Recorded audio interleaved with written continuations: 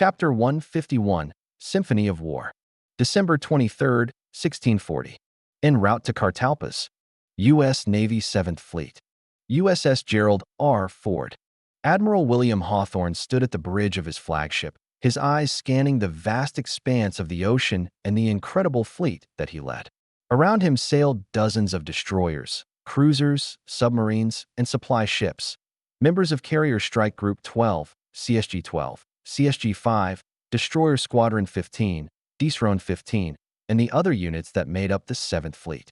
He proudly watched the historic sight before him, recognizing that this was the largest deployment in modern history, dwarfing even the Lurian and Parpaldian wars. Captain Richard Vaughn approached, saluting crisply. "Admiral, the latest intelligence has been analyzed. The GRA Valkyns are deploying two main fleets. One is heading towards Cartalpas, and the smaller force is diverting towards Galavit." Hawthorne nodded, processing the information. "What about coordination with the Holy Mauritial Empire? Have they been briefed on the situation in Cartalpas?" Vaughn responded, "They have. The Department of State had the Consul General in Cartalpas relay the information to the Mauritials. We've also established a secure data-sharing channel with their command center to ensure seamless coordination." Hawthorne's expression hardened. "Good. Time is of the essence here. Inform them of our ETA." Now, as for Galavit, Hawthorne read the reports aloud. "For fleet carriers, 10 escort carriers, and other ships. The diversion in Galavit is a clear attempt to draw us away from Cartalpas." Captain Vaughn agreed, his eyes on the tactical map. "It seems so, Admiral. We'll need to balance our response." Hawthorne nodded. "What's our current force in Galavit?" Vaughn quickly checked the deployment status. 4 Arleigh-Burke-class destroyers, 1 Ticonderoga-class cruiser, 1 squadron each of F-16s and F-15s, a handful of F-35s. They've also got multiple recon drones, an E-3, an RC-135, some fuel tankers, a P-8, and a Growler, sir." "Good," Hawthorne said, his mind working through the situation. "We need to reinforce Galavit without significantly impacting our mission to Cartalpas. Send 4 additional destroyers from DS-7 alongside the USS America Yesji. What we have in Galavit should be enough, but these reinforcements should expand our coverage and solidify our advantage." Vaughn made a note of the orders. "Understood, Admiral. I'll coordinate with the carrier and expeditionary strike groups." Hawthorne's eyes returned to the formation of ships sailing around him. Though the GRA Valkyns couldn't hope to touch the U.S. Navy, they were more than a match for EDI forces. Hopefully, the Mauritials would be able to hold out until his fleet arrived. Cartalpas, Holy Mauritial Empire. A chilling breeze swept through the Naval Command Center at Cartalpas, carrying with it the winds of impending conflict. Admiral Sarath, a seasoned Mauritial officer with stern eyes, stood at the center of the bustling room. Officers, clerks, and strategists darted from one station to another, their faces marked by anticipation. Sarath's gaze shifted to the large window overlooking the port. Warships were being armed, fueled, and fitted with last-minute provisions.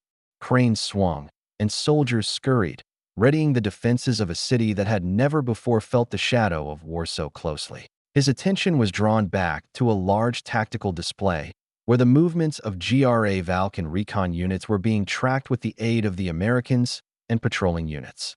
They had been spotted on the outskirts of Pholicus Island, along the western part of the Cartalpas Strait.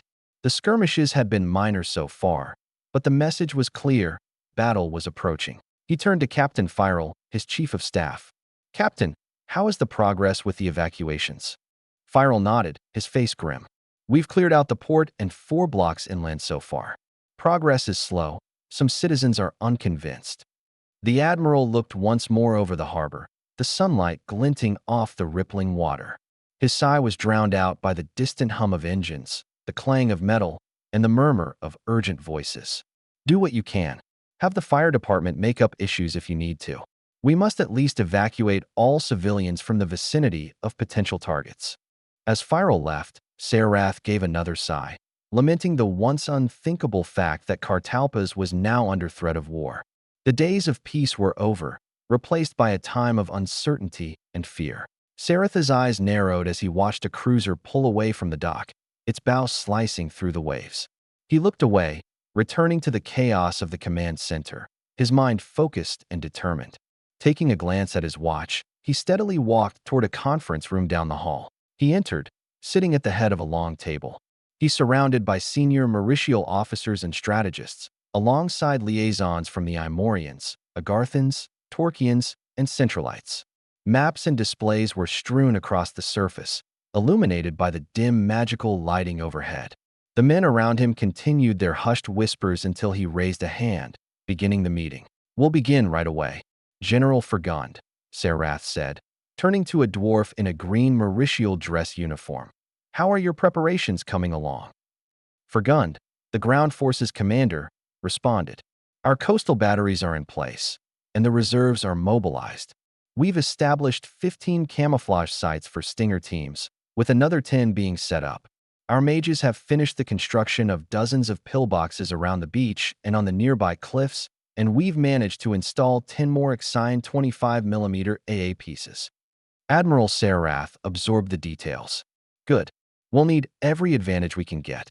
Loomis, have we received any more reinforcements from the inland provinces?" Air Force Commander Virian Loomis responded, his tone as regal as any other elf. "Yes, sir, the 30th Air Wing and its 6 squadrons of fighters and bombers. This puts us at 40 squadrons of fighters and 34 squadrons of bombers, almost 900 aircraft, including our carrier forces. Unfortunately, Command cannot send any further reinforcements. They're being diverted in the Juneral province instead. We are also instructed to keep our superweapons in reserve, prioritizing their safety as much as possible." The room was filled with a series of affirmatives as each department head gave their updates. Intelligence, logistics, communication, all were aligned and ready. Suddenly, a soft chime sounded and an officer entered the room, carrying a sealed envelope. He handed it to Sarath, who opened it in a swift motion. "It's from the Americans," Sarath said, scanning the contents quickly. "They've confirmed their asset deployments and are sharing intel with us. However, their updated ETA lags behind that of the GRA Valkans. They will not be able to reinforce Cartalpas in time for the battle." Murmurs of unease filled the room, leaving no traces of the haughtiness and pride that typically accompanied Mauritial and Imorian leaders. Everyone present had access to the latest battlefield reports and knew all too well the destruction that the GRA Valkans wrought upon the Otahite and Heidel fleets. Though the guarantee of American reinforcements was a relief, there was no telling if they could survive for long enough. "The GRA Valkan movements," Sarath continued, his voice sharpening, "show a clear pattern. They're circling the bay, probing our defenses. There have been minor skirmishes along the outer perimeter. We should expect a full-scale assault to being at any moment." The room fell into a focused silence, each individual processing the magnitude of the situation. Plans were reviewed, last-minute adjustments made, and contingency scenarios discussed. Sarath leaned over the map sprawled across the table, his eyes tracing the deep-shaped bay of Cartalpas. "We'll keep the Mithril-class battleships at and around the mouth of the fjord, forming our core defense line," he said, his voice steady but not without an edge of concern. One of his key officers nodded, moving pieces on the map. "Cruisers and destroyers will be layered, inside and outside the fjord. They and a squadron of gold-class battleships and escort carriers positioned near Pholicus Island can provide the flexibility to counterattack." Saratha's gaze settled on the Orichalcum-class battleships. "The GRA Valkans' tactics have improved since the Battle of Heidel. Keep the Orichalcums protected within the bay, inside the overlapping zones created by our Stinger units, PAL Chimera, and other anti-air," he ordered. "We'll use them for precise strikes when opportunities present." On the topic of aerial defense, Sarath turned to General Alaris of Imur. "Wind dragons, can we conceal them along the coastline, within the coves and foliage?" Alaris' face seemed to twitch slightly, as if his pride was insulted. However, he soon recognized why Sarath asked such a question. "Indeed, Admiral, they need no runways, and the terrain will shield them from enemy scouts." He hesitated as he said the next words. A surprise assault could sow far more chaos among the GRA Valkans than a direct assault. "Excellent," Sarath approved, turning his attention to the mages from Agartha, Torquia, and the Central Kingdom. "And our magical forces?" An Agarthan mage provided a straightforward and emotionless explanation. Our magic can be used for defensive support. Water magic to generate currents and redirect torpedoes, ice barriers for shielding, and illusion magic to mislead the enemy. We've also just learned about material science from American advisors. Oh, Sarath asked, intrigued by the Agarthan's words. Have you come up with something new? The Agarthan elaborated. They recommended the use of ice and fire magic to control the temperature of water in order to engage submarines. Temperature control is elementary compared to advanced spells such as the Ixion laser, so we can perform it at a distance and with large volumes of water. I do not fully understand how this works, but freezing the water near a submarine can cause the metal hull to become brittle. Heating it rapidly can further damage the already stressed metal, and repeating this process can quickly fatigue the hull. The Americans also mention concepts such as thermal shock and pressure waves, though the understanding eludes me. Sarath nodded along, slightly confused but getting the overall gist. Very well, he stated. On top of providing support to our carriers, some of your ships will be assigned to hunt submarines. His eyes then met those of Captain Nares, the liaison with the U.S. consulate. Captain, I'm assigning a group of communications officers to go with you to the consulate. I'm counting on you to keep us updated and informed of the Americans' plans. Nares saluted, determination in her eyes. Yes, Admiral. As the meeting died down and focused silence overcame the room once more, Sarath's gaze lingered on the map. In a war of attrition, his forces would certainly lose. However, one advantage they had over the Jare Valkans was time. All they had to do was survive long enough for reinforcements to arrive. Sihun-class fleet submarine, GVS Niflheim.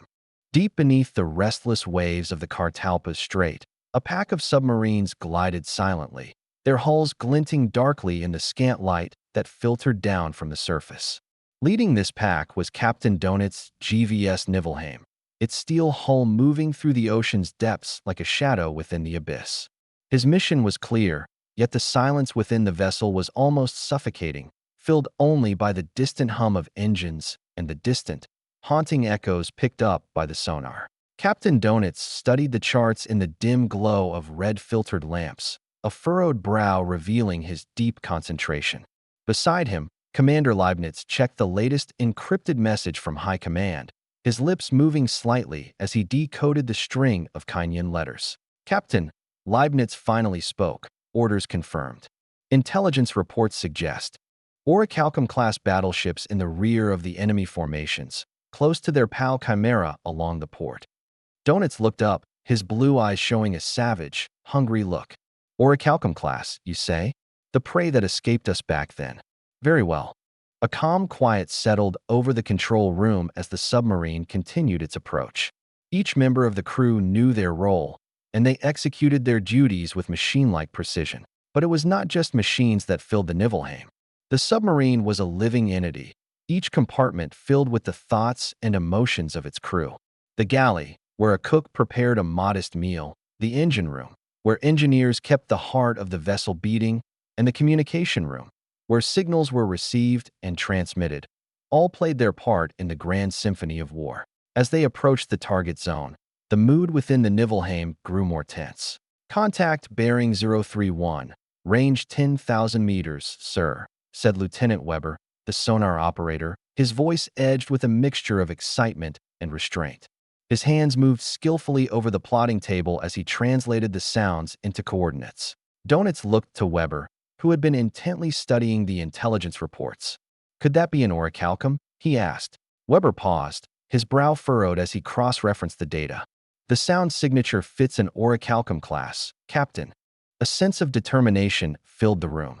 The orichalcum-class battleships were a significant threat to the GRA Valkan fleet, and sinking one would send a powerful message. Prepare to engage, Donitz ordered, his voice calm, yet filled with resolve.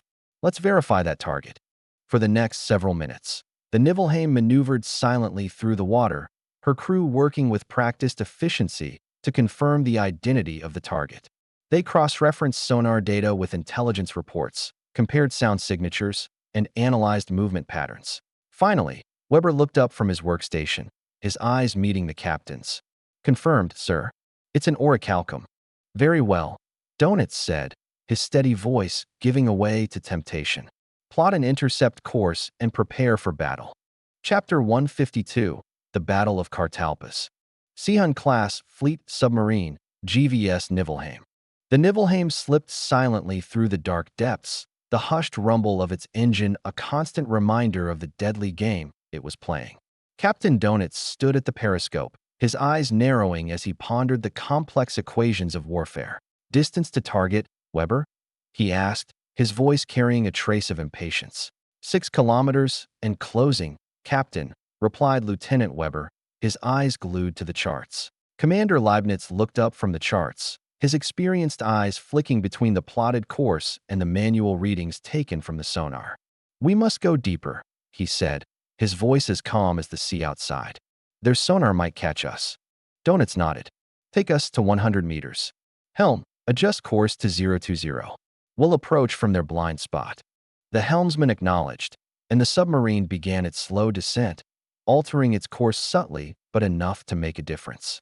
In the control room, navigators worked with protractors and compasses, updating their charts and calculating the submarine's position relative to the target. Donuts continued to monitor their approach, adjusting speed and depth, considering the angle of attack. Speed up to 10 knots. Time is of the essence. The orders were given and the Niflheim responded, picking up the pace. Minutes slowed into a crawl, every second stretched out. Eventually, the distance was closed, the target locked, and the stage set. Captain, Leibniz's voice broke the silence. We are in position.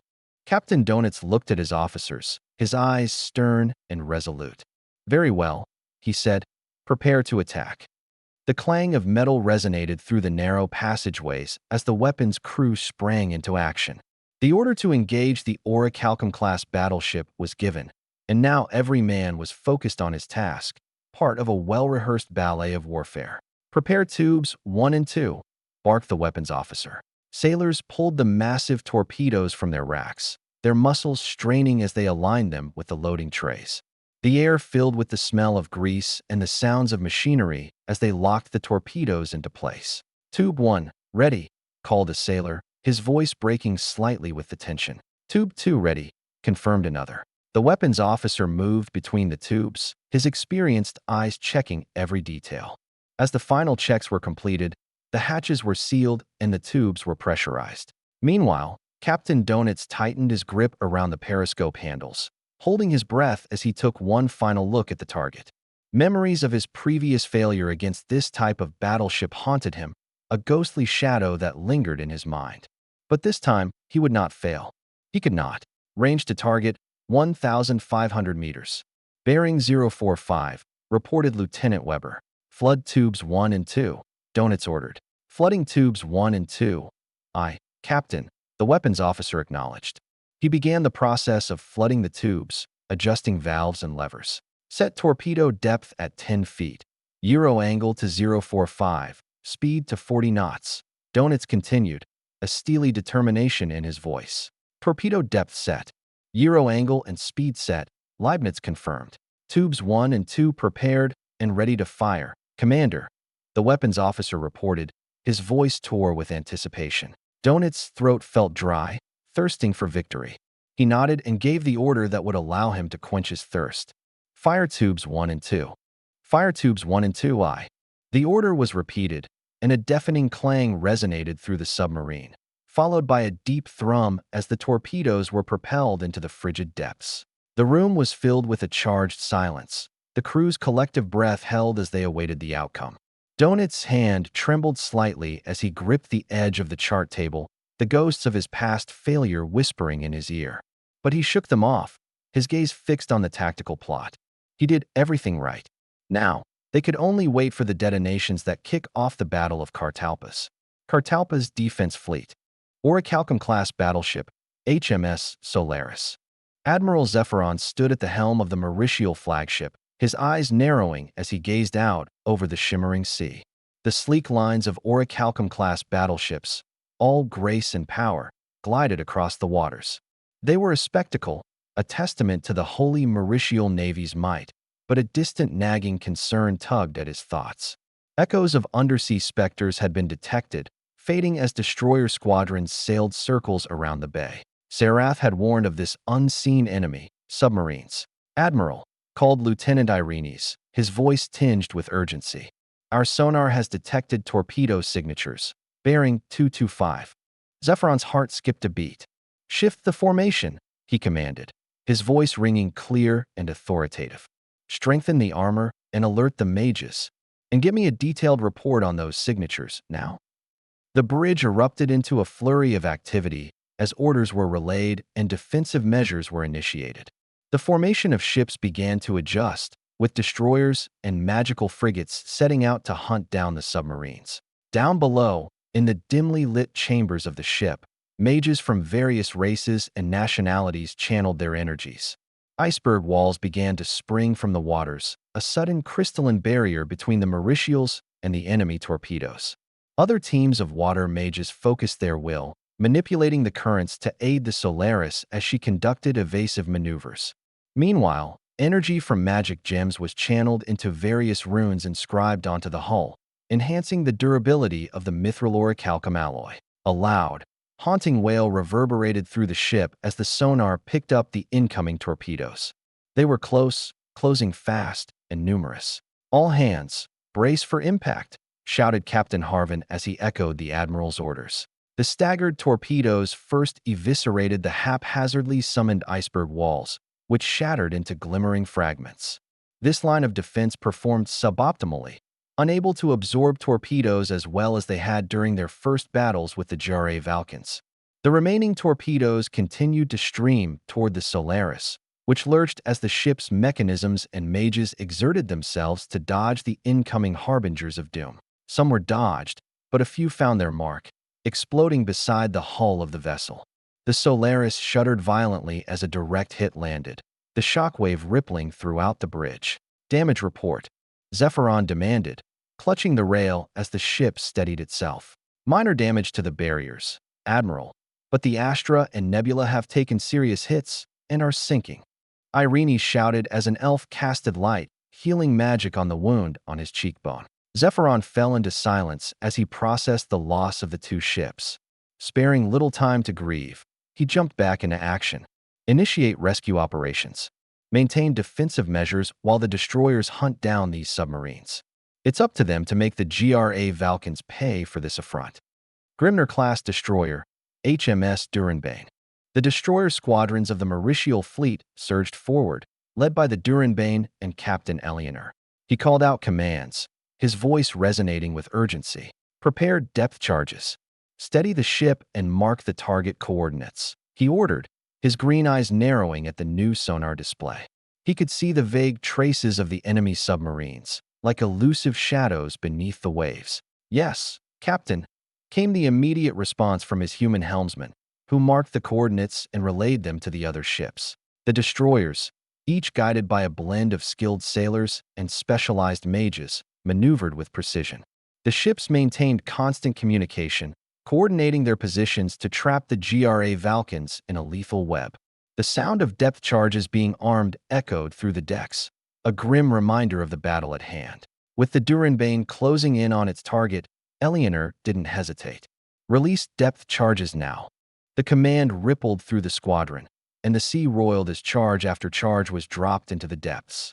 The ocean's surface erupted in frothing turmoil, each charge a harbinger of destruction. In the dark abyss, the GRA Valkyn submarines sensed the danger. The sound of the approaching charges was a terrifying crescendo, but one that was avoided with ease. Though some of the Mauritial ships seemed to be equipped with sonar, their overall lack of equipment and experience hampered their pursuit. The depth charges detonated, sending shockwaves through the water.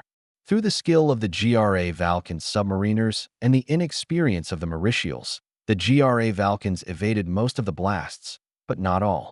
Accuracy by volume proved to be an effective strategy, and some charges found their mark. Oil and debris surfaced to waves above, and a cheer erupted from the Mauritial crews, a triumphant acknowledgement of a successful hit.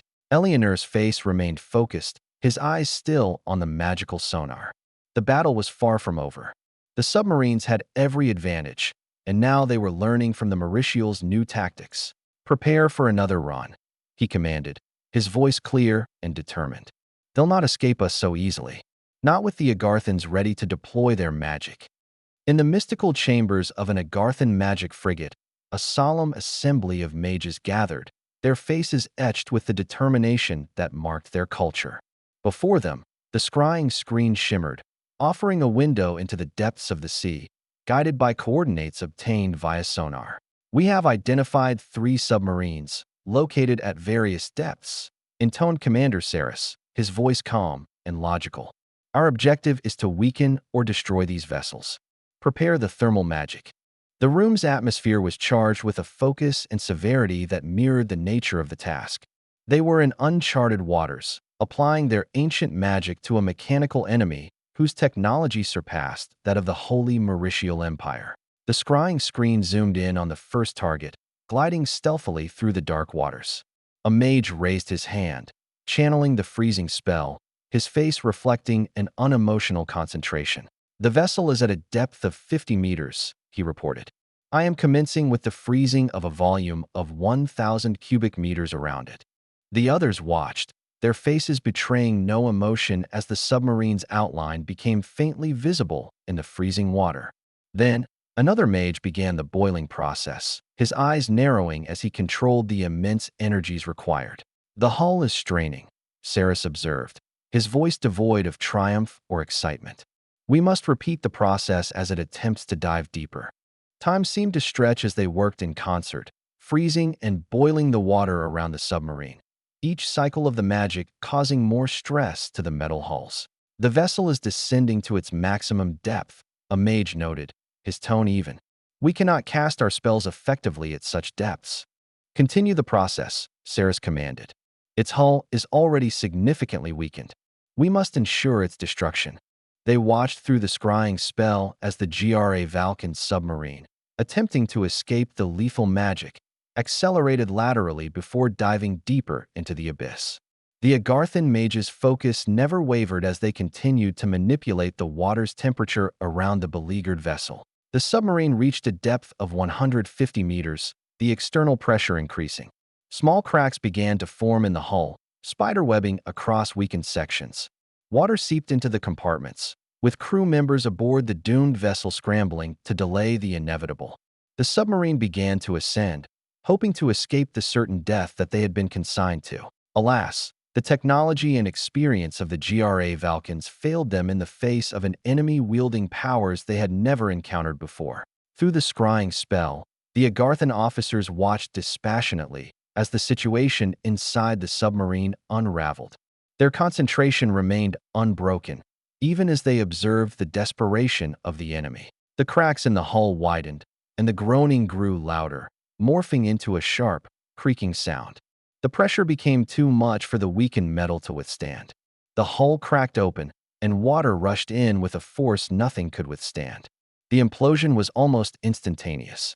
The submarine collapsed in on itself, crushed by the immense pressure of the deep. One target destroyed, Saris announced, his voice as steady as ever. The vessel was lost, reduced to twisted wreckage on the ocean floor. The Agarthans observed the destruction without triumph or sorrow, revealing only the strain of their work. They shifted their attention to the next target, rejuvenating themselves with cans of monster and boxes of magic gems. As the next target came under their scrutiny, they found solace in the fact that their ancient ways had found a new relevance in a war that spanned both time and technology. Captain Donuts, his face lined with fatigue but eyes aflame with triumph, surveyed the sonar readings that marked the chaos he had unleashed upon the enemy fleet. The torpedo strikes had done their job, and the reports confirmed severe damage to the Orichalcum-class battleships and some Rhodius-class fleet carriers. Yet, the unexpected magical countermeasures from the Mauritials had turned a simple retreat into a game of deadly cat and mouse. Captain Donut's seasoned eyes narrowed. "Status report," he commanded, his voice echoing through the hull. "Temperature is fluctuating erratically, sir." The helmsman hesitated, his voice catching as the submarine shuddered briefly. "It's like something's freezing and boiling the water around us." A cold realization dawned on Donuts. The Cartalpa's defense fleet was employing magic, freezing vast volumes of water and then rapidly heating it. He could hear it now, a faint groaning as the metal hull of the submarine strained under the pressure of rapidly changing temperatures. Matter, can you detect this magic? Donuts asked, desperation creeping into his voice. Yes, sir. Large magical signature, bearing 260, 1 kilometer behind us, the operator replied. Engine room, report. Donuts snapped. The chief engineer's voice crackled over the intercom, filled with concern. Propeller efficiency is dropping, sir. It's affecting our maneuverability. Donut's mind raced. The EDI mages were attempting to trap them, hoping to cause structural damage with their magic. But, as was the case with all spellcasting on Alicia, mage's abilities couldn't be sustained extensively. Take her deeper, Donuts ordered. 120 meters, but no deeper. Release all of our decoys. They shouldn't be able to target us without our precise location. The submarine began to descend, the sound of straining metal accompanying them, the temperature fluctuations becoming less pronounced as they reached greater depths and increased their distance from the magical signature. Sir, we're out of the danger zone, the helmsman finally reported, his voice tinged with relief. Temperature fluctuations are now minimal. Seems like we lost them, and their magic lost power as they lost accuracy. Donuts allowed himself a brief moment of satisfaction. They had evaded a deadly magical trap, one that could have torn the hull apart. Good work, men, he commended, his voice firm. Set course for home. We'll let the flyboys take over now. Chapter 153, The Battle of Cartalpas, 2. December 23, 1640.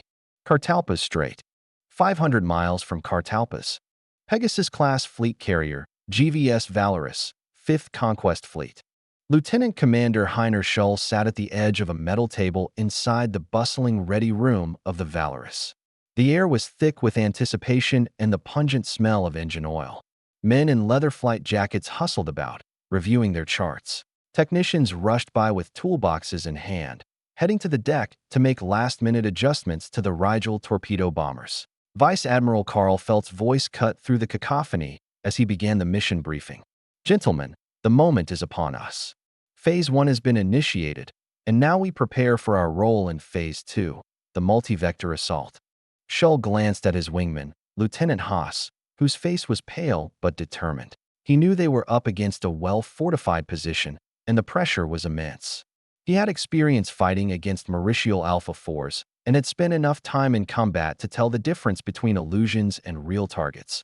But the challenge lay in dealing with the PAL Chimera and any other unexpected weaponry they might be surprised by. Our magic units have detected increased concentrations of mana signals from grids B3 and E6. Felt continued, eyes scanning the room. Our first wave will attack these points, forcing the Mauritials to adjust their defenses. Squadrons from the other battle groups will then hit them elsewhere as they shift, and while you return for resupply. As you know, he added, our focus is to eliminate their anti-air defenses and establish air superiority for our bombers. We must accomplish this objective as quickly as possible, and then strike the port infrastructure before American reinforcements arrive. A tense silence fell over the room as Felt's words settled. Then, Captain Steinberg, the leader of the second wave, cleared his throat. Admiral, the timing will be critical, he said, his voice steady. Can we rely on precise updates from our SIGINT units as the Mauritials adjust? Felt nodded, his expression resolute. We will be lifting radio silence soon. Our communication lines will remain open. Lieutenant Worth's team has set up a radio manicum loop with the forward units. We'll have real-time intelligence even if the Americans jam our radio and radar. What about countermeasures to their illusions, sir? Another pilot, Lieutenant Vogel, asked. Use visual identification wherever possible, and trust in your wingman's confirmation, Felt instructed. Some of them have experience with EDI illusion magic. Stay coordinated, and use feints to verify targets. The EDI mages typically send their illusions in one direction only. It likely costs a lot of magic energy to micromanage these illusions. He scanned the room again, meeting the eyes of each pilot. Gentlemen, we're navigating unknown waters. Our success depends on executing our plan flawlessly and adapting as we go. I have every faith in your abilities as aviators of the Ravernal Empire. He paused for a moment, letting his words resonate. Time is against us. The first wave deploys immediately. Gentlemen, to your stations. May fortune favor us. With that, he gave a firm salute, and the room erupted into action as the pilots and officers headed for the door. Shull and his comrades made their way to the flight deck, minds focused and resolve steeled. The roar of engines and the salty sea air filled their senses as they climbed into their aircraft, ready to land the first blow against the Cartalpa's defenders. Shull's heart pounded in his chest as he guided his Antares Kaiser over the open ocean, flanked by his fellow pilots in a tight formation. The distant horizon was beginning to show the first signs of land, the enemy territory that they were about to engage. The first skirmishes against the EDI forces successfully eliminated outlying patrols, leaving the scene below empty save for the last wisps of smoke from sinking ships. "Stay sharp, boys," he called over the radio, his voice betraying a hint of anticipation. The land loomed closer, and the formation tightened. Everything seemed to be proceeding as planned. But then, without warning, the unthinkable happened. "Missiles!" someone screamed over the radio. Shull's heart jumped into his throat as he saw the first contrail darting toward them from the ground. His mind struggled to comprehend the sight. He had heard rumors of such weapons being used along the Muin fronts, but never encountered them. The two aircraft in the lead formation were struck simultaneously. Shull's stomach turned as he watched the flaming shards of metal spiral down, the horrified voices of his comrades cutting through the panicked comms. "Break! Break! Evasive maneuvers!" he shouted, wrenching the stick and banking hard. The world tilted around him, and his mind raced to keep up with the chaotic scene. More missiles soared upward, like piranhas sensing blood in the water. The formation scattered, pilots diving, twisting, and turning in a desperate attempt to evade this unforgiving enemy. But it was all for naught. Pilots with years of experience, straining their bodies with the force of their maneuvers, stood no chance against the deadly contrails that seemed to follow them with an unnatural intelligence. The missiles followed their every move, chasing until they concluded their hunts with haunting explosions. Shull's eyes darted around the sky, seeking the source. The missiles came from somewhere along the ground, but he only saw trees and foliage. "Track the trails," he shouted over the radio. "We need to take those launch sites out." His comrades responded, eyes following the missiles back to their source, trying to pinpoint the hidden enemy. They identified the sources as more missiles rose to meet them. Again, the inescapable hunt claimed the lives of two more pilots. "Low and fast," Shull called, a plan forming in his mind. "Hug the terrain. They might not be able to shoot us down without direct line of sight." The remaining aircraft dove, skimming the treetops and hills, using the landscape to shield themselves. The missiles still came, but the natural cover provided a brief respite, reducing the frequency of launches.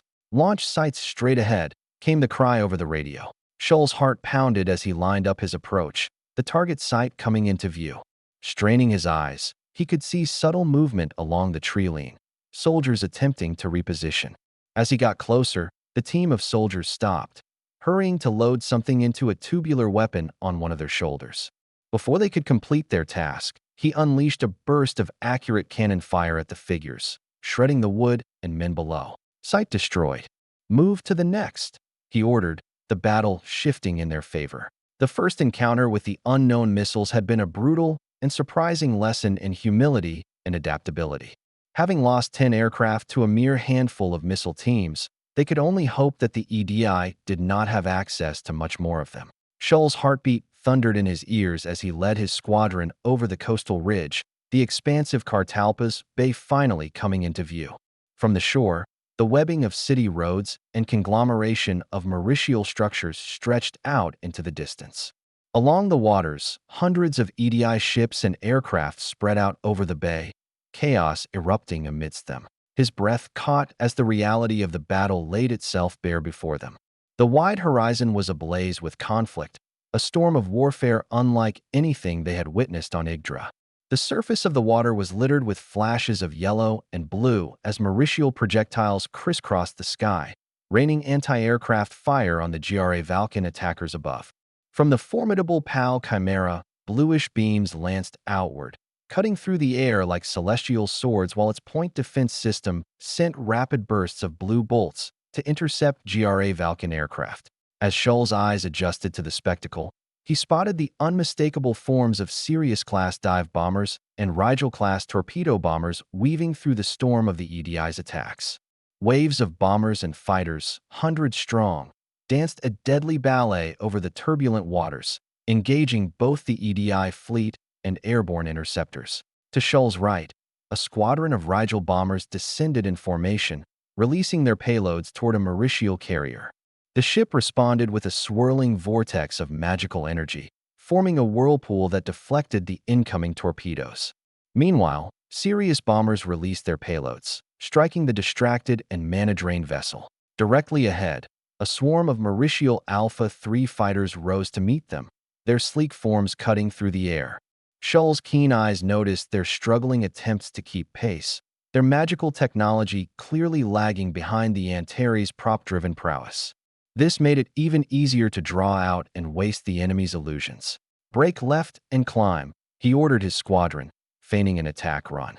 Knowing that the illusions favored by the EDI were hard to manage post-casting, Shull aimed to exploit this weakness. Prepare for feint. Alpha 3s in pursuit. The Antares Kaisers broke formation, accelerating away from the Mauritial Alpha 3s, who hesitated for a moment before taking the bait. Among them, Shull identified some that were clearly false images, their unnatural figures disagreeing with the natural lighting and composition of the real targets. Shull grinned. Reposition, squadron. Let the illusions pass. The Kaisers swung wide. While the Kaisers repositioned, the illusions among the intercepting group continued straight ahead along their predictable course, while the real Alpha 3s scrambled to adjust their movement to intercept. Their hesitation was all the opportunity Shull needed. Engage. Shull barked.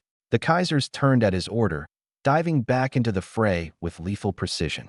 The Alpha 3s, now isolated from their illusory counterparts and struggling to regain their bearings, found themselves at a severe disadvantage. Shull led the charge, the engines of his Kaiser roaring as he swooped down on it. Alpha 3, its pilot clearly struggling to match his vulnerability. Tracers lit the sky as Shull's guns found their mark, and the Alpha 3 burst into flames, spiraling downward. Stay on them. Don't give them room to breathe. Shull commanded, his voice resolute. His men followed suit, their superior aircraft outclassing the slower and less maneuverable Alpha 3s. The Mauritial pilots fought back desperately. Magical light bullets streaked through the air, but the Kaiser pilots nimbly dodged, their planes responding to every subtle touch of the controls. One by one, the Alpha 3s fell, each demise a testament to GRA Valken's skill and technology. A Kaiser wheeled and danced around an Alpha 3, its guns chattering until the enemy craft exploded in a ball of fire.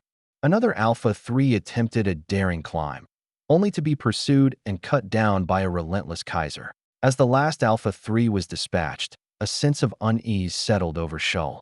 The feint had worked perfectly, but the battle was far from over.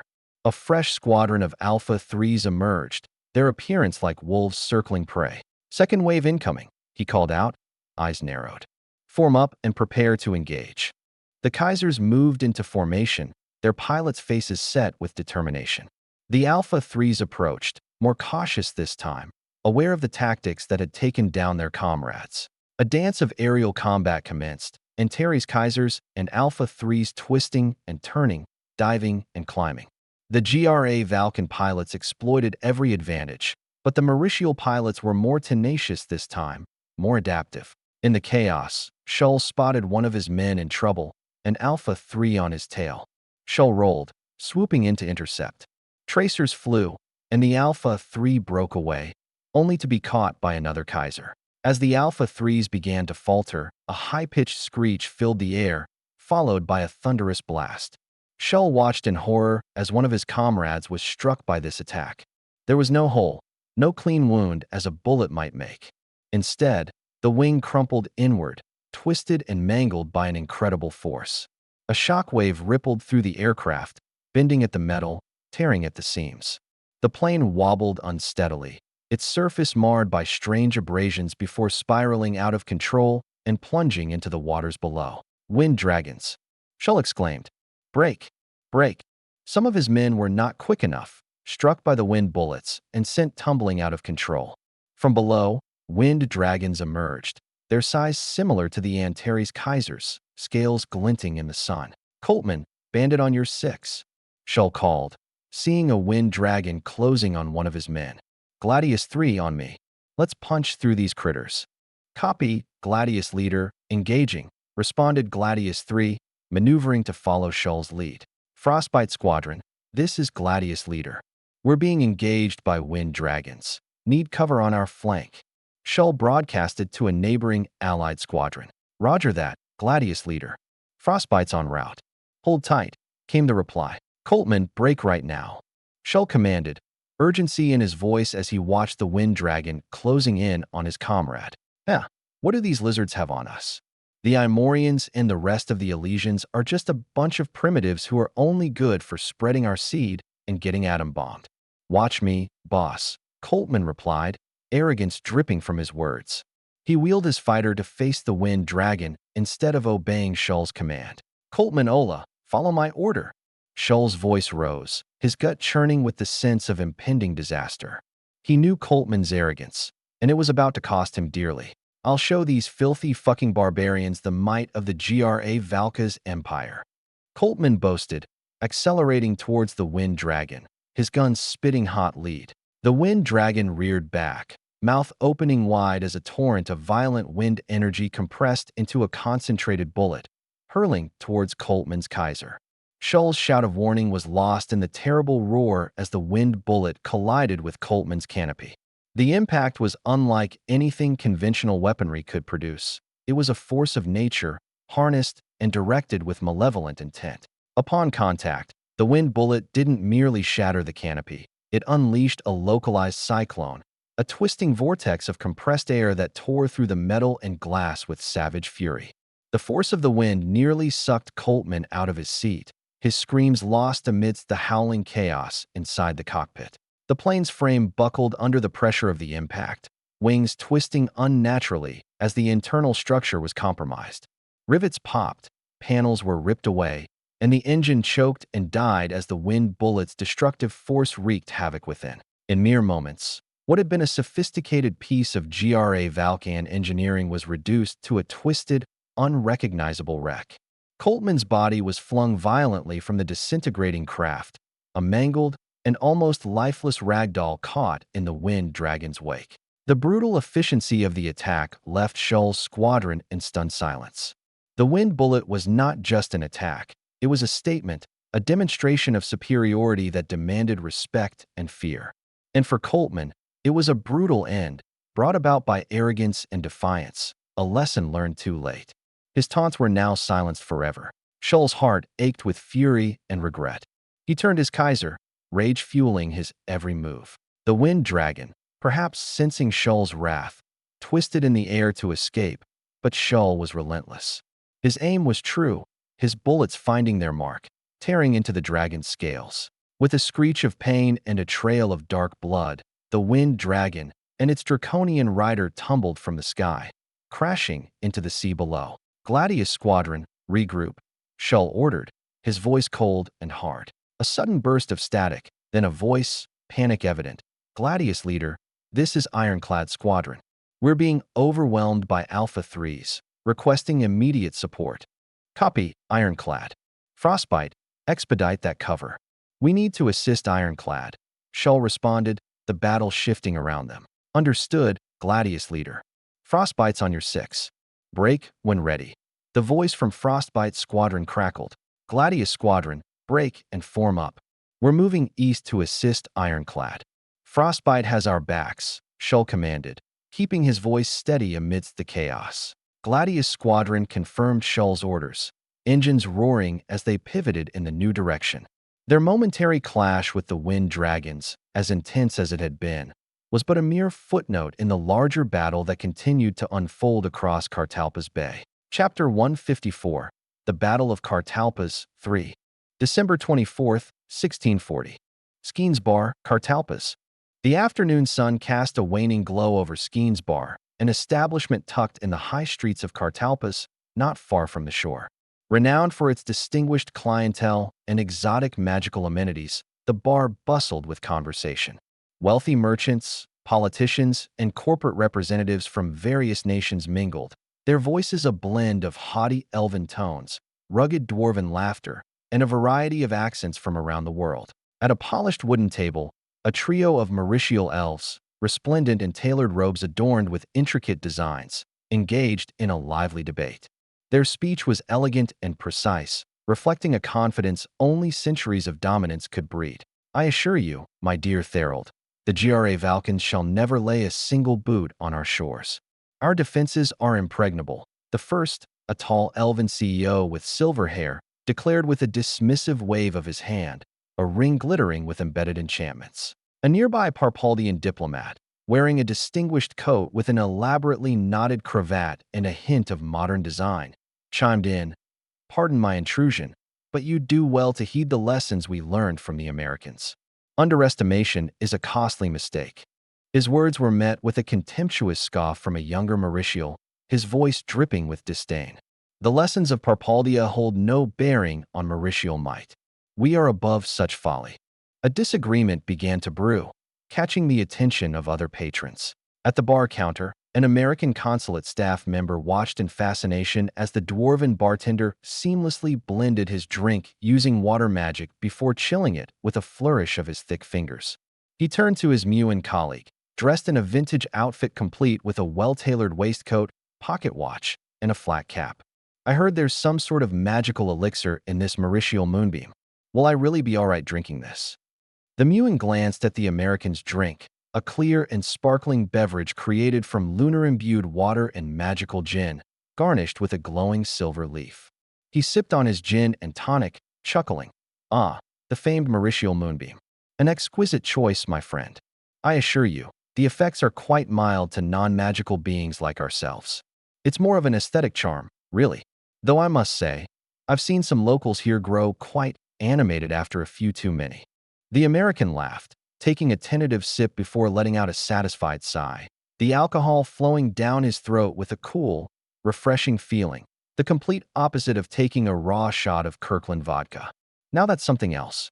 It's nothing like back home." The Muin's face fell at the mention of home, and he set his glass down with a gentle clink. "It's been a while since I've been back home. The GRA Valkans' control over the Arctic Ocean has made it impossible for me to return. It's an uneasy feeling, being so far from my family and unable to reach them." The American's expression softened, and he placed a reassuring hand on the Muin's shoulder. "The Navy's on their way here. You'll be home before you know it." The Muin's eyes met the American's, gratitude mixed with a lingering uncertainty. "I hope so, my friend. These are tumultuous times, and war has reached places we never thought it would. I can only pray that the situation changes soon." The American's eyebrows raised slightly, but he shrugged it off, replying with confidence, "Don't you worry. The Vakis won't know what hit them." As their conversation wound down, the conversation at the Mauritial table took a more somber turn. The elven CEO who had earlier dismissed concerns now looked out the window, his eyes narrowing as he detected distant flashes of light. The Parpaldian diplomat, sipping his wine, noticed Therald's concern. "I perceive your conviction wanes, sir. The approaching battle does indeed give one pause." The elf's lips tightened, but he shook his head. "It is merely a temporary setback. Our fleet shall prevail." Across the room, the American consul glanced at a magical screen displaying a map of the city, complete with tiny animated ships and icons representing military units. Though the images were strange to him, the advancing red markers and evacuation warnings were all too clear. Nearby, a group of dwarven industrialists from various nations engaged in heated discussion. They talked of war production and supply chains, their deep voices resonating with a blend of commerce and concern. Skeen, the proprietor, caught snippets of conversation and began to notice a shift in the movement of his establishment. The bravado was fading, replaced by quiet apprehensions and glances toward the window. Only the American maintained his calm and confident composure, likely for good reason. He moved to the magical screen, the colors casting a mystical glow on his aging elven face. With a few precise gestures, he tuned it to the Mauritial News Network. The room's attention gradually shifted to the screen as Alana Ferlen appeared. Conversations died down, glasses were set aside, and faces turned towards the eloquent elven lady gracing their presence. "Good evening, and welcome back to the Mauritial News Network," Alana began, her voice steady. "We are bringing you live coverage of the ongoing aerial battle off the coast of Cartalpas Bay. The GRA Valkyns, employing advanced monoplanes and aggressive tactics reminiscent of Earth's World War II era, are currently engaged with our air and naval forces." The screen shifted to colorized magical footage, showing the GRA Valkyn monoplanes maneuvering in tight formations. Against them, the sleek, magical fighters of the Holy Mauritial Empire darted and danced, trailing streams of arcane energy. The broadcast returned to Alana, standing by a map depicting the battlefront. "The GRA Valkyns are attacking in waves, focusing on eliminating our anti-air defenses. The situation is tense, and our fleet is deploying a combination of magical and American weaponry to repel the assaults." Her voice was calm, but the intensity of her gaze spoke volumes. She turned to a military analyst, an officer from the Naval Command Center.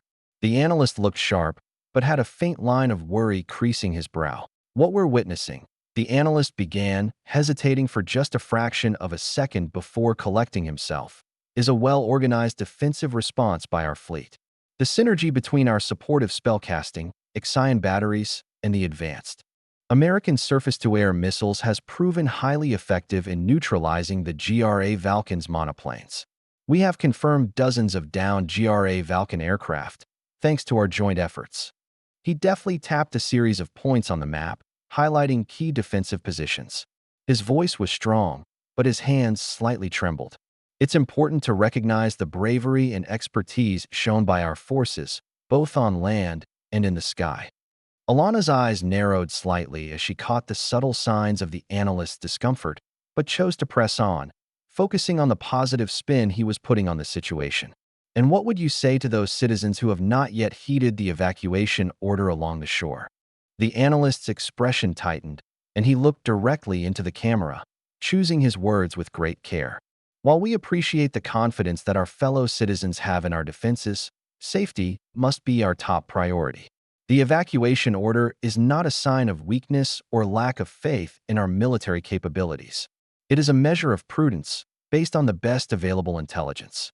I strongly urge everyone in the affected areas to follow the directives and seek shelter in the designated evacuation centers." His voice was firm, but a hint of urgency slipped through, a silent plea to those holding out in misplaced pride or ignorance. Alana nodded, a mixture of appreciation and concern in her eyes. "Thank you, Lieutenant.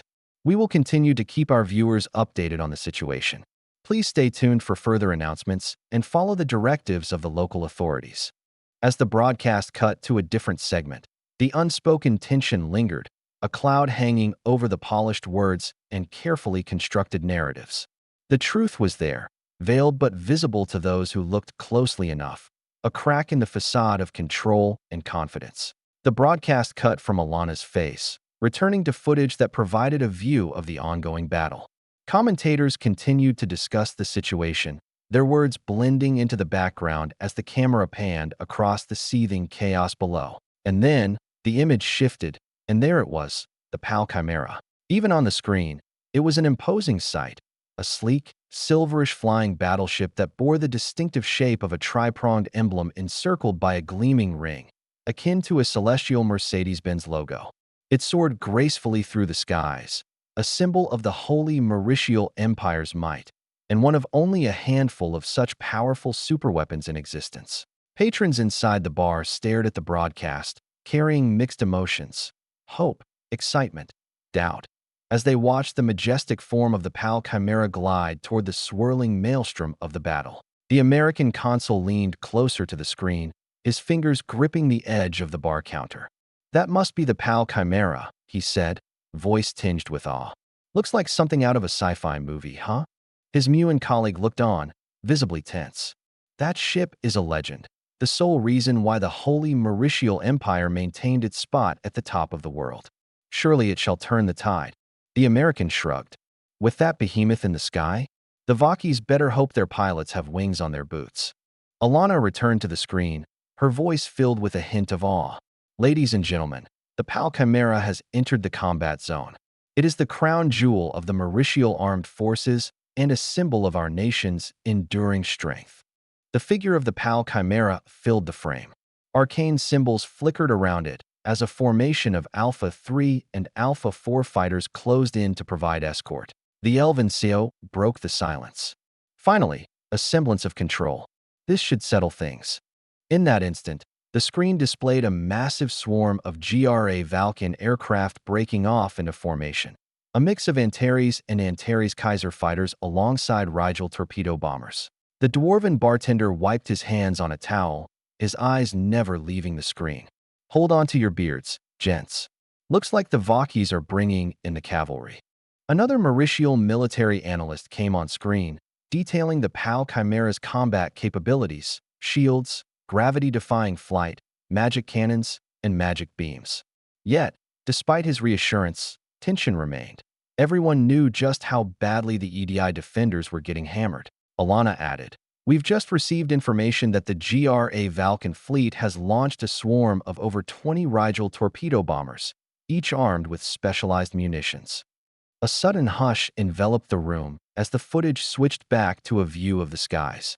Now, new squadrons of GRA Valken fighters entered the frame, with Mauritial fighters intercepting. The Muin set down his glass, his hands trembling. It's an all-out assault. They're going for it. The American consul nodded, his expression grim. Looks like they're trying to overwhelm the defenses all at once. Classic saturation tactic.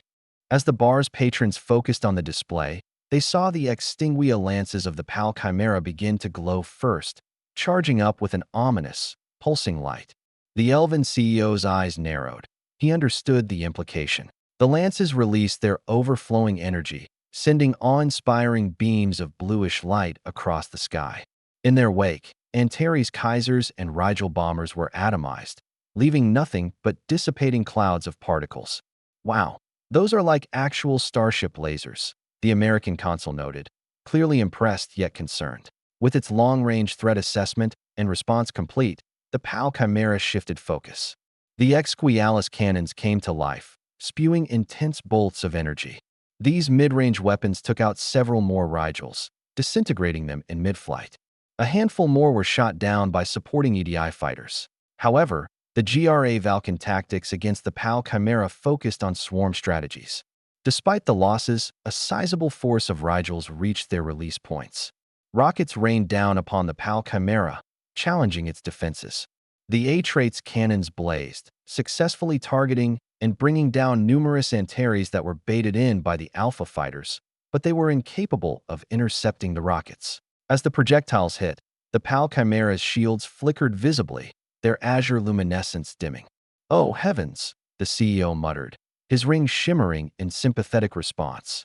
A piercing, almost ethereal noise filled the atmosphere outside the bar, the sound of the PAL Chimera's shields straining under the assault. It sounded like a fork dragged across a plate, the unbearable screech of something unyielding being torn asunder, followed by the crystalline sound of shattering glass. With a flicker, the PAL Chimera's shields died. A collective gasp filled the bar. The Mauritial CEO's face lost color. He looked like he'd been punched in the stomach. "Shields are down," he whispered, almost to himself. Unthinkable. On the broadcast, Alana visibly struggled to maintain her composure. "Ladies and gentlemen," her voice quivered. It appears the PAL Chimera's shields have failed. The ship is now executing evasive maneuvers and appears to be retreating from the combat zone." The American squinted at the screen. Did she say retreating? Doubt tinged his voice. He had been cautiously optimistic, comparing the PAL Chimera's capabilities to awe-inspiring starships of science fiction lore. Now, he was grappling with an unexpected turn. Just as patrons began murmuring, speculation filling the air, the room quieted again. A new, distinct, rumbling sound permeated the atmosphere. It was growing louder, closer. Several patrons rushed to the windows and threw them open. The sight that met their eyes was both incredible and terrifying. The majestic form of the PAL Chimera soared overhead, much lower than anyone had ever seen it, so low that its intricate details were visible. It trailed smoke, sinking as one of the glowing runes along its underside sputtered. Fire suppression systems aboard the vessel worked overtime, the fruits of their labor spilling toward the ground in a rain of foam. Toward the shore, the aerial battle continued to rage on as the Mauritial aircraft and Imorian wind dragons covered its retreat. "I can't believe it," the CEO said, staring at the behemoth of a ship. The American remained silent, doubting the EDI's ability to buy time for American reinforcements. Alana's subsequent report rang through the bar like a funeral toll. "It's clear that the GRA Valkan forces have gained significant momentum. EDI forces are dwindling, and with the PAL Chimera in full retreat, the balance of this battle has tilted dangerously." A pall of unease settled over the room. No one else spoke. What could be said? The screen showed GRA Valkan fighters and bombers falling back to resupply, a new wave soon to take their place. The PAL Chimera, once a symbol of invincibility, retreated into the distance, its absence leaving an emptiness that no one knew how to fill. What now? The question hung in the air, unanswered. Then, as if responding to the unspoken question, the American's phone buzzed, a muted, staccato rhythm that drew a few sidelong glances. His eyes flicked down, scanning the notification on the screen. A faint exhale escaped his lips as he slipped the phone back into his pocket. No words were needed. The slight lift of his shoulders spoke volumes. Chapter 155, Maelstrom's Herald. December 25, 1640. Great Atlaster-class battleship, GVS Valhalla, 5th Conquest Fleet. Fleet Admiral Alaric Dietrich stood before a large, table-mounted tactical map, complete with intricate markers indicating ship positions and other vital data. The room was awash in the soft glow of overhead filament bulbs, their light throwing angular shadows that added to the room's tension. A large telephone rested at one end of the table. Unlike their previous meeting, Vice Admirals Karl Felt, Otto Steinberg, and Erich Halvard were not physically present. Instead, they participated through a bank of dedicated radio sets, each assigned to an operator who relayed their words to Dietrich. In the midst of their discussion, a communications officer burst into the room. His steps hurried, carrying a slip of paper. "Sir, a high-priority coded message from Galavit, sir." Dietrich's gloved hand reached for the message, his eyes quickly scanning the lines. "Decode it," he ordered, handing it off to a cipher clerk who sat next to an encryption machine. Within moments, the machine clattered to a stop, and the decoded message was handed back to Dietrich. He read it aloud, his voice a steely monotone. "Marcus and Reinhardt's battle groups have engaged the enemy near Galavit. Suffered heavy casualties. Both battle groups combat ineffective." The buzz of radio static filled the air momentarily before Vice Admiral Felt's voice crackled through. "Fleet Admiral, I've just reviewed the Galavit reports. Do we have more details on what precisely went awry?" Dietrich leaned over the map. "Indeed we do, Karl. The dispatch from Galavit indicated that our battle groups led by Marcus and Reinhardt were heavily outclassed. It seems that my previous analysis of the Americans' capabilities was gravely incorrect. Their carrier waves, consisting of about 200 sorties from Pegasus and Cygnus-class carriers, were intercepted well before reaching effective bombing range. Following this, long-range anti-ship missiles sank 2 Pegasus-class carriers, 6 Cygnus-class escort carriers, 1 Hercules, and a handful of cruisers and destroyers. A heavy silence fell over the radio link. Finally, Vice Admiral Steinberg broke it. "All Pegasus-class carriers and most of our Cygnus-class carriers? They didn't even bother with the other ships. They know exactly how to cripple our forces, and there's nothing we can do about it." "Regrettably, yes," Dietrich confirmed, his face taut. "They couldn't even catch a single glimpse of the enemy. All attacks consisted of missile strikes from beyond visual range. They only managed to confirm the use of anti-air and anti-ship missiles. Our understanding of their capabilities was woefully insufficient." Halvard's voice surfaced, filled with grim realization. "So, our move to distract them at Galavit achieved nothing? We've effectively informed them of our lack of countermeasures and tipped them off to our primary objective at Cartalpas." Felt answered, his tone grave.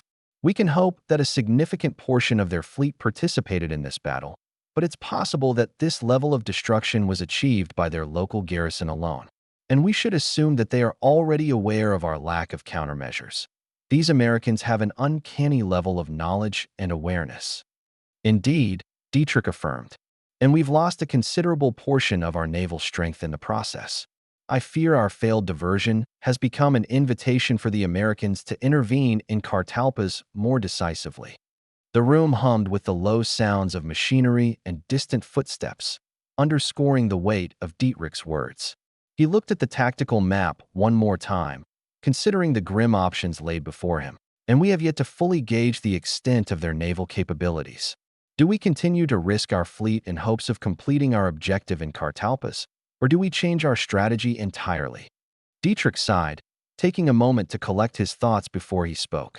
Gentlemen, we have a decision to make. With the recent losses at Galavit, our options are narrowing. Our previous estimations were, unfortunately, founded on ignorance and assumption. Steinberg interrupted.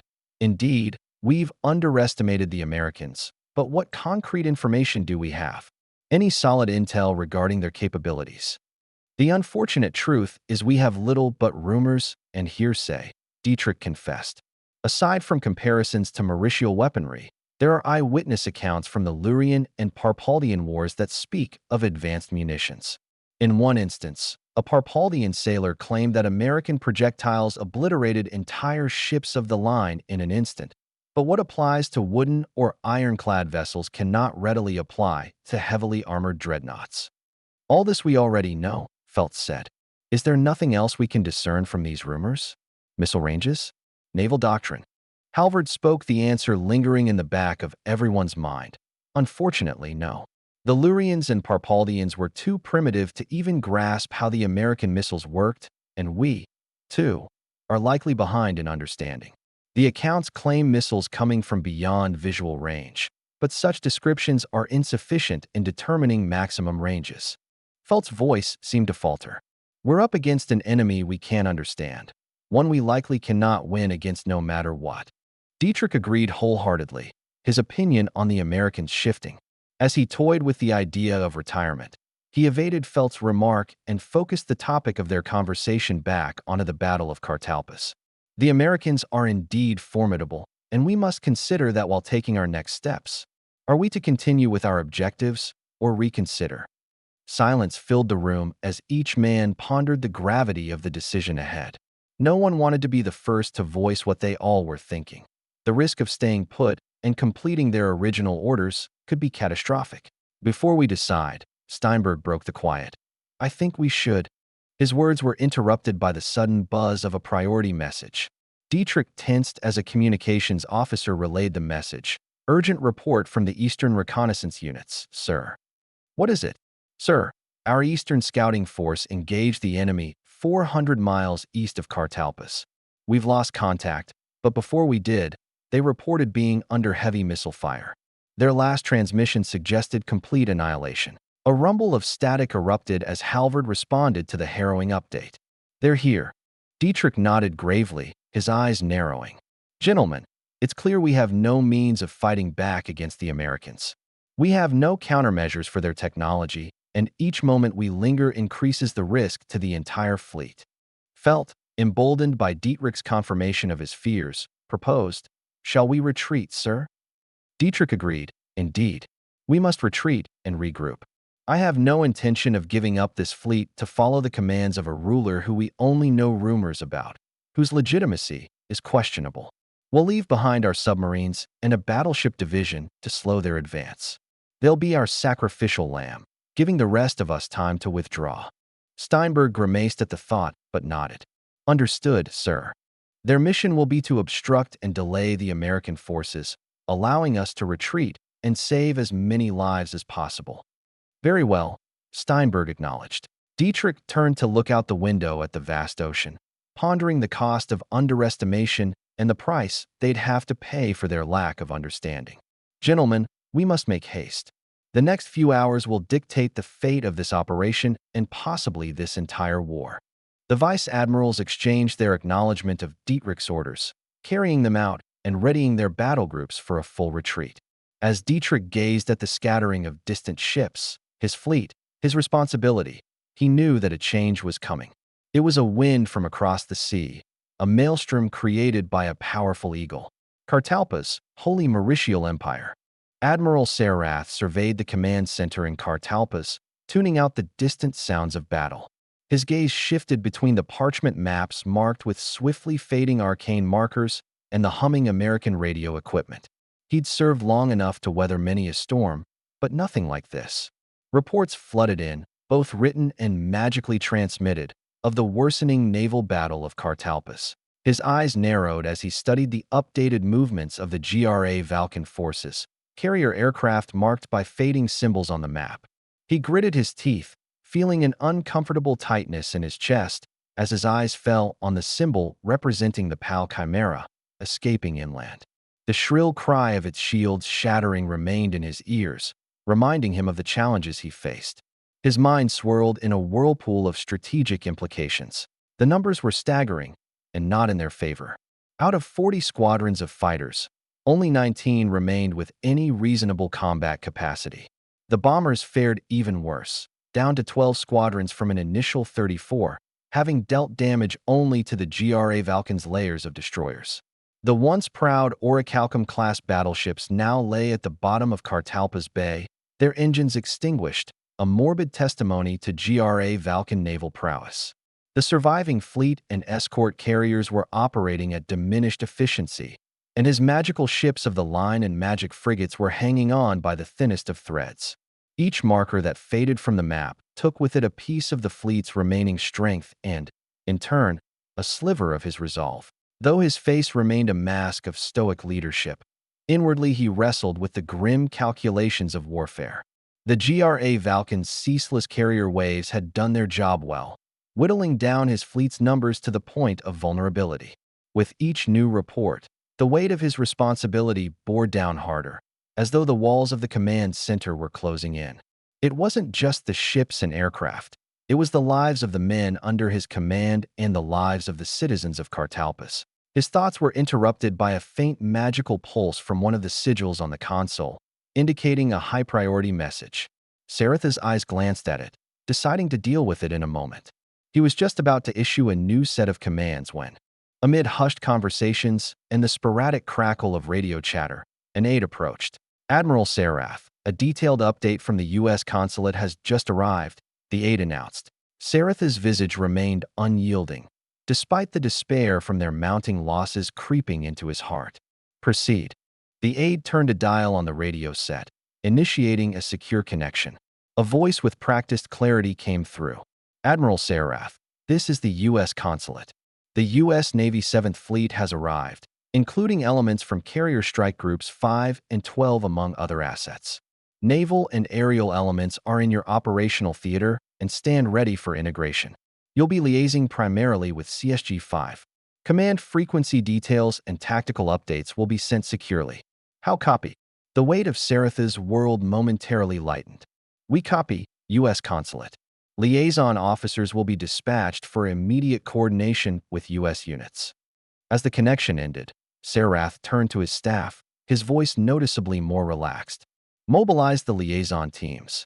Our priority is now seamless integration with U.S. forces. I want briefings for rules of engagement, shared tactical frequencies, and coordination procedures ready within the hour." His officers nodded, faces hardened but eyes unmistakably relieved. The air in the command center seemed to shift. The deep furrows of worry that marked Saratha's forehead eased for the first time in days as the room broke into a flurry of activity. His face felt less drawn, as though a hand had lifted some of the burdensome weight from his soul. The uncertainty surrounding the fate of Cartalpus and the EDI war effort remained. Yet for the first time in what felt like an eternity, hope wasn't just a scarce commodity. It was a burgeoning reality. Glowing symbols danced on the consoles and screens, representing surviving Mauritial ships and aircraft now relegated to supporting roles. Though his pride was shattered, he found solace in the guaranteed safety of the citizens of Cartalpus, the guaranteed vengeance to be exacted upon the intruding GRA Valkans, and the guaranteed victory to be achieved by the reinforcing Americans. The arcane hum of the command center seemed to mute as officers and aides began shuffling documents, replacing magic gem supplies, and whispering tactical adjustments to one another. A sense of purpose now tinged the air, accompanied by a renewed sense of vigor. Screens were quickly updated to display the integration points for U.S. assets coming from the eastern opening of the Cartalpa Strait. Admiral Sarath and his staff huddled around the central console, staring at the remaining projections of their ships. Though rescue was coming, they still had to hold out until then. Ideas volleyed back and forth, each officer contributing nuanced tactical points regarding the defensive positions of the surviving EDI forces. As they debated, an aide burst into the room, slightly out of breath, but with eyes wide in excitement. "Admiral, new intelligence coming in. GRA Valkan forces are initiating a full retreat." The room fell silent for a heartbeat, each officer exchanging glances of disbelief before a soft murmur of hope erupted. The emotion in the room shifted dramatically, from cautious optimism to something far more potent. Despite the joyous turn of events, Admiral Sarath's expression remained neutral, his eyes scanning the room. "Still waters, everyone. This is promising news, but the situation is fluid. The GRA Valkans could still leave behind a force to complete their objective of damaging the port infrastructure. Update frontline commanders and have them stand by for new orders." A flurry of acknowledgments filled the air as his officers got to work. Sarath took a moment to address the room, his voice firm yet slightly uplifted. "This is the turning point we've longed for, but we must proceed with caution and precision. We cannot be blinded by overconfidence. Our alliance with the United States offers us a critical edge. Let's make sure we use it wisely." Chapter 156, The Eagle's Gift. December 25, 1640. U.S. Navy 7th Fleet. USS Gerald R. Ford. Admiral William Hawthorne stepped onto the bridge, momentarily pausing to absorb the serene seascape that stretched to the horizon. The sky transitioned from fading oranges to brightening blues, signaling the onset of morning. Even the ocean, a mirror for the sky's tranquil hues, concealed the reality of the impending conflict. A quiet breath escaped him, as though inhaling the calm himself, before he turned back to the world of data and decisions that awaited him. Inside the bridge, sailors moved purposefully between their stations, the soft chatter of subdued but focused conversations filling the air. Displays blinked with real-time data, and the machinery behind the scenes hummed with quiet efficiency. Amidst it all, a miniature Christmas tree nestled discreetly near the navigation station, and some crew members wore Santa hats, a testament to the day's significance. Hawthorne felt a tinge of irritation at the GRA Valkans for robbing him and his crew of a cherished holiday. As his eyes briefly met those of Lieutenant Carver, an unspoken understanding passed between them. Years of service had imparted the wisdom to make even a battle on Christmas Day a matter of personal score settling. As he surveyed the room, he saw other narratives unfold. Commander Stevens, ever the focused bachelor, seemed unfazed by the holiday, his eyes locked onto the mission at hand. Yet the weight of conducting war on a day meant for peace imprinted itself on each face, etching varying degrees of emotion, resolve, and expectation. The incongruity was not lost on Hawthorne as he tore his gaze away from the ocean's deceptive calm. He had drawn enough from its quietude. Now, his full attention to the storm that was inevitably gathering. He gave one last lingering glance at the tranquil sea before him, then turned on his heel. Descending from the bridge, Hawthorne's footsteps grew more purposeful with each step. As the hatch to the CIC opened, a sailor immediately called out, "Admiral on deck." The room came to attention, eyes briefly leaving the state-of-the-art screens and conversations halting. "As you were," Hawthorne commanded, allowing the room to return to its orchestrated chaos. "Admiral, the Hawkeye's latest data has been integrated into the CIC's feed," Captain Roberts announced. "Excellent. Let's update the tactical picture." Hawthorne moved toward the large screen, displaying a complex overlay of the Cartalpa's Bay region. An operations specialist stepped forward. "Sir, the bulk of the GRA Valkan force is retreating, with a minor force of battleship divisions advancing into the bay. Our sonobuoys, deployed by P-8S, have provided us a detailed underwater acoustic picture. We've identified 2 battleship divisions, totaling 4 battleships, supported by a mix of 8 cruisers and 12 destroyers. Additionally, sonar confirms the presence of 10 submarines, likely organized into 2 squadrons." Hawthorne studied the screen, the layers of information morphing into a battlefield mosaic in his mind. The GRA Valkyns, outmatched and outgunned, had decided to leave a sacrificial force to cover their main fleet's retreat. Any indication they're trying to mask their approach or utilize deception tactics? He asked. The operations specialist shook his head. Sir, unless they've incorporated invisibility magic already, there's little they could do to evade our surveillance. They're practically sitting ducks. The room held a collective, silent acknowledgement of the GRA Valkyns' vulnerability. In another era, the GRA Valkyns might have posed a formidable threat, but now they were outclassed in every conceivable way. It was a realization that steeled the crew's resolve, tinged by a grim acceptance of the efficiency with which they would execute their orders. Hawthorne switched the display to a planning view, sketching the outlines of his attack strategy for his senior officers to see. Our objective is to help the Mauritials secure their port and to eliminate all GRA Valkyn surface elements as soon as possible. Since there aren't any hostile aircraft, we'll use AGM 84 harpoons for this operation. Our deployment, he continued, eyeing the details on the screen, will be as follows: 12 Super Hornets on a low altitude, high-speed ingress with 4 harpoons each to deal with the hostile fleet. With this, we can have 4 missiles per battleship, 2 per cruiser, 1 per destroyer, and a couple to spare. We'll have another wave prepared with harpoons in case this force is insufficient. Do we configure them for extended range with auxiliary fuel tanks? Queried the operations officer, Commander Stevens. Negative on drop tanks, Hawthorne responded. I want maximum ordnance. We're close enough for a quick strike and return. We'll stagger the sorties, sending the second wave as the first returns. The CIC communications officer relayed the orders to the flight deck, receiving confirmation from the flight deck officer. Excellent. And let's get a pair of growlers ready for electronic warfare support. Coordinate with Ravernal 15. I want ASROCs prepped and aimed at those subs, Hawthorne ordered. The CIC communications officer responded. Aye, Admiral. Growlers for EW support and ASROCs are being coordinated with Ravernal 15. Stand by for readiness status. Admiral Hawthorne took a moment to consider the situation.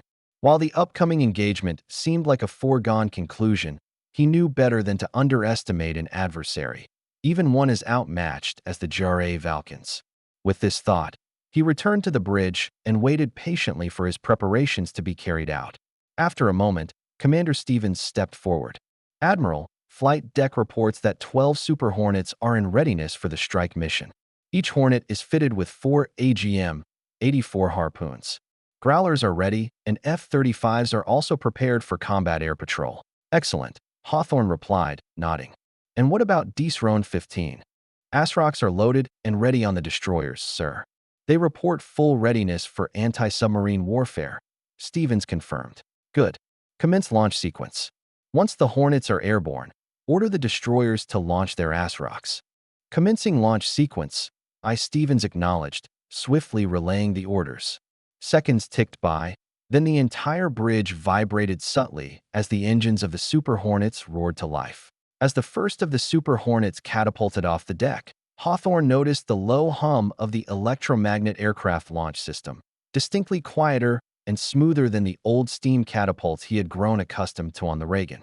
The MLs generated a consistent magnetic field, launching the aircraft with a precision that felt almost surgical. The nostalgia of the Reagan's hissing and clanking was replaced by an appreciation for the Ford's advanced capabilities. The aircraft shot off the deck smoothly, their acceleration linear and finely tuned, unlike the more abrupt and jolting launches of the past. Following the Super Hornets, the sleeker F-35s took to the sky, their airframes disappearing quickly against the canvas of the ocean. Sir, Hornets are en route to their target coordinates. F-35s are in CAP formation, reported the tactical action officer, eyes glued to her display as she tracked the aircraft. Good. Order the destroyers to launch their ASROCs, Hawthorne commanded, shifting his focus from the airborne units to the maritime theater. ASROCs away, Admiral, the TAO announced a few seconds later.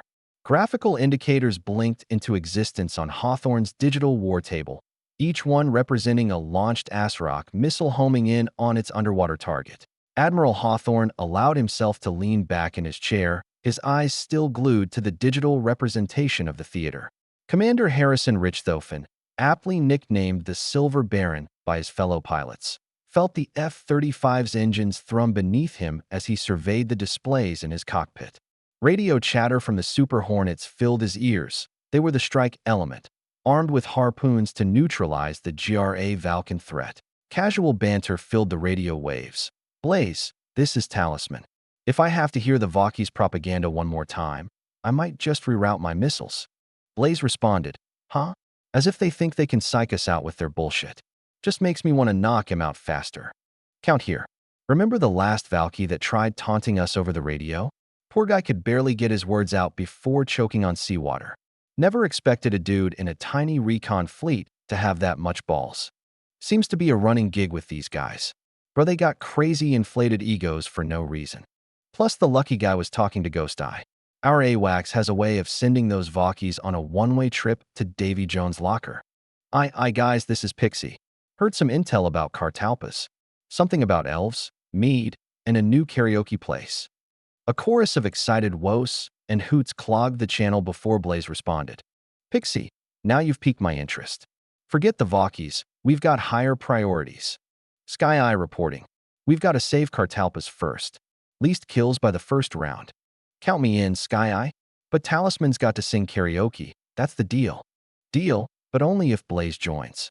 I'm not massacring Highway to the danger zone alone. Full band here. I've got dibs on Paint It Black. Our ops right on Christmas, and I'm itching to go full Grinch on the Vakis. Poor Vakis won't even know what hit him. Imagine missing out on Christmas to get blown up by us. Wait, do they even have Christmas?" As Mobius, the voice of reason here, may I remind you all we're still in a combat zone. But for the record, I'm taking sweet victory for karaoke night. With the moment of levity passing, Richthofen switched back into mission mode. "All right, gentlemen, as much as I'd love to keep dreaming about Kartalpas and elves, let's switch to Tac 3 and get this show on the road," Richthofen instructed. "We can book our karaoke slots later." Verstanden, Herr Baron, Strider 1 to 2 switching to Tac 3. Talisman chimed in with a mock German accent. Blaze also jumped in. "Roger that, Goliath." Strider 1 to 1 moving to Tac 3. Fenced in, Master Arm is on. "Goliath, this is CIC. Confirm you are fenced in and provide munitions status," came the voice from the carrier's Combat Information Center, adding another layer of procedural checks. "Goliath, munitions green. All systems are nominal. Master Arm is on," Richthofen relayed. "Copy, Goliath. Time on target synchronization is active. Align your run with the rest of the strike package. Your TOD -5 minutes," the CIC officer instructed. "Understood, CIC. TOD -5, Richthofen confirmed, glancing at the countdown clock. "Strider flight, this is Phantom Lead. Growlers are in position and beginning electronic attack," came the voice of the Growler's lead pilot. The soft electronic hum in Richthofen's cockpit briefly warbled, a subtle sign the electronic warfare measures were active. "Copy, Phantom Lead. Appreciate the support," he acknowledged. "Bandog, this is Goliath. Sitrep?" He then keyed his mic to request a situation report from the E-2 Hawkeye providing airborne early warning. "Bandog to Goliath. Picture is clean. No bogeys in your operational area."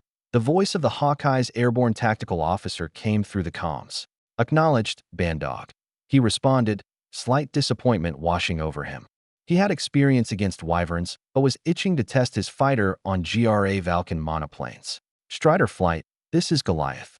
We're TOD -3 minutes. Prepare for coordinated launch," he instructed the Super Hornets, emphasizing the importance of launching their harpoons in a synchronized manner. "Strider flight copies, TOD -3, came the collective acknowledgement from the Super Hornet pilots. Richthofen's eyes flicked back and forth between his displays, double-checking waypoints, altitudes, and weapons settings. Everything looked good. "Phantom Lead, Goliath. Confirmed jamming measures will be sustained throughout our TOD window." "Affirmative, Goliath. We've got you covered." Richthofen glanced at the clock once more. TOD -1 minute and ticking down. He took a moment to pull up the real-time feed from the Hornets targeting pods on his left display. Through the magic of data linking, he could see the GRA Valken fleet already beginning to engage the battered EDI forces. He double-checked the Hornets' target designations. They were perfect. "Strider flight, Goliath. You're clear to engage. Light him up. Strider 1-1. Bruiser, was the terse reply before a pause, and then harpoons away. Chapter 157. At the Seams. Ragna, Valka's Empire. The sound of rustling papers was soon followed by a heavy sigh as Chief of Naval Operations Arnold Karlman read the latest dispatch from Fleet Admiral Dietrich in Kartalpus. His previous doubts had now ballooned into outright fear and regret with the revelation of the Fifth Conquest Fleet's preemptive retreat. Looking to his side, it was clear that Chief of the Military Siegs shared a similar sentiment, a frown marring his usually stoic face. A side door swung open, now Chancellor Guinea Merrick striding in. He made a grandiose entry, radiating confidence that bordered on arrogance. "Gentlemen," he boomed, "report." Siegs stood, saluting. His eyes met Karlman's for a split second, enough to communicate the burden of uncertainty they both felt. Karlman began cautiously. "Chancellor, we have just received a report from Kartalpus. Dietrich's forces suffered minor losses, losing only a couple battleship divisions and submarine squadrons to the Americans. The diversion sent to Galavit did not fare as well. They lost almost half of their carriers. American technology has proved to be beyond our current counters. We have no way of reliably shooting down their missiles, and our radar is essentially rendered useless whenever we face them." Merrick slammed his fist onto the table, startling a few aides. "Impossible. These Americans are days away." Karlman restrained a sigh. "Their reach is long, Chancellor. Our lack of countermeasures against their missile technology is problematic." Siegs chimed in, his voice tinged with reservation. "Our air defenses were virtually useless. The distance alone that their missiles can cover outmatches anything in our arsenal. We are fortunate that Dietrich was cautious enough to flee before the Americans arrived in force. We must reconsider our strategy." Merrick sneered, clearly irked. "What are you suggesting, Chief Siegs? That we cower and let these foreigners dictate our actions?" "No, Chancellor," Siegs responded, visibly collecting himself. "But perhaps we need to approach this as a war of attrition.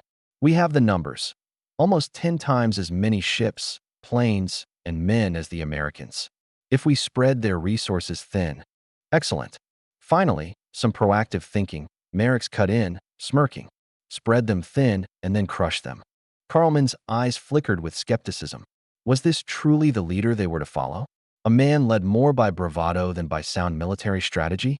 It seemed that he made a mistake in supporting Merrick's, believing that he would opt for a quick victory in Mu and a subsequent peace treaty, rather than engaging the Americans head-on. But dissent, he knew, was dangerous ground to tread. "Very well," Karlman finally said, nodding slightly. "I'll prepare proposals on redeployment and divide-and-conquer tactics. But I must stress, Chancellor, these tactics are meant to keep the Americans distracted while we further our goals against the EDI. We are venturing into unknown territory. Caution may be our best ally." Merrick leaned back in his chair, a smug grin curling his lips. "Caution? A tool for those without the will to seize the opportunity. Proceed with your preparations, but let's not forget, fortune favors the bold." The room seemed to tighten, air thickening as if in anticipation of a storm. Siegs caught Karlman's eye, a silent dialogue passing between them. Could they truly trust the fate of their empire to this volatile mix of audacity and arrogance? Seizing control of the room's focus, Merrick placed his palms flat on the table and leaned forward, his eyes gleaming with a predator's certainty. "Now, as for logistics, I find it improbable, nay, laughable, that the Americans could sustain an extensive campaign at such a distance. They are surely overreaching." Without missing a beat, Siegs leaned slightly forward, matching Merrick's.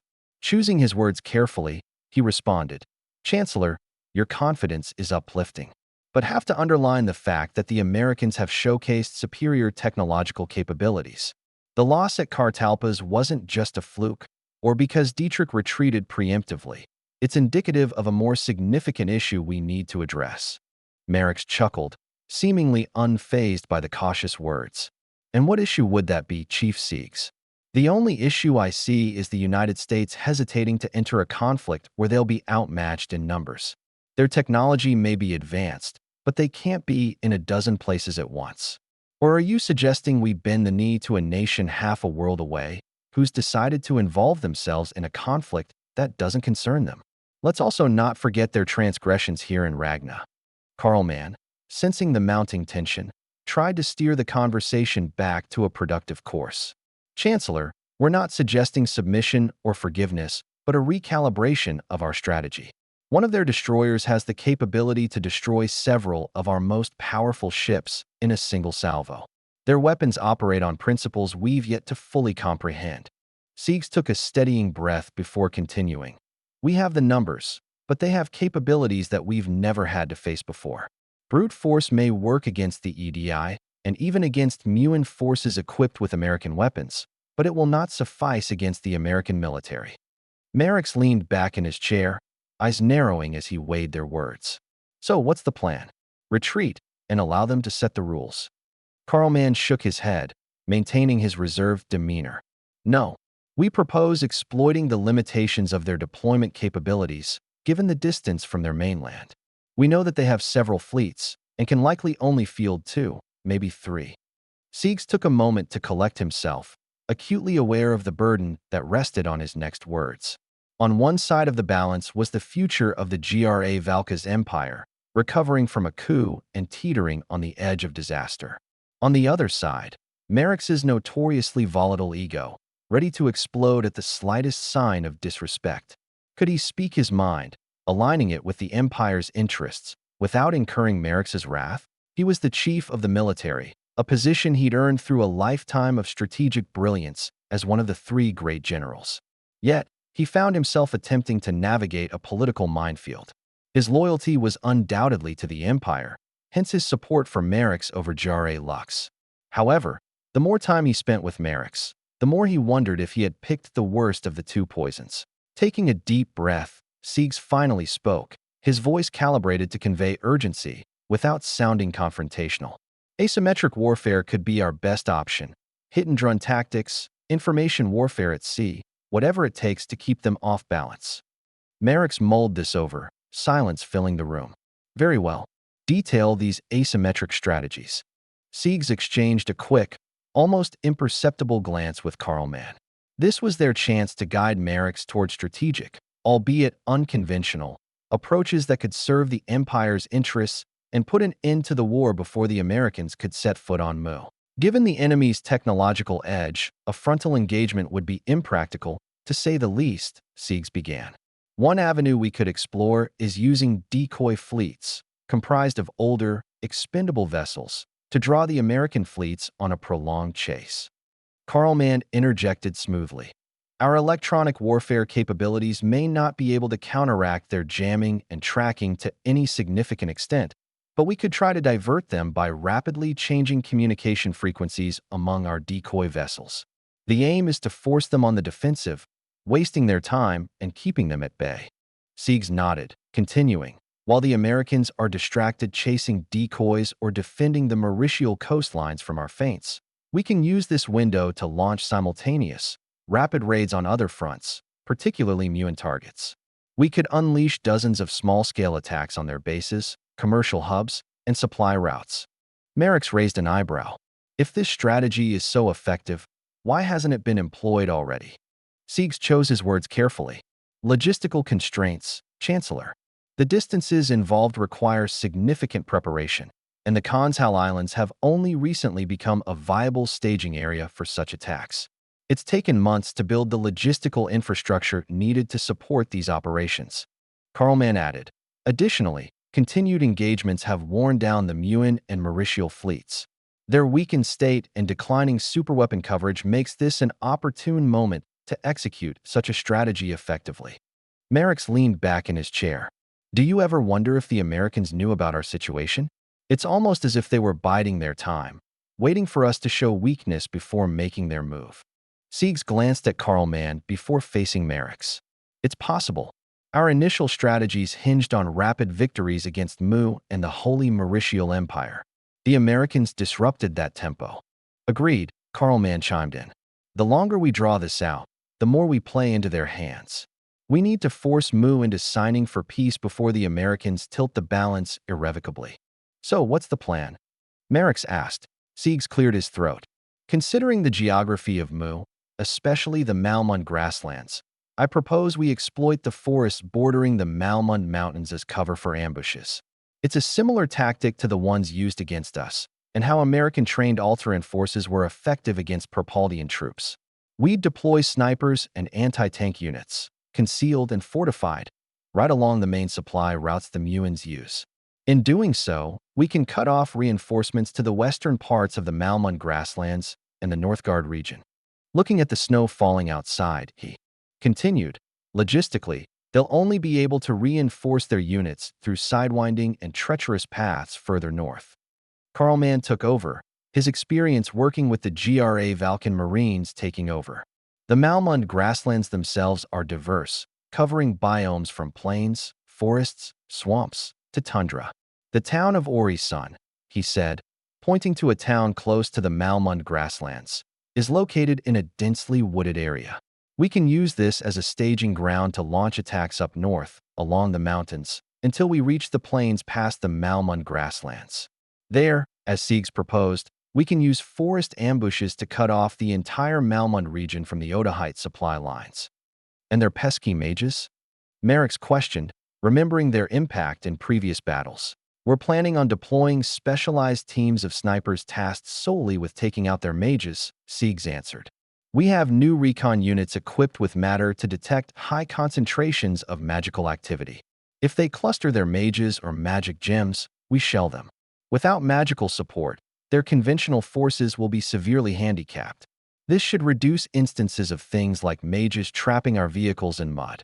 Karlman cut in, and instances of mages sneaking onto our bases. We've fortified our own bases with matter units to prevent any more incidents like the one in Silverton. Merrick tapped his finger on the table. Magic is one thing, but what about their American-supplied artillery and anti-air units? Karlman answered, we've had some success in the past using fast-moving infantry on light vehicles to close in on such assets and neutralize them before retreating, but most of their American-supplied units also have American-supplied defenses. This kind of hit and run would need some meticulous planning, but it's manageable. Why not just deploy the Gudimon squadrons? Merrick asked. Siegs answered, most of our Gudimon squadrons are busy along the Oster front. We have limited aerial assets in the Malmund front due to the air superiority achieved by the American fighters there. As such, we will have to make do with our ground units. The element of surprise will be our most potent weapon. We've figured out that American intelligence in the region has gaps, be it their planes refueling or some other reason. During these hours, we can use decoy units and diversionary feints in different sectors to disorient the Muins. Merrick smiled coldly. And while they deal with these distractions, we'll be free to strike critical points. Maybe even push towards important cities. Karlman added, with enemy artillery distracted, we can move in our own units. They don't have the range or power that the American howitzers have, but they are more numerous and easily replaceable. Counter-battery fire would sustain losses, but still be an overall efficient trade. Karlman looked at the tactical map before continuing. Given our limited resources, the Dernsbury area is an achievable target for cutting off their supply lines. It's an essential rail hub, situated near the center of the Malmund grasslands. They've grown too reliant on American intelligence and don't expect us to blitz straight there, so it's lightly defended. Siegs agreed. Taking Dernsbury would disorient the Muins long enough for us to make a concentrated push toward their primary stronghold in Northgard. We'd cripple their logistics in the process, making it easier for us to tackle the American mercenary base in Northgard. Merrick leaned back in his chair, a sly grin appearing on his face. Disruption and disorientation, I like it. Once they're on the back foot, we can make the kill. How do we go about taking Dernsbury without alerting the enemy to our intentions? Siegs pondered a moment before answering. To maintain the element of surprise, I suppose a deception operation. We send a detachment toward Annelton, drawing their attention westward. Simultaneously, we'll launch a diversionary attack on their fortification in the Carndale swamps to the northeast, allowing us to not only take Dernsbury with less resistance, but also weaken their northeastern logistical stronghold for future operations. Karlman pointed out, the swamp terrain would slow down any Muin QRFs, keeping their precious American equipment out of Dernsbury. It's a good spot for an ambush as well. Merrick's eyes narrowed. Good, good. Let them chase ghosts and shadows. Once we control the Durnsbury railroads, we'll have a central staging ground with Northgard and Carndale in reach. Siegs folded his arms. I'd advise against getting too ahead of ourselves, Chancellor. The EDI still holds too many wild cards, magic and American equipment. I recommend upgrading our supply lines and then securing the Northgard region first before Carndale and beyond. Merrick's nodded. Fine, implement your plans. Once we've choked off their supply lines, that base and all its technologies will be ripe for the taking. Then we can set our sights on the real prize. Carlman cautiously added. The real prize, Chancellor, would be winning Mu in a timely manner and without exposing ourselves to unnecessary risks. The further we extend, the more vulnerable our own supply lines become. Merrick shot him a glowering look. I didn't say it would be easy, Carlman, but I want Mu and the Americans to know the price of defying the GRA Valka's empire. Chapter 158, Ori-san. Malmun Grasslands, Mu. General Flats assessed the topographical map laid out before him, drawn from the latest intelligence. Ori-san is our objective. Flats began, his tone matter of fact. It shall be the critical staging ground for attacks at their railroads. Colonel Raditz leaned over the table to examine the lines and notations. Any words from the latest scouts? We still have little information on the terrain. Our knowledge of the landscape is minimal, if not dated. Flats scratched his temple. Our last reconnaissance plane fell to a missile, evidence of Muins trained in American tactics and using American equipment. The town itself was poorly fortified, but the surrounding forest remains an unknown. It can provide cover for both sides. Then we proceed with our cautious advance, Raditz predicted. Indeed, but we have a limited window of opportunity before reinforcements arrive at the nearby hub, Flats said, reviewing the rest of their plan. As they ran through final reviews, Flats' gaze swept over the faces around the table. With that in mind, let's talk about the magical aspect of our concerns. Meissner, flicking through his intelligence notes, seized the moment to speak. Our current recon data suggests a conventional battlefield, low concentrations of mana according to matter. Artillery is already in position both to support our men against enemy mages and to respond to possible Muin counter-battery fire. Flats paused for a moment, taking in Meissner's report. That data's days old. Are we sure it's still reliable? Prepared for this concern, Meissner responded. Our men are equipped with compact matter units, with teams of Sicarius operatives supporting them. Should they detect any mages that may have set up shop in the past few days, we have the options of shelling their positions or dispatching special forces to eliminate high-value mage targets. Flats nodded. Excellent. Then, let's get to work. We secure Ori-san swiftly, then immediately prepare to take Durnsbury. This meeting is adjourned. We commence the operation in 0200 hours. Captain Vin Kessler tightened the strap of his field pack, conscious of the grenades and ammo pouches that hung from it. All right, Ulfer Company. He spoke to the men around him. We roll out in 5. Corporal Wolfhart, who operated the matter equipment, looked up. Acknowledged, sir. Hans, have your men take some flamethrowers. Probably not the best idea in a forest, but gods know we might need it. Kessler gestured toward the heavy weapons specialist, who tapped the side of his helmet in response. Lieutenant Einar approached, a notepad in hand. All units are set, sir. We've coordinated with artillery. They're instructed to hold fire unless we absolutely need it or find a unit of mages. Light armor is also available for support. Kessler nodded. Just then, a signalman approached, holding a wired field telephone. Sir, a message from Colonel Raditz. Kessler took the receiver. The message was brief. Ulfer, you're clear to proceed. He returned the receiver, turning to his men. We move. Now, he commanded, setting off toward the forest. Their boots crunched on frosty ground as they navigated the forest's dense, yet barren tapestry. The mess of brown and white before them proved just as disorienting as any green thicket would have. Corporal Wolfhart continually checked his matter, screen pulsing softly as he scanned for mana signatures. Find anything? Kessler murmured, eyes flicking between his map and Wolfhart, emphasizing the sense of urgency. The corporal shook his head. Unusually quiet, sir. Only sporadic blips far to the east, by the town itself. Let's hope it stays that way, Kessler murmured, gesturing for his men to continue. After 10 minutes, they reached a small clearing. Kessler signaled for a halt. They waited in silence, the forest seeming almost serene. Lieutenant Einar moved up to Kessler. Sir, scouts have reported. There's no magical signature strong enough to suggest enemy mages or spell traps directly ahead. No sign of enemy combatants, either. Kessler looked puzzled but hid it well. Nothing? Are we sure our matter is functioning properly? It's been double-checked, sir, Einar confirmed. Kessler frowned. One of our planes got shot down around here. Why haven't they set up any defenses? He asked to himself. All right, let's proceed, but stay alert. Let's advance in a staggered column, eyes open for anything out of the ordinary. The GRA Valkyns resumed their cautious trek. Each soldier's spine tingled in anticipation. This was the realm of mages and unconventional traps, and yet it lay unsettlingly quiet. Yet, the matter in their watchful eyes told a different story. As they moved, Kessler couldn't shake the feeling that they were missing something crucial. The void of magical activity ahead was unsettling, given the adversary they faced. Even the trees and sparse bushes were clear of life.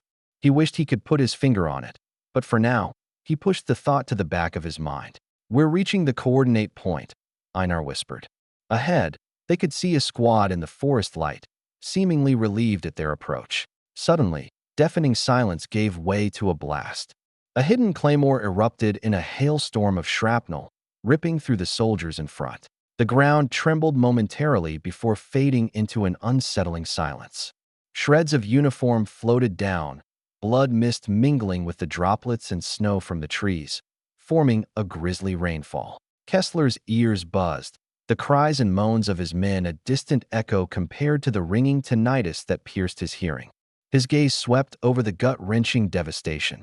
War's raw brutality on full display. Soldiers once standing tall were now twisted heaps, their faces contorted in anguish or shock. The American explosives had unleashed their fury, hurling thousands of steel balls that tore through flesh, splintered bones, and ripped organs. The men lay convulsing, lives ebbing away in spurts of crimson. The lucky ones fell silent instantly, while others gasped, reaching in vain for limbs already severed. Kessler froze, his fingers suspended over his trigger as if wrestling with an invisible force. But years of training kicked in, and he shook himself back into action. As he looked around, his eyes met Dietrich's. Before either of them could utter a command, a volley of gunfire roared from concealed positions within the trees. Take cover now. Kessler's voice soared over the noise. His men scrambled, instinctively finding what scant cover the rocky terrain and thin foliage offered. With his back against a jagged boulder, Dietrich took a moment to steady his aim and search for the hidden targets laying fire upon him and his men. Straining his eyes, he struggled to find the Muin defenders, only able to fire in their general direction. The unrelenting gunfire continued, mowing down swaths of GRA Valkyn soldiers who were caught in the open or otherwise unable to recover from their initial shock. Bullets zipped past him, hitting the ground and sending dirt flying into the air. A mix of older bolt-action rifles and occasional bursts of automatic weapons filled the air as Kessler scrambled to respond. He grabbed the field radio strapped to his side. Jotun Battery, this is Ulfer Company. Danger close requested at Grid Balder Tier 529. Immediate suppression. We're in a tight spot. The artillery officer's voice shot back, acknowledged Ulfer. Rounds incoming. Brace yourselves. He pivoted towards Einar. Pull the men back towards position Balder. Set up for cover fire in alternating platoons. Einar nodded, hollering orders as the GRA Valkyns initiated their fighting retreat. Sections of Ulfer Company laid down suppressive fire, their rifles barking in unison while the rest retreated, making use of the trees for cover. Just then, the distant roar of Jotun Battery's artillery punctuated the air. Kessler watched as shells whistled through the sky before landing with devastating impact in the position they had just left. As Kessler led his men back, Einar moved to his side. Ulfer to Einherjar Battery. Prepare a smokescreen along our withdrawal path. Copy that, Ulfer. Smokescreen in 30 seconds, came the reply. Almost immediately, white plumes rose between the trees, creating a smoky barrier that shielded their withdrawal. Kessler sensed the timing of each volley, coordinated but not predictable, minimizing the risk of Muin counter-battery fire. Ulfer, this is Einherjar. Balder to Tier corridor is smoked. Muin counter-battery fire detected. Adjusting position. Copy, Einherjar. Keep us posted. Kessler responded, gritting his teeth and tightening his grip around the radio handle. Hans, get those flamethrowers ready. We need to buy more time. Sir. The man nodded, unleashing a river of flame that roared through the trees, creating a fiery barricade. Flames leapt from tree to tree, melting snow to slush. Plumes of dark smoke and steam spiraled into the air, violating the brown and white tapestry with something more sinister. The fiery barrier sheltered Kessler's retreat for a moment, with the flames beginning to die out due to the lack of material to burn. As they settled into position, Balder, another message crackled through the radio. Ulfer, Jotun and Einherjar adjusting fire pattern to counter Muin artillery. Maintain your position. A fresh artillery barrage rained down past the dying fires. The ear-splitting booms were interspersed with sporadic gaps, aimed to confuse the Muins. Kessler's eyes darted to his watch. Prepare for Gungnir Company's arrival, he told Einar. We'll need to link up fast. Copy. Einar acknowledged, signaling the men to make room for reinforcements. As if on cue, Kessler heard the rumble of engines. Their arrival was accompanied by a brief introduction. Captain Jord of Gungnir Company. What's the situation, Ulfer? Expect heavy resistance, Kessler explained, looking past the final embers and clearing smoke. Small arms, anti-personnel mines, machine gun nests. I wouldn't be surprised if they also have some heavier anti-armor. Copy that. We brought some Schaefer light tanks and Hound medium tanks. We also have a couple of Wilders. How do you suggest we employ them? Kessler thought for a moment. Use the Schaefers for the initial push. Hounds can hang back and provide fire support. Keep the Wilders in reserve. We might need them as mobile artillery if things go south. Got it. Kessler adjusted the strap of his helmet, watching as Gungnir's recon platoon fanned out across the forest floor. The supporting Schaefers proceeded with caution, sticking along the path that Kessler's men had previously cleared. As they moved, their turrets pivoted methodically in search of threats. Finally, they reached the same clearing that they had run into before. Up ahead, one of the Schaefers suddenly halted, its main gun aiming at a mound of fallen leaves and branches. The radio buzzed. Sir, we've got suspicious movement in a possible foxhole. Request permission to fire. Kessler focused his binoculars on the mound. It was certainly an ideal place for a machine gun nest. Fire, he commanded. The Schaefer's main gun boomed, sending a high explosive shell directly into the mound. Soil and wood shards flew into the air, followed by the muted thuds of body parts and debris hitting the ground. Continue your advance. As the Schaefers moved, sporadic rifle shots and machine gun fire echoed through the forest, revealing the positions of several hidden Muin troops. Sharp blasts from the Schaefers or series of detonations from artillery strikes quickly put an end to the minor skirmishes, allowing the GRA Valkyns to keep pushing. Despite the handful of encounters they've already had with the Muins, Kessler wondered why they have yet to show any dedicated anti-armor. He hadn't received a single report of a Schaefer being engaged by an American launcher or even a Muin anti-tank gun. Was Orisun really that poorly defended? No, it couldn't be, he thought. After all, they had previously shown their hand by shooting down a recon plane with an American missile launcher. The formation already reflected their anticipation of enemy heavy weapons. Schaefers at the front to draw out anti-armor fire, with Hounds and Wilders staggered farther back in defilade positions, concealed by the natural terrain. Though they were already prepared to engage enemy anti-tank positions, the silence was still unsettling. His worries were finally realized he felt rather than heard the strange explosion that erupted from the forest, a blast punctuated by a sharp, ear-splitting crack unlike anything in his combat experience. Before he could make sense of it, a metallic thud resounded through the lead Schaefer. It was quick, almost like a hammer's blow, yet magnified 100-fold. Unlike traditional rounds that impacted in explosive fashion and sent jarring shockwaves through the vehicle, this one seemed to punch right through as though the armor were mere foil. A moment later, the sun was visible through a clean hole in the vehicle, front to back, as if the tank had been skewered. There were no flames, no explosion, only a molten-edged hole and a chilling realization.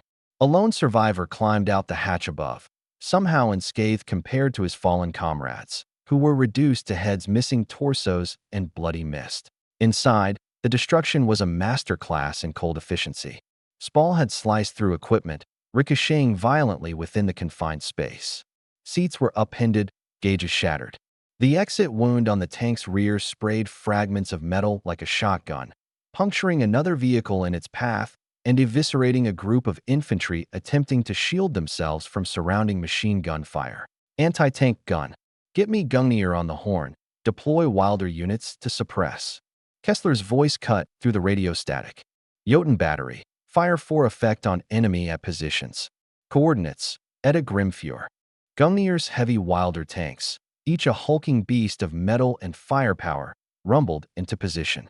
Their 88mm main guns, purpose-built for scenarios just like this, rotated with mechanical precision, aiming toward the unsuspected origin of that unfamiliar, piercing anti-tank fire. At their current position, they were unlikely to suffer the same fate as the Schaefers. The Muins had too little time to detect them and readjust their aim. The Wilder's cannons belched fire, and the ground in the enemy's vicinity erupted as if stirred by the hand of some wrathful deity. Kessler risked a glance over his shoulder. The Hound medium tanks had moved up, positioning themselves as a living wall between the incapacitated enemy and the now dismounted infantry. This was textbook, just as they'd trained. Schaefers to lure, Wilders and Hounds to crush. Push, push, clear those damn positions. Don't give them a second to breathe. Kessler yelled, voice tinged with urgency. Pressing the advantage, the GRA Valkan forces pushed forth, ready to enact the very blitzkrieg that had earned them half of Yggdra. Chapter 159, Orisan 2. Outskirts of Orisan. Under the cover of artillery and the formidable wall of Hounds and Schaefers, GRA Valkan soldiers inched toward the forest line. As they pressed forward, the foliage and snow seemed to grow thicker, as if the very earth sought to resist their invasion. Kessler's eyes scanned the terrain meticulously. The shelling had already softened the Muins' front line, but he knew they had been guided by the Americans in the art of guerrilla warfare. Nothing came up on the matter yet, but there could still be more anti-personnel mines and ambushers lying in wait. His fingers tightened around the grip of his rifle, sweeping his aim back and forth along all the possible pieces of cover the enemy could use. A sharp whistle sliced through the air. "Incoming," shouted one of his soldiers. Almost instinctively, the men hit the ground as mortars exploded around them, spattering dirt and leaves in a chaotic dance. The air grew thick with the acrid smell of explosives and soil. A soldier near Kessler let out a choked scream, clutching at a shrapnel wound that oozed dark blood, stark against the muddy ground. Another step to his right, and that would have been him, thought Kessler. His own forces promptly returned fire, the sound of artillery booming in response to the first strike. A series of distant explosions signaled a direct hit. "Advance. Watch the flanks." His order propelled the men into action. Through foliage and over tangled roots, the GRA Valkan soldiers navigated the forest. Suddenly, gunfire erupted from more concealed positions, a hail of bullets that seemed almost organic in its unpredictability. Kessler's men took cover behind trees, firing back. Kessler focused his aim on a shadowy figure darting between the trees and squeezed the trigger. The figure crumpled to the ground. The figure's collapse was accompanied by a gurgling sound, a last exhalation that seemed to echo unnaturally loud in Kessler's ears. As he moved forward, his boots stepped over a Muin soldier who was missing half his face, a sight that caused him to grimace in nausea. Nearby, another GRA Valkan trooper administered first aid to a comrade, hastily wrapping a bandage around a thigh soaked in blood. "Hilda, take your men and outflank them on the left," Kessler commanded, bringing his attention back to the battle. Sweat mingled with dirt on Kessler's forehead as he took aim again, dropping another Muin who had risked exposure. Bullets pounded the earth beside him and cracked against the rock that he was using as cover, each one carrying the potential of delivering him to the afterlife. Finally, a rapid spray of machine gun fire pierced the air from the left flank, followed by a succession of screams and disoriented return fire. "Push! Push!" Kessler seized the moment, rallying his men. They surged forward, chasing after the enemy. Kessler could see the Muins retreating, a few laggards being picked off by his marksmen. They were broken, not shattered, but splintered enough to hammer the wedge in and snap them apart. As the last stragglers fled to the edge of the forest, the field radio squawked to life. Ulfer, the road to Ori-san is. The voice of Captain Jord was cut off by static before coming back, nearly clear. Do we pursue? Kessler's hand shot to the radio, his fingers tightly gripping its cold, metallic frame as he brought it close. He glanced sharply at his men, their eyes locking onto him. His focus returned past the tree line to the distant smoke veiling Ori-san. He clenched and unclenched his hand around the rifle grip, as if the simple act could help him sift through the myriad calculations and probabilities flashing through his mind. Kessler finally relaxed his grip. Prep the mortars, Gungnir, and get our recon ahead. I want eyes on what's waiting for us in that town. Understood, Ulfer. While the mortars were set into position, Kessler caught sight of his men, shoulders beginning to slump, heads lowered, eyes distant. The corrosiveness of fatigue had finally reared its ugly head. The Muin ambushes had taken a clear physical and psychological toll, but the battle was not yet over. With a series of concussive blasts, the mortars tore through the air, followed by the heavier booms of Einherjar and Jotun artillery. Trees shattered into splinters, and the ground erupted in clouds of dirt and debris. Kessler lifted his binoculars, peering through them to gauge the effectiveness of their barrage.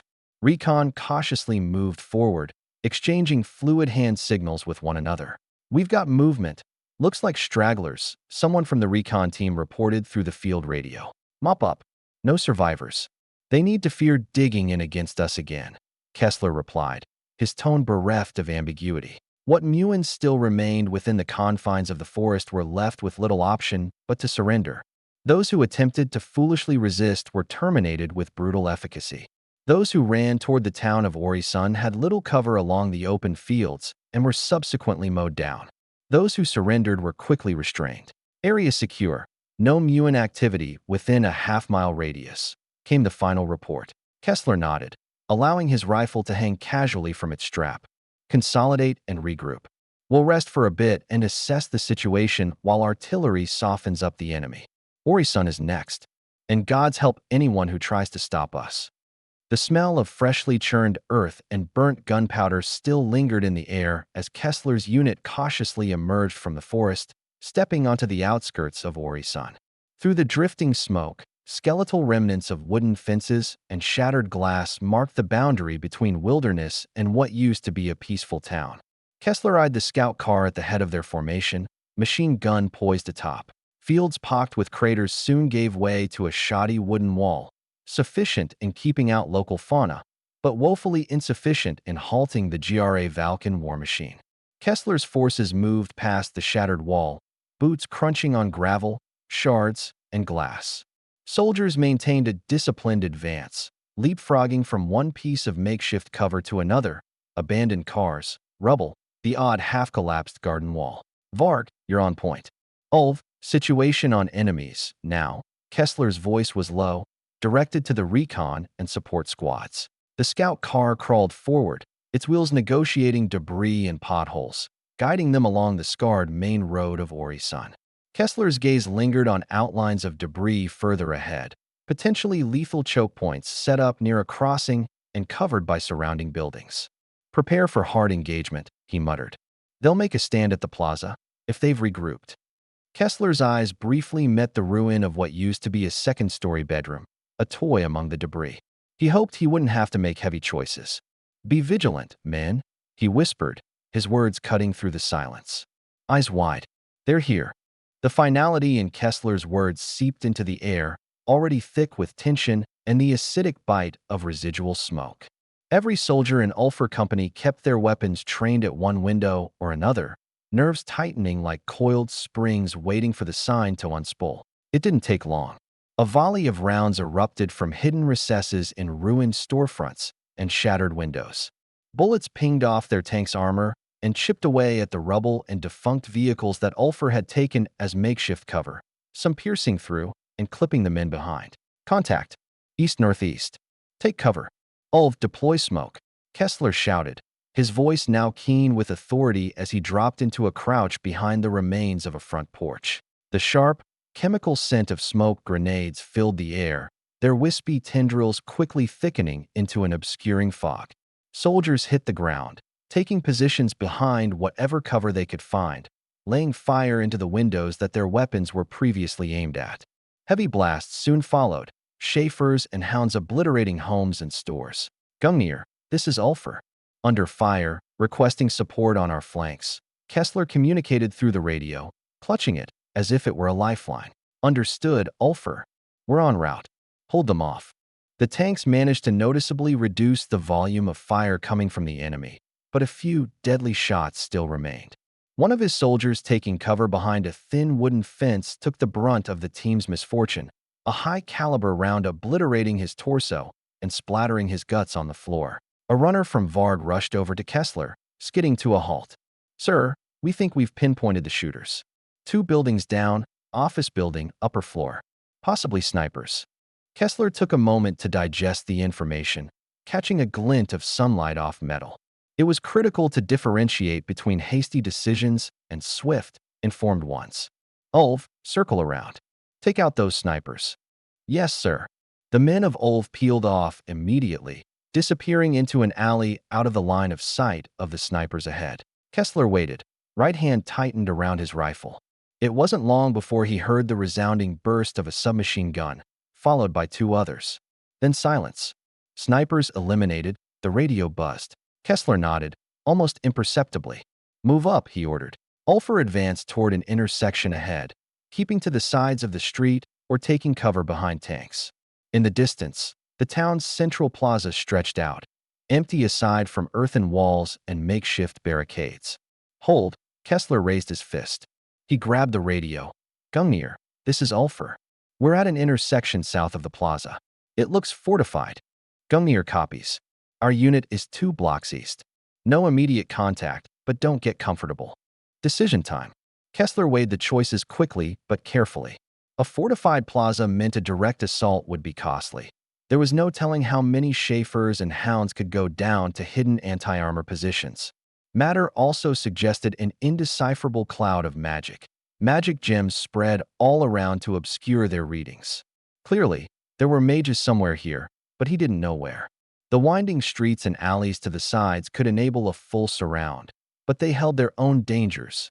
Ambushes, mines, or worse. "Ulv, take 2 men, scout the alleys. I want a report in 3 minutes. Varg, set up a machine gun facing the plaza." His commands were met with swift nods. 2 men moved out cautiously, rifles sweeping shadowed corners. Varg's men positioned the machine gun behind a car's engine block, its muzzle pointing toward the deserted square. Minutes passed like molasses. Then, the radio flared to life.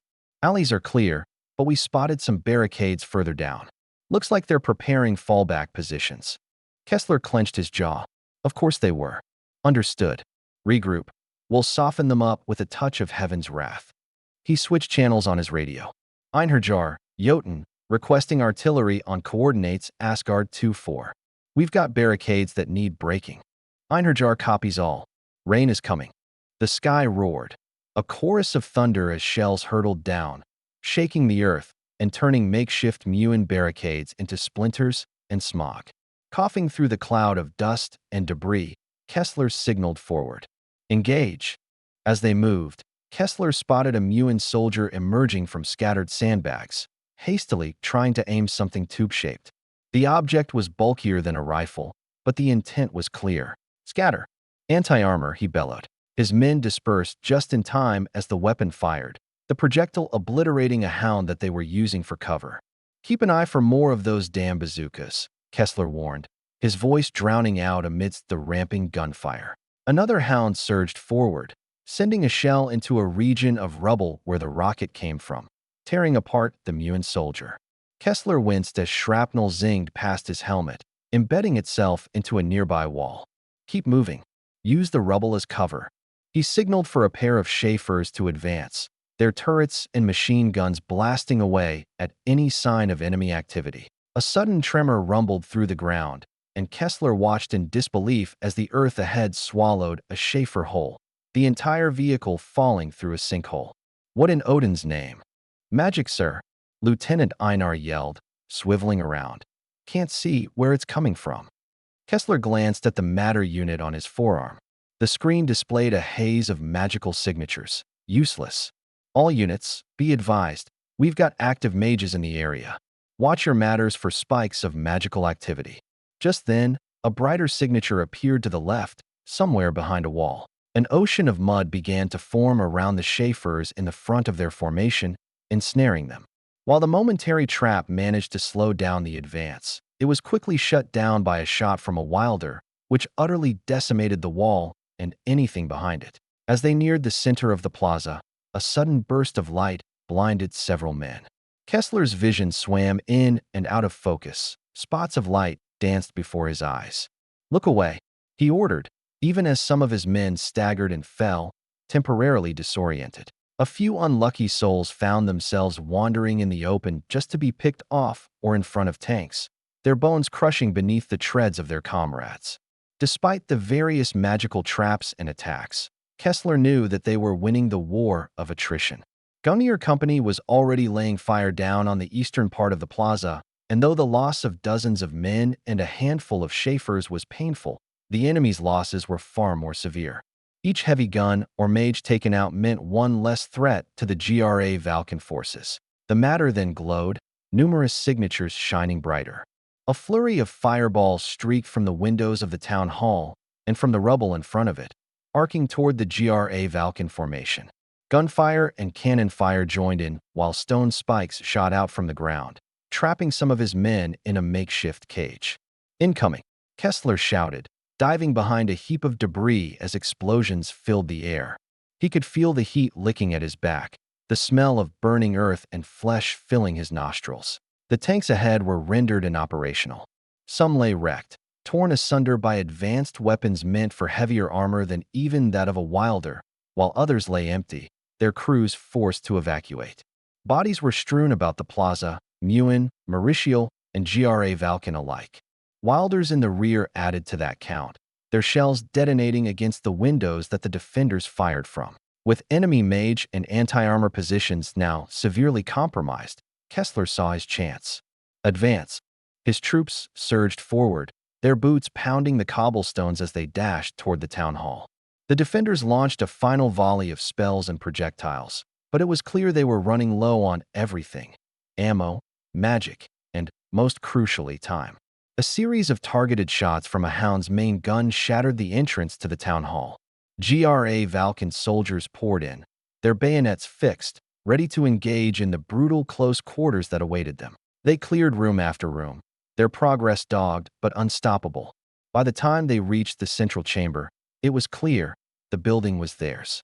Kessler took a deep breath as he stepped into the room, a mix of exhaustion and relief settling into his bones. Town hall is secured. Ori-san is under our control, he reported into his radio, voice heavy with the knowledge that the cost of victory had been far from trivial. Chapter 160, Guaranteed Victory. December 30th, 1640. Cartalpa's Holy Mauritial Empire. Port Manager Bronze stood on the precipice of a wooden platform, his eyes narrowing as he took in the surreal spectacle laid before him. Beyond the city's bustling harbor, a constellation of behemoth ships anchored themselves, a stark juxtaposition to the smaller trawlers and boats around them. Even the surviving Mauritial carriers, witnesses to the cataclysmic battle that nearly engulfed the entirety of Cartalpas, seemed like children's toys in comparison. The last time he laid eyes on these symbols of technological might was during the World Leadership Conference. He hadn't expected their return so soon, nor under these dire circumstances. Jets soared overhead, drawing his attention back to the immediate horizon. Bronze's attention shifted as a cluster of nimble boats cut through the water in tight formation. They pulled up to the shorter docks, and two men from each boat leapt onto the planks. They threw ropes and secured nose-all in swift, synchronized movements. Once the boats were secure, they stacked up in two parallel columns along the dock, ready to move. The first to disembark was a man in a white uniform, gold braid prominent on his shoulder boards. He paused to address his men. A single curt nod directed the personnel behind to fan out to predetermined locations, some staying behind with the boats and others moving toward security points. After his men proceeded with their assignments, he walked up the gangway. As he approached, the admiral extended his hand before he was even within arm's reach, a sign of confidence, Bronze thought. He shook the American's hand firmly. Admiral Hawthorne, I'm Port Manager Bronze. Welcome to Cartalpas. Thank you, Mr. Bronze. Your harbor is quite impressive, even in the aftermath of battle. I wish I could have seen it during the World Leadership Conference, Hawthorne observed, his eyes briefly flicking to a crane in the distance hoisting the remnants of a downed aircraft from the water. Bronze couldn't help but glance back at the massive American warships dotting the horizon. It's nothing compared to the fleet you've brought. Those are Arleigh Burke-class destroyers, if I'm not mistaken. A knowing smile crept onto the admiral's face. Sharp eye, you must know a thing or two about warships. Some, Bronze conceded, a slight smile unfurling. I wasn't chosen to host each conference for no reason. Frankly, I find warships cool, as you Americans might say. Yours in particular are quite the sight to behold. I could say the same about the fantastical and elegant Mauritial ships. Hawthorne walked beside Bronze as they moved toward a building at the far end of the harbor, a structure largely untouched by the recent battle, but flanked by hastily erected barricades. Bronze glanced at the partially sunk Mauritial warships, then back to the admiral. Wonderful aesthetics, but lacking in the efficacy department, I must admit. Our Naval Command Center is this way. I understand you'll be coordinating efforts with our own admirals for the foreseeable future. That's correct. My staff will need full access to your communication networks and surveillance systems. I'm sure you've also received the documents for renovations to the infrastructure? Hawthorne glanced at a group of Mauritial sailors laboriously clearing debris. They worked alongside mages who manipulated the earth and sand to sweep shards of metal into a pile, and others who manipulated the waters, bringing scraps from the depths onto the shoreline for easier removal. Of course, after the show you've put on, I don't think anyone will object, Bronze said. Your intervention came at a crucial time. We were on the verge of unconditional surrender. Hawthorne finished the sentence for him. I've read the reports. Let's make sure it doesn't come to that again. The men reached the entrance of the Naval Command Center, pausing momentarily as they looked back at the sea, the American ships like sentinels in the distance, a stark contrast to the wreckage strewn about the harbor. We won't, Bronze said. The admiral nodded, and they stepped inside. As Hawthorne stepped through the door, he was greeted by a gust of cozy warm air. Despite its proximity to the battle, the Cartalpas Naval Command Center managed to escape destruction, emerging unscathed. So too did its heating system. The air itself held a slight aromatic quality, likely some form of Mauritial incense. He appreciated the brief comfort it offered, wondering if it had some sort of magical calming effect. The command center was a fusion of Mauritial artistry and function. High, vaulted ceilings adorned with intricately carved patterns. The tables within the meeting room were infused with semi-luminescent materials providing soft, ambient lighting. On the largest table, numerous figurines were spread out across a map of the Arctic Ocean and Mu continent. A Mauritial elf approached him, adorned in splendor that outshone the rest of the Mauritial staff present. Admiral Hawthorne, he extended a hand. I'm Admiral Sarath. It is a pleasure to finally meet you. Likewise, Hawthorne accepted the greeting. As both admirals took their seats around the map table, Sarath began. Your timely intervention at Cartalpas was truly heaven-sent, Admiral, but the Ravernal Empire's persistence still poses a significant challenge to our beleaguered forces. He handed a report to Hawthorne before continuing. The Battle of Cartalpas revealed new tactical shifts from the Ravernals, particularly their strategies against our warships and the PAL Chimera. Hawthorne leaned in, eyes scrutinizing the report. These figures, the Cartalpas defense fleet lost over 40% of their vessels, including most of the carriers and battleships. Sarath regarded the statistics with a heavy heart. The toll was grievous. The Ravernals clearly demonstrated their adaptability, but so did we. They lost hundreds of aircraft before your arrival, thanks to a combination of our air defenses, your missile launchers, and the Imorians' wind dragons. Alas, we were unable to take down a single ship, Their carriers' maximum range exceeded those of our own carriers and Comet missiles. It weighs upon me to confess, we cannot land a hit on their fleets without risking our valuable superweapons. Did you sustain any superweapon losses during the battle? We escaped that fate by a hair. Our PAL Chimera was forced back, and thankfully the GRA Valkyns did not chase. Their decision to retreat, leaving behind several battleship divisions as sacrifice, speaks volumes. They will not confront your forces directly. Hawthorne frowned. It implies they're fully aware of the scale of our technological advantage. Their willingness to sacrifice for a strategic retreat is concerning. We won't be able to clean up their fleets as easily. They're certainly playing a long game here. Sarath provided a new set of reports as an aide moved red GRA Valkyn pieces toward the western island in the Cartalpa Strait. Recent intelligence isn't favorable either. Pholicus Island has fallen to the enemy. The GRA Valkyns have established a foothold and greatly hinder our attempts to send what little reinforcements we have to the port city of Juneirao, which is under continuous attack from waves of enemy aircraft. Hawthorne paused, deep in thought. If Pholicus is a linchpin in their defensive strategy, it needs to be our first point of contention. With it under their control, our route to Mu will always be under threat. Not to mention, Juneirao is a critical port for us. Sarath nodded, glancing at the map with its ever-growing clusters of red pieces. The island itself is not heavily fortified, but its strategic position allows the GV to stage attacks and block reinforcements effectively. Our recent attempts at approaching Juneirao have been intercepted with significant losses. We cannot spare any more reinforcements, lest we expose Rhenepolis. Then our first order of business will be to retake Pholicus.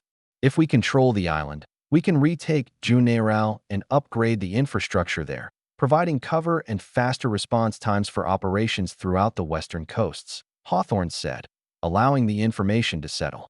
He continued, I propose a two-pronged approach. One part of the 7th Fleet will focus on a rapid recapture of Pholicus, supported by EDI forces for shore bombardment and landfall if necessary. We'll use our aerial and naval superiority for a swift, surprise assault.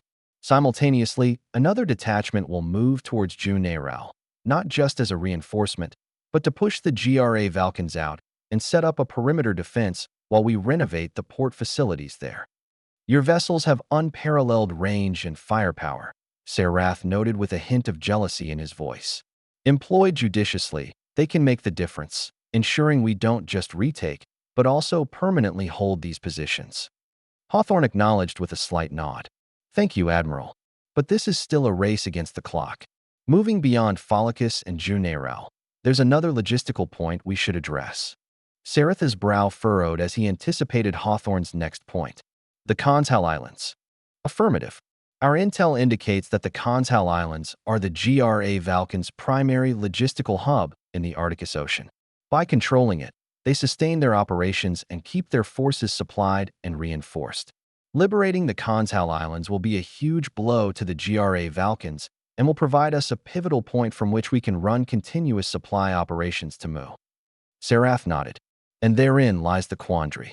By moving aggressively towards the Konshals, we pose a dilemma to the GRA Valkyns. Do they defend their logistical hub, or continue their focus on Mu? Hawthorne's eyes locked onto Sarath's.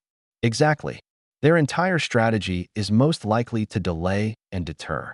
They're playing for time, not doubt preparing to use their numbers to distract us while trying to score victories elsewhere. By threatening the Konshals, we put them on the back foot.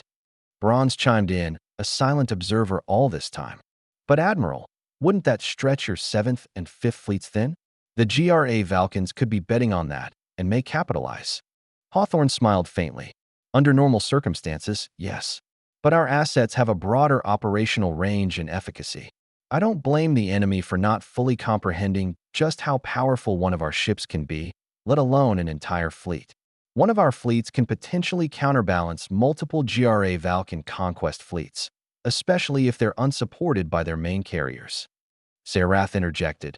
They employ a habituated strategy, using mobile fleets to divert your gaze whilst their primary naval assets strike at our vulnerabilities.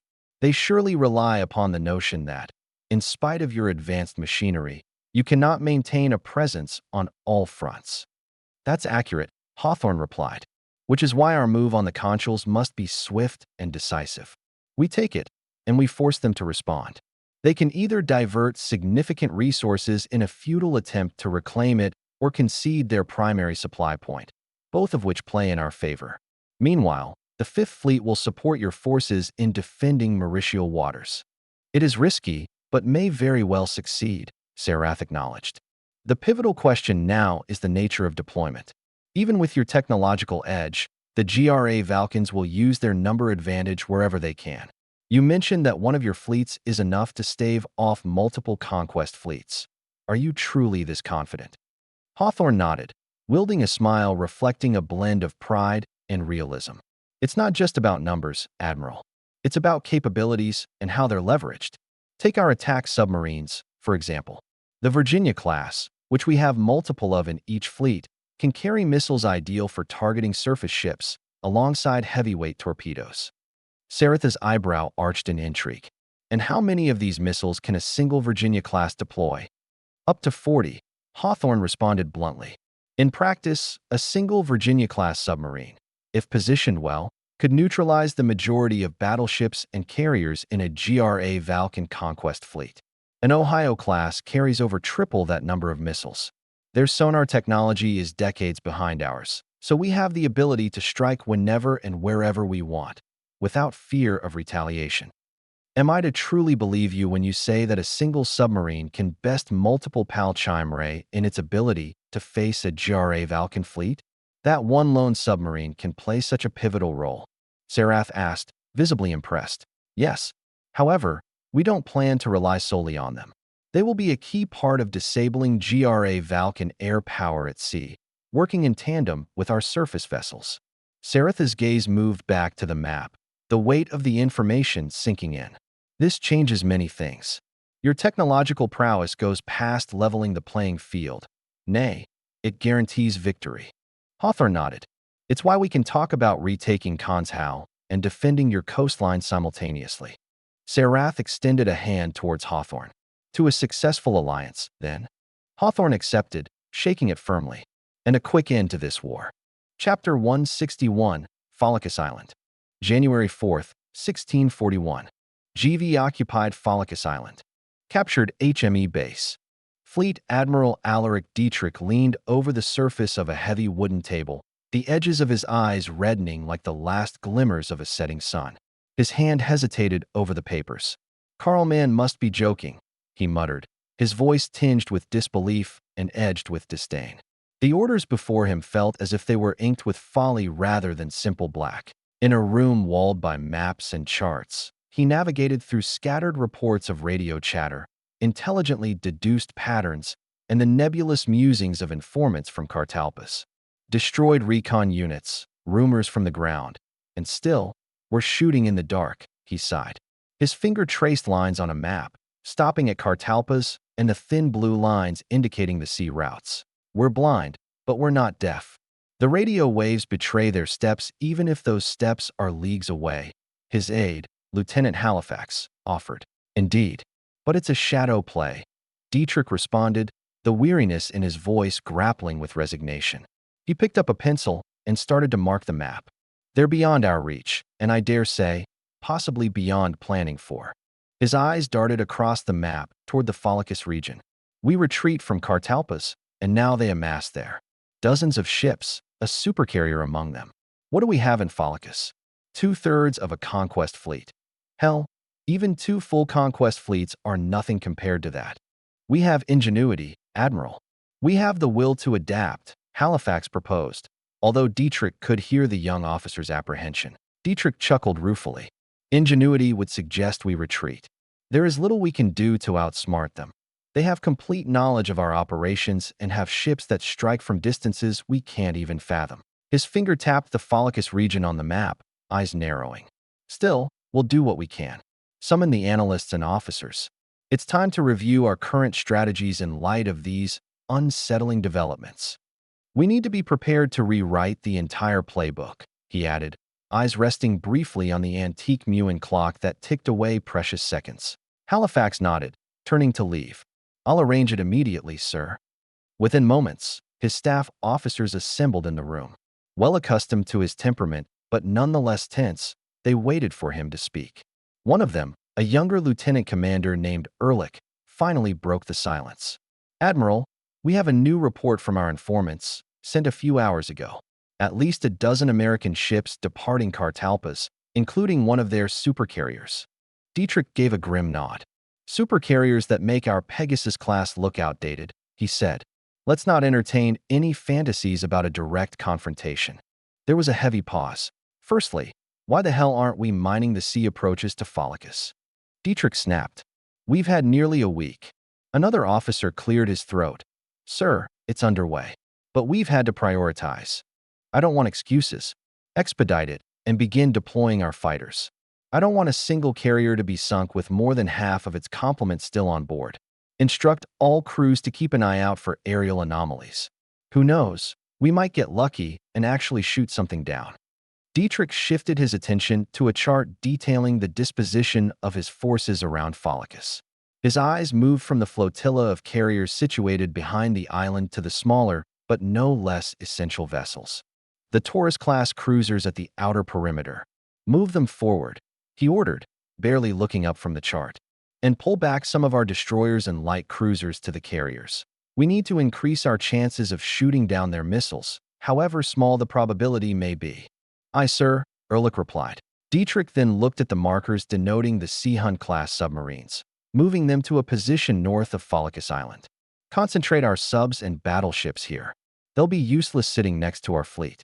I anticipate their ships will strike close to the northern edge of Pholicus, launching their missiles over land to reach our fleet behind the island." His gaze then shifted to a clock on the wall.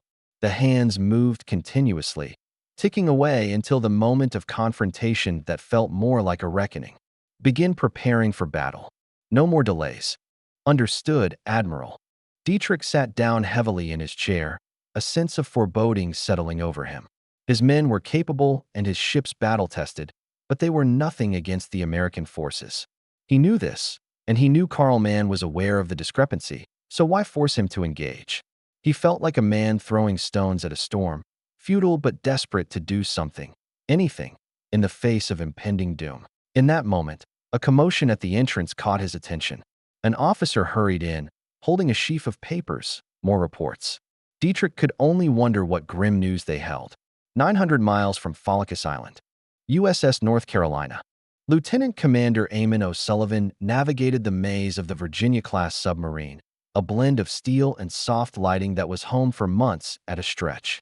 He pushed aside the curtain of the briefing room, stepping into a muted buzz of conversation.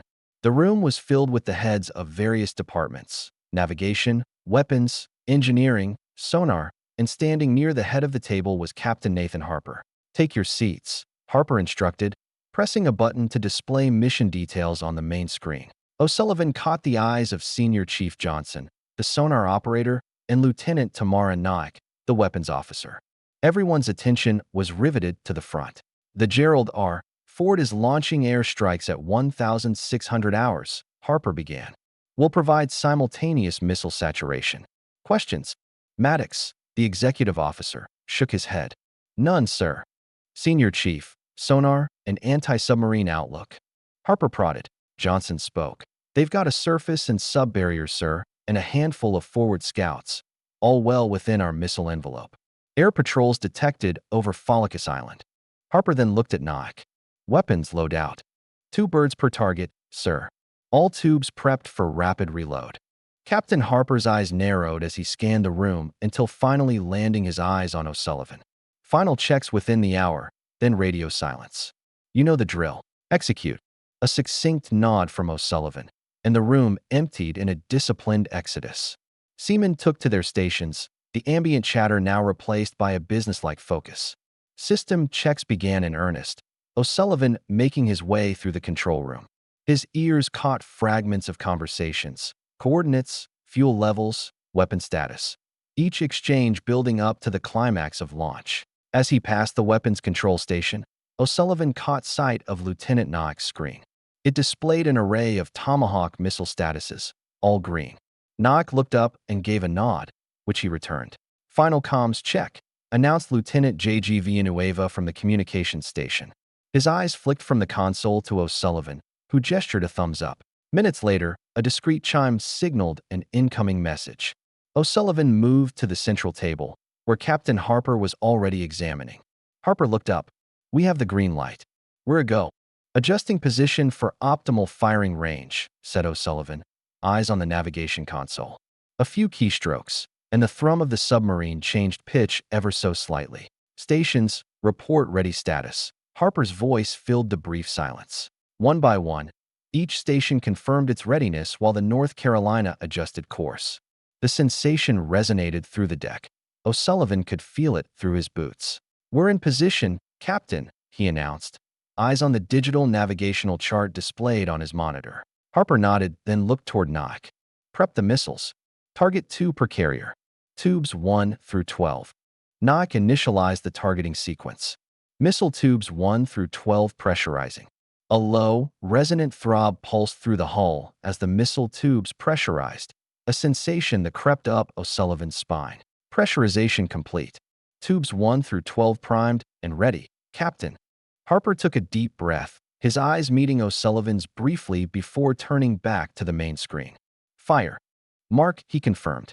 A deep, guttural rumble reverberated through the sub as 12 Tomahawk missiles surged from their tubes. The USS North Carolina shuddered, the sensation rippling through the vessels like a brief, contained earthquake. "Missiles away," Nock reported, her eyes already shifting toward the screen that displayed the remaining arsenal. "Preparing next set of Tomahawks now. Sihon-class Fleet Submarine, GVS Erlkönig." Captain Freiherr leaned against a metal wall, yawning. They had been on a routine scouting mission for days now, almost 1,000 miles away from Pholicus Island. Yet, nothing happened since the initial retreat of the 5th Conquest Fleet. The Americans never gave chase, leaving him with an uneventful past week. He looked at his executive officer, Lieutenant Haas. A slight nod exchange between them conveyed mutual understanding. All was normal, routine, almost drearily so. Haas returned his gaze to the navigation console, issuing low-voiced orders to adjust their depth for the next leg of their journey. Freiherr felt the subtle change in the submarine's tilt, the ever-so-minimal pressure against his back as the vessel adjusted its course. He found some comfort in these tactile constants. In a world submerged and soundproofed by the surrounding ocean, these were small affirmations of life and direction. For all the professional readiness that knotted his stomach, Freiherr couldn't entirely dismiss the rising feeling of expectation, like the moment before a storm breaks. But years of service had disciplined to package such sentiments neatly away, focusing solely on the mission, however mundane, at hand. So far, that mission had given them nothing but open water and the distant call of sea creatures on the sonar. "No contracts, as usual," the sonar operator reported. "Very well," Freiherr acknowledged. "Continue as planned." With that, he turned to walk back to his quarters, expecting another few hours of routine charts and reports. But before he could take more than a few steps, an uncharacteristic sound blared through the control room. "Captain," the sonar operator's voice tore through the air. "We've got a unidentified acoustic signature."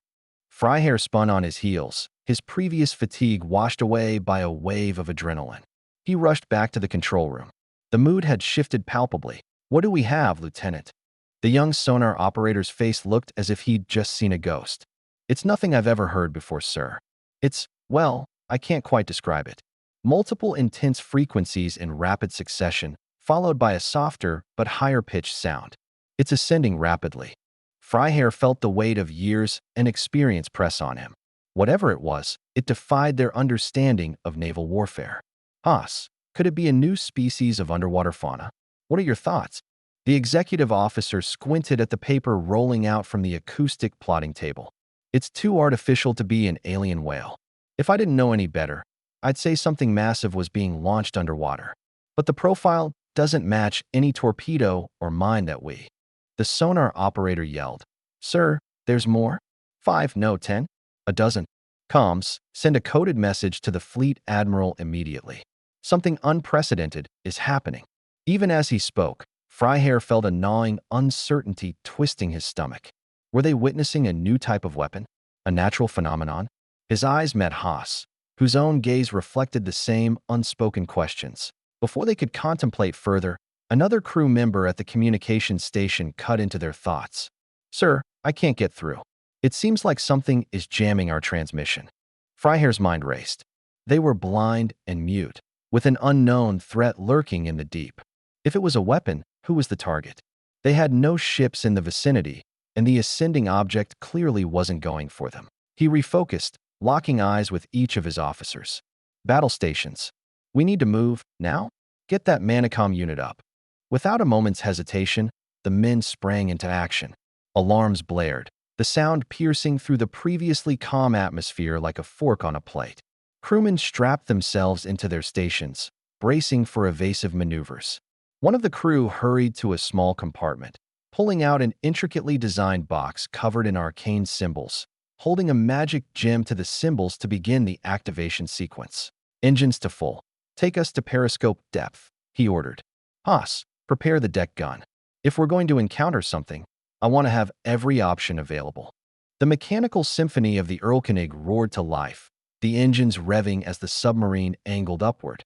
Haas nodded sharply, leaving to oversee the preparation of the deck gun. "Coming up to periscope depth, sir," the helmsman announced. Freihair adjusted his balance as the submarine leveled out.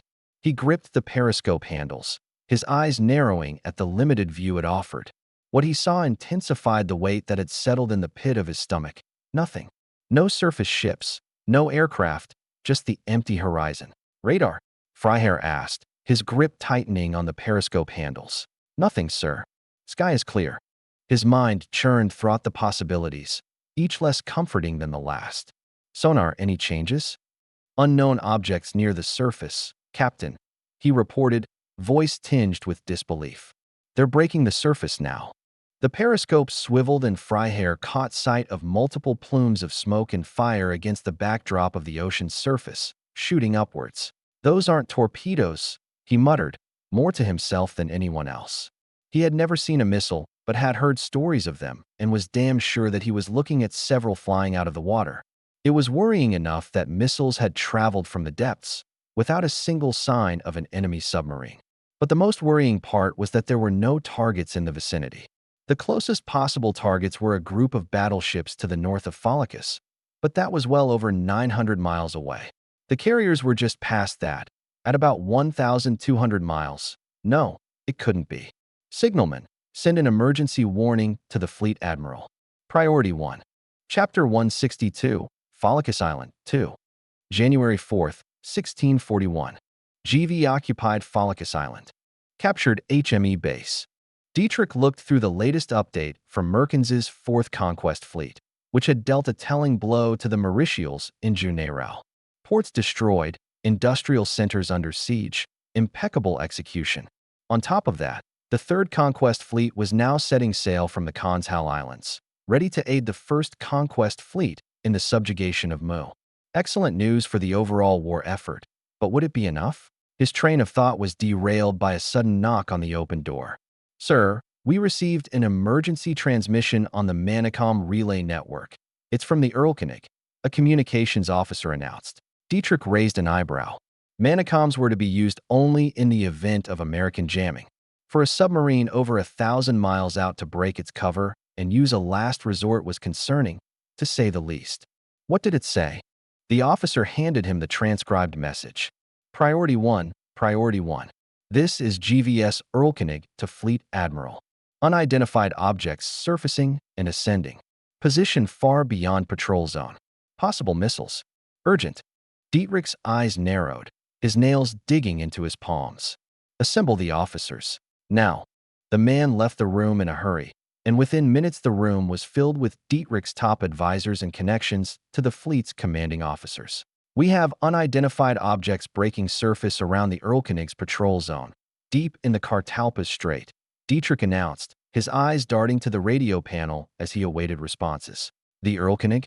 Admiral Steinberg's voice fizzled in. No, they're more than 1,000 miles away. What could those missiles possibly be targeting? We have nothing out there." "Exactly. That's the conundrum," Dietrich replied, unconsciously tapping his fingers on the table. "Any thoughts?"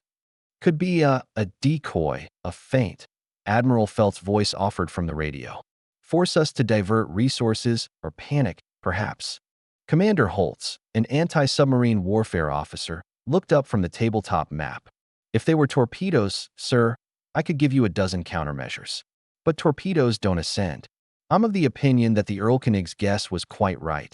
These are missiles, ones with far-fetched ranges. A telling silence fell upon the room as Dietrich's tapping grew quicker. All of their war games and simulations against the Americans ended in one way: utter annihilation. Their capabilities exceed even the worst-case scenario during our war games, Dietrich muttered silently, out of ear's reach. It makes no sense for this to be a decoy, Halvard reasoned. Everything we know about the Americans suggests efficiency and logic in their weapons and tactics. If they launched missiles that far, and there are no viable targets in the region, then we can only suspect that those missiles are targeted at us. Dietrich's tapping stopped, his hand becoming limp. Our existing battle plans are woefully inadequate, futile, even. The room erupted into overlapping voices, a cacophony of disbelief, speculation, and rapid-fire strategic spitballing. But amidst the noise, a singular truth emerged. Each officer, whether through tightened jaws or narrowed eyes, displayed a sense of impending vulnerability that went beyond military posture. It was primal, the instinctual realization of facing an unfamiliar predator. Dietrich raised a hand, and the room hushed. "Enough," he said, voice steady but eyes betraying a storm of thought. "The attack has already begun. There is no turning back now. We'll need to adapt quickly, whatever the case. Prepare for evasive action, and get our fighters in the air to form a defensive screen." "Yes, sir," came the responses from the admirals. Dietrich returned to the table, his eyes darting over the radio panel, then the map. His hand hovered over it, as if he could somehow ward off the incoming missiles by sheer will. A dull rumble echoed in the distance, barely audible through the walls, fighters being launched. He glanced at the Muin clock. The ticks gnawed at him as his mind grasped onto hope, but deep down he knew the truth. Those ticks were merely counting down the seconds until annihilation. Voices started breaking in over the communication officers' radios. Confirmations of takeoff, repositioning ships, sectors being cleared. Amidst the chatter, Dietrich's ears strained for one crucial update. VF 55 at Odin, no contacts. One of the pilots chimed in. VF 52 at Erda, just missed them. They're moving to Asgard, another one said.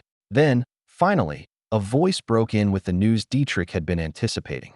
VF 50 reports radar confirmation on Asgard, 12 contacts. Dietrich moved briskly to the corresponding station, seizing the transmitter. "This is Fleet Admiral Dietrich. Do you have visual confirmation?" The few seconds of pause were unbearable. Finally, the pilot's voice came through, tense but clear. "VF 50 to Fleet Admiral, we've got eyes on. Engaging now. Over." Amidst the murmur of voices and the ambient noise of machinery, everyone in the room stopped, listening intently to the radio. Another string of rapid chatter came through as the pilots of Fighter Squadron 50 attempted to intercept the missiles. Scratch one, scratch one. Good shots, Grits. Rare smiles graced the room upon word of the successful hit. But the moment was short-lived. "Shit, they're too fast. Fuck, we can't keep up. Get Squadron 72 to intercept." The chatter died down, and the squadron leader was finally able to condense the intense action into a simple report. "VF 50 to Fleet Admiral, we got one missile. Others proceeding. Over."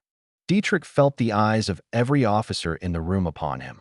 He didn't have to look to know that each gaze was heavy with anticipation and dread. That hit was pure luck, something they would not be able to repeat again. He picked up the transmitter. "Fleet Admiral to all air units. Resume defensive formation." More chatter flooded the channels, but it was punctuated by another voice. "VF 63 to Fleet Admiral. New radar contacts. Second wave. Over." Dietrich clenched his jaw. Then another report came in, detailing a third group of missiles. Dozens upon dozens of missiles, all nigh unkillable, and all heading toward his fleet.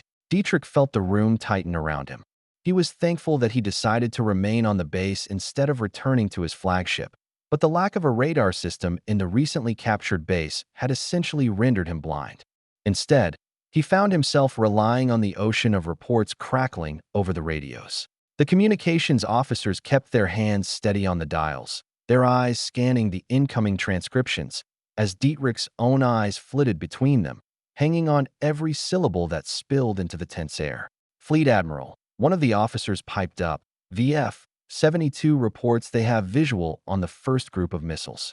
Attempting interception. A pause, then he continued. Interception unsuccessful.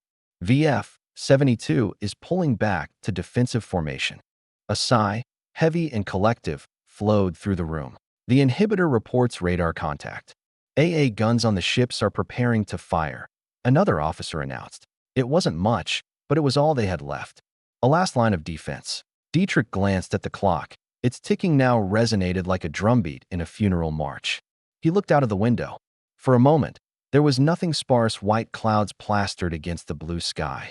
Soon enough, streaks of light, distant pinpricks growing brighter by the second, flew over the horizon. The sky turned into a whirlpool of tracer rounds and flak, conversations around the room already being drowned out by the sound of anti-aircraft guns echoing outside. AA guns firing, sir, the officer confirmed, his voice flat but tinged with an edge of desperate hope. The ambient noise in the room dwindled to a muted backdrop, overtaken by the thunderous symphony of warfare that Dietrich could see and hear outside. The streaks of light, 35 in total, continued their relentless approach, each aimed at a ship, mostly carriers.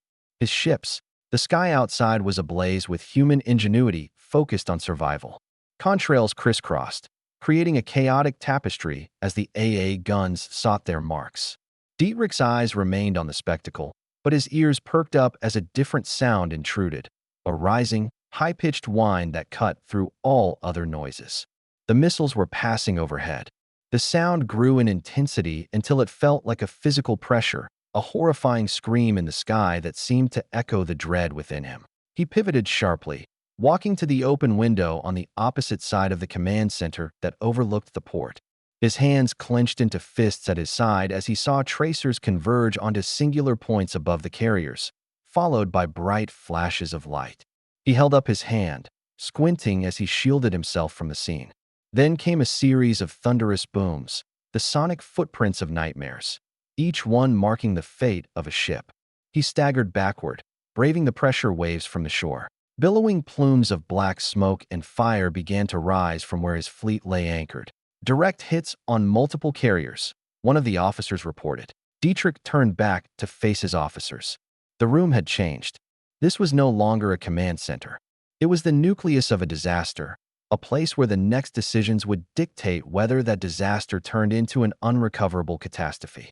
He let out a small chuckle, startling some of the nearby personnel. Now he knew what the Mauritial officers in this command center felt when faced with waves of unending planes. Fucking shit, he muttered, being careful not to speak too audibly. With a twitching eye and a deep breath, he collected himself. Damage report. Now, he ordered. An officer, listening in to reports from his colleagues, tallied up the losses on a notepad.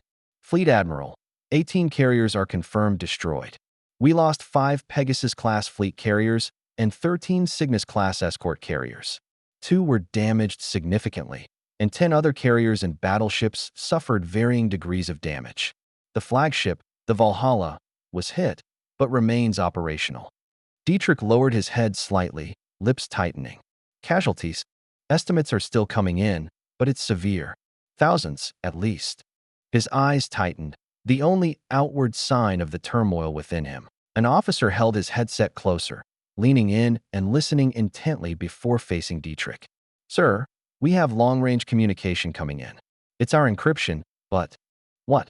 Out with it, Dietrich said. It's the Americans, sir. A murmur encircled the room. Their own encryption? How? Dietrich clenched his jaw so tightly he could feel his molars pressing against each other. So they've cracked it. Of course they have. Of course. Decrypt it and patch it through. As the officers got to work, Dietrich looked out the window again. His eyes flicked to the Valhalla, still intact in the distance. The sight would have normally offered him some reassurance, but today, it was a mocking reminder of vulnerability. We have the decryption, Fleet Admiral. The voice that came over the loudspeaker carried an air of calm assurance. It was robotic and perhaps even smug. Fleet Admiral Alaric Dietrich, This is Admiral Hawthorne of the United States Navy 7th Fleet. We are proposing an immediate ceasefire and are prepared to negotiate your unconditional surrender. Do you acknowledge? Dietrich felt a ripple of laughter climb out of his throat, so harsh and cold it startled even him. They had him cornered, his codes deciphered, and they had the gall to be polite about it. Acknowledged, he managed, clearing his throat. Let's hear these terms. Hawthorne's voice returned, detailing the conditions: disarmament, detainment of key personnel, limited humanitarian aid. As the American spoke, Dietrich scanned the room. He took in the tightness in the posture of his officers, the slight furrow of brows, the way hands clenched into fists or tightly gripped paper. It was like looking at a room of tightly wound springs, each waiting for a trigger to release. And do we have a time frame to consider these terms? Dietrich asked, once Hawthorne had finished. You have 1 hour to comply. The voice from the speaker responded, rough and final. Dietrich nodded to himself. The silence was as thick as the tension. It was one of the communication officers, Lieutenant Gruber, who broke it first. Fleet Admiral, surely we cannot be considering this? We still have hundreds of ships, destroyers, cruisers, battleships, submarines, and a few operational carriers. Ah, there it was, the break in the dam. Dietrich looked at Gruber. And what would you propose we do with them? Fight, sir, Gruber retorted, a shade too hastily. With what air cover? Dietrich gestured to the map on the table, dots representing the fallen carriers extinguished. We have guns that can't hit them and ships they can sink from 1,000 miles away. They cracked our encrypted channels. Next, they'll crack our hulls. Captain Frisch, a longtime ally, stepped in. With respect, sir, surrendering might be the only way to ensure the survival of our men. A murmur of agreement rippled through some corners of the room. Others exchanged glances of dissent, as though sharing an unspoken language of defiance. Dietrich took a deep breath. It was a delicate line to tread. We will reconvene in 30 minutes. I suggest you all think very carefully about what you will advise me. As his officers dispersed, Dietrich walked back to the window, staring out at the fleet that had, until today, been the source of his pride. Now, it was a chessboard after a losing game. Pieces still on the board, but rendered useless. The weight of the next hour settled onto his shoulders.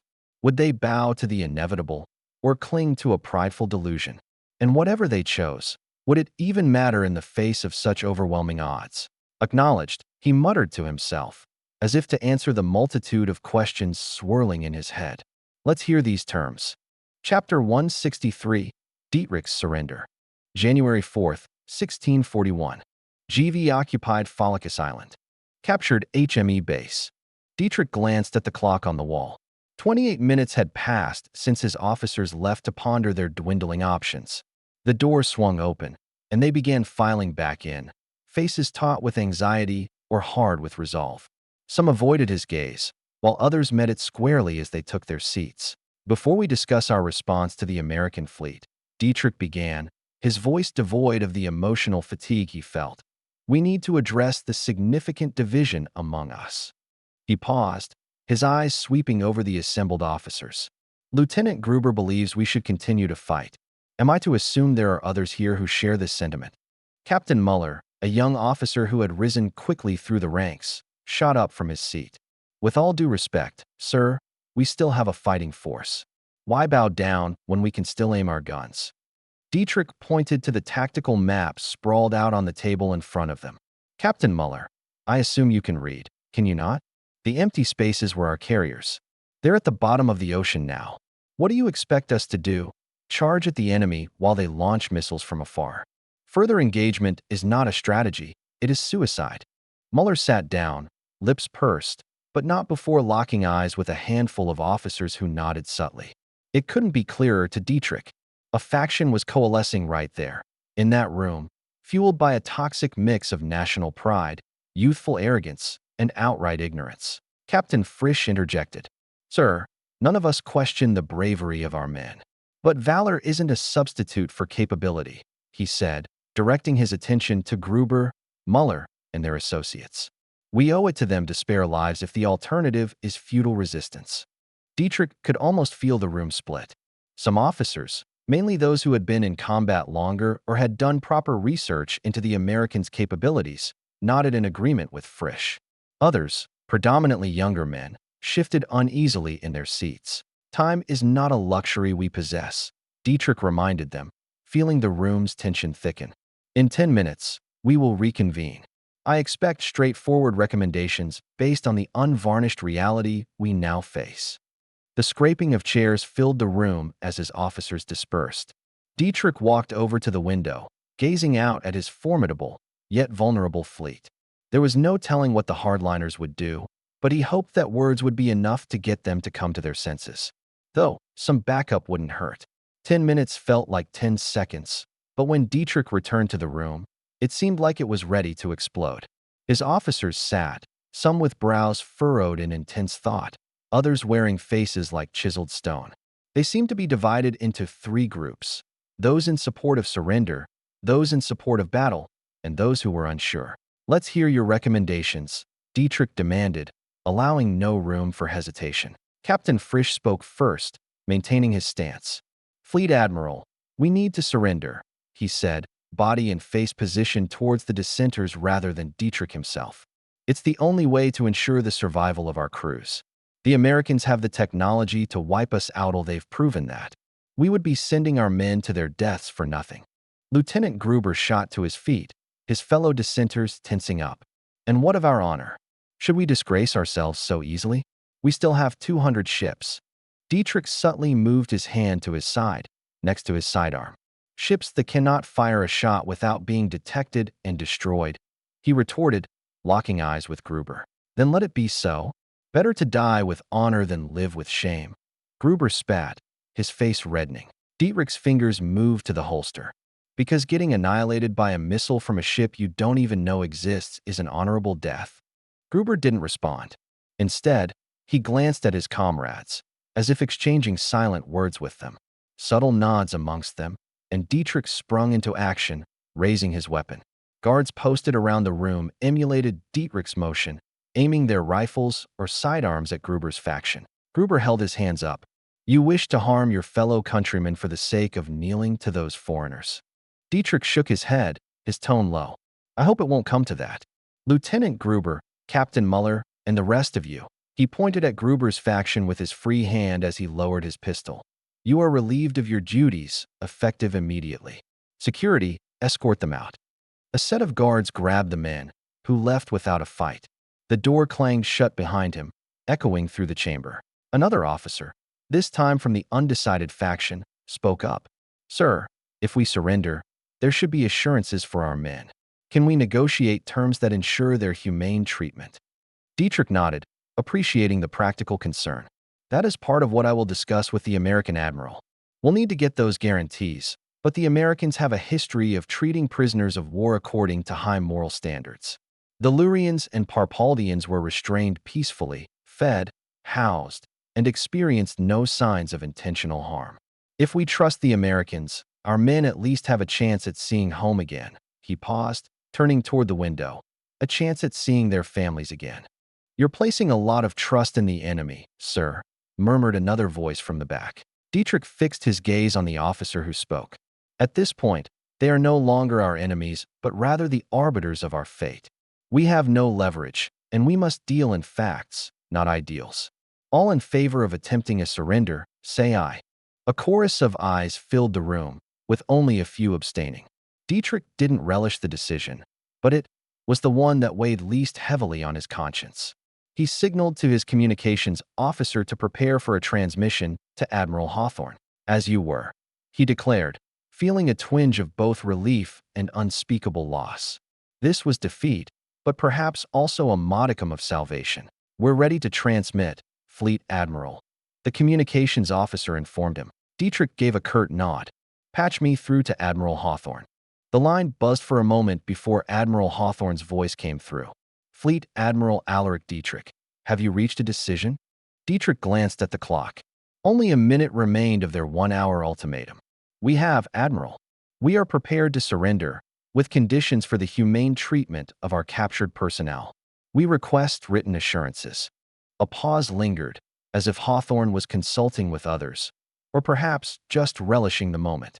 "Very well. We will transmit the terms of the surrender and the treatment of your personnel shortly. If they are agreeable, we'll expect your immediate compliance." "Agreed," Dietrich responded. It was the word that would save lives, he told himself, but it felt like a betrayal as it rolled off his tongue. The connection was cut, and Dietrich was left standing in the hollow silence that now filled the room. An officer handed him a telegram sheet, the terms of their surrender freshly typed out.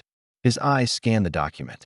It was straightforward: disarmament, internment, and repatriation assurances. He initialed the bottom of the sheet, his signature a shaky afterthought to the weight of the text. "Prepare a return transmission confirming our acceptance of these terms," he ordered. "I, Fleet Admiral." Encoding the message for transmission now, the communications officer confirmed. As the seconds turned into minutes, and the minutes into the foreboding stretch of an uncertain future, Dietrich felt the layers of his role as Fleet Admiral peel away. He was left with only the raw flesh of a man stripped of pride, but clinging to a battered sense of duty. The response from Admiral Hawthorne was short and unequivocal. "Acknowledged. Your surrender is accepted. Stand by for further instructions." Dietrich allowed himself a deep breath, the first in what felt like hours. It was over. The long hours, the death, the stress. It was all over, at least for now. "Signal the fleet to stand down and prepare for boarding procedures. Armaments are to be disabled, and all crew are to gather at designated points for processing," he commanded. "Aye, Fleet Admiral," came the reply as officers set about relaying his final orders. Turning away from his officers, Dietrich looked out of the window one last time at the fleet stretched out before him, smoke still rising from the fallen carriers. In that moment, the fleet, his fleet, felt like monuments to a time that had passed, a bitter memorial to a changing world. And he hoped, in that changed world, he would go down in history as a hero who saved his men from certain death, rather than a traitor who knelt to an unforgiving enemy. "We have confirmation. The GRA Valkyns accepted our terms." Around him, the room held its breath for a split second, a collective intake that drew tension like a wire. Captain Roberts gave a small smile at the news, while Commander Gutierrez, head of 7th Fleet Intelligence, surreptitiously tapped a stylus against his folder. Colonel Farrack, the commander of the ship's Marine detachment, resettled into his chair, a small crack in his otherwise stoic demeanor. "I suppose that's good news." "Mostly good," Hawthorne affirmed. "We save ammunition and prevent more death, but it's far from over." "Lieutenant Commander Shukla, we're looking at a logistical nightmare. Suggestions?" Shukla glanced down at his tablet, where rows of numbers and logistical data scrolled. "For one, we're going to need more transports. A lot of them. Trading one problem for another." Hawthorne rubbed his temples. "We need to process these POWs as soon as possible, so we can get hurry over to Juneirao." Commander Tanaka, the staff judge advocate, chimed in. "I've already set up some basic groundwork with the Mauritials. We have designated areas for POWs on Kalmykas Island." Yes, we can request some assistance from the Kartalpa's defense fleet." Hawthorne responded, watching each face in the room for their immediate reactions. Shukla nodded. "That should alleviate most of our logistical concerns. Hand over the processing of the Valky POWs once the EDI gets here. That'll free us up to reinforce Juneirao." "Good. Streamline the handover process." "Time is crucial here," Hawthorne replied. His eyes briefly met those of Commander Gutierrez. "Any intelligence we should be aware of that could affect our plans." Gutierrez, the stylus still in hand, looked up. "We have to assume not all GRA Valkyns will agree with Dietrich's decision. With Merrick's in power, I can only imagine that we'll be seeing a lot more ultranationalists in their ranks, like what the Barry encountered in early November. We should be prepared for rogue elements within their fleet." Colonel Farrack interjected. "The Marine Corps can handle a few rowdy imbeciles. We'll ensure the transition is as smooth as possible." Hawthorne appreciated the colonel's straightforwardness. "Very well, I'll leave that matter to you." "Also," Tanaka added, "we'll need to establish a direct line of communication with the Kartalpa's fleet." Hawthorne found himself nodding more often than he liked, but everything made sense. "Coordinate with communications. Get their ships here ASAP." As for Juneirao, Hawthorne continued, halting the room's micro-activities. "I want to review our intervention plans. The Mauritials are holding on by a thread. We delay, and their position weakens. They know this, but it'll take some time before their ships in Cartalpas and Calmacus can make it here. Captain Roberts sighed. We can't be two places at once. The GRA Valk and POW situation means we're stuck here for at least a couple days. I'm aware, Captain, but the clock is ticking for the Mauritials. Juneral might not have a couple days. Lieutenant Commander Shukla offered a suggestion. What if we split the 7th Fleet? Leave the bulk of it here to process the POWs and send some assets forward to Juneral. Captain Roberts looked skeptical. Splitting the fleet has its risks, but we have a complete picture of the region. It's highly improbable that we'll get blindsided by any GRA Valkan forces trying to take advantage of our divided forces. We might be able to use our submarine assets, Gutierrez proposed. They're not as crucial for processing POWs and could be employed with a destroyer squadron. If the commander of that fleet up north is half as smart as this Dietrich guy, they'll pull back after a missile strike. Hawthorne's eyes narrowed slightly, calculating. Our subs have already expended their tomahawks, but our destroyers still have a full inventory. He caught himself nodding yet again. All right, it's settled then. We'll have Disroan get as close as they need to launch their tomahawks, then pull back to help with the processing. Meanwhile, since the North Carolina and her sisters still have harpoons and torpedoes, they'll move ahead in case the enemy commander continues to siege Juneral after the saturation strike. I expect a detailed operational plan within the hour. Chapter 164, Behind the Scenes. January 6, 1641. Magica Regia, a non-real empire. Oranatha Castle. Director Zamuras walked briskly down the castle's stone corridor, his wings lightly flickering with a diverse play of colors. His mind skimmed through the impending reports, each word weighed and measured for Emperor Zaratostra's discerning ears. He had managed to secure 5 beacons from the Arctic Ocean, a noteworthy achievement, yet not one that immunized him from the Emperor's exacting standards. As he approached the chamber doors, 2 heavily armored guards stepped aside to let him pass. He knew what awaited him in the High Council meeting, scrutiny that could uplift or shatter. The doors swung open soundlessly. The chamber lay bathed in a cold, greenish light, like the depths of a still lake. Emperor Zarathustra sat at the head of the elongated table, his special throne elevated above the other seats. His wings shone brighter than everyone else's, a visual epitome of mana purity. Director Voris of the AIA was already there, seated beside Director Bacchus of the Inferior Affairs Department and across from High General Duran. Like himself, Zamora's colleagues also had non-corporeal wings that signified their purity. Zamora's took a seat beside Duran, the mana-charged atmosphere tightening like a noose. The sconces at the walls of the conference room flickered briefly as if sensing heightened tension. Emperor Zarathustra's eyes met his, a single piercing glance that lingered just a moment longer than comfortable. We convene this High Council on matters most urgent, the Emperor began. It is the resolute will of this empire to hasten the revival of our glorious Ravernal ancestors. In this chamber, any effort less than the utmost is not merely disappointing. It is heretical. Speak, council members. Director Zamuras, your report. Zamuras felt a brief flicker of mana pulse through his wings as he shifted in his seat. Your Excellence, 5 beacons from the Arctic Ocean have been secured and are now in our possession. Our sea monsters, dispatched for the collection, have also provided valuable information on the ongoing global war. He glanced briefly at Duran, exchanging a nod with him. Duran cleared his throat and began. His voice carried the timbre of command, but it wavered ever so slightly. Even he was not immune to Zarathustra's intimidating demeanor. Your Radiance, we have gathered intelligence on the new developments upon the United States' entry into the war between the Elysian Defense Initiative and the GRA Valkas Empire. One of our sea monsters, on a collection mission near Pholicus Island, managed to observe an event of considerable importance.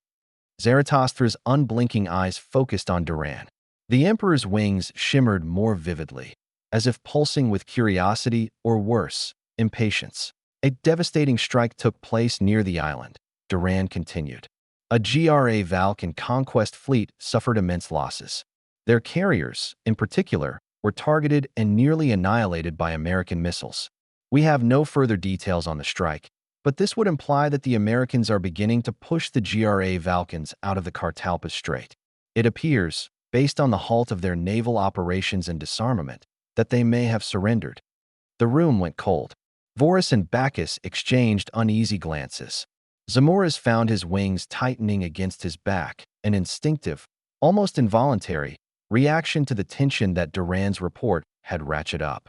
Defeating a GRA Valkan conquest fleet was something they could do with ease with minimal losses and up to a day of combat. Yet, the Americans accomplishing the same feat with such overwhelming success was harrowing. It served as a stark reminder of their prowess and could affect their timeline for reviving the Ravernal Empire. The Americans have only been participants in this war for mere weeks, and already they are turning the tides irreparably, even threatening a quick end to the conflict. Such an outcome was undesirable. Zamoras needed as much chaos as possible to obtain the beacons. If the Americans established regional stability too quickly, it would multiply the difficulty of his work dozens-fold. Darkshield was lucky enough to be captured by the Americans. He, on the other hand, would not have the luxury of being overseas and would have to face Zaratostra's judgment head-on. Zaratostra's voice sliced through the silence, his tone icy but curious. These developments, they may serve our goals. The enemies of the Jare Valkans might be sufficiently distracted, offering us a quieter theater for our endeavors. Indeed, Your Radiance, Zamoras interjected, seizing the opportunity to steer the conversation toward his department's activities. The conflict has diverted global attention, allowing us to procure the beacons without undue scrutiny. In light of recent developments, we may accelerate our plans.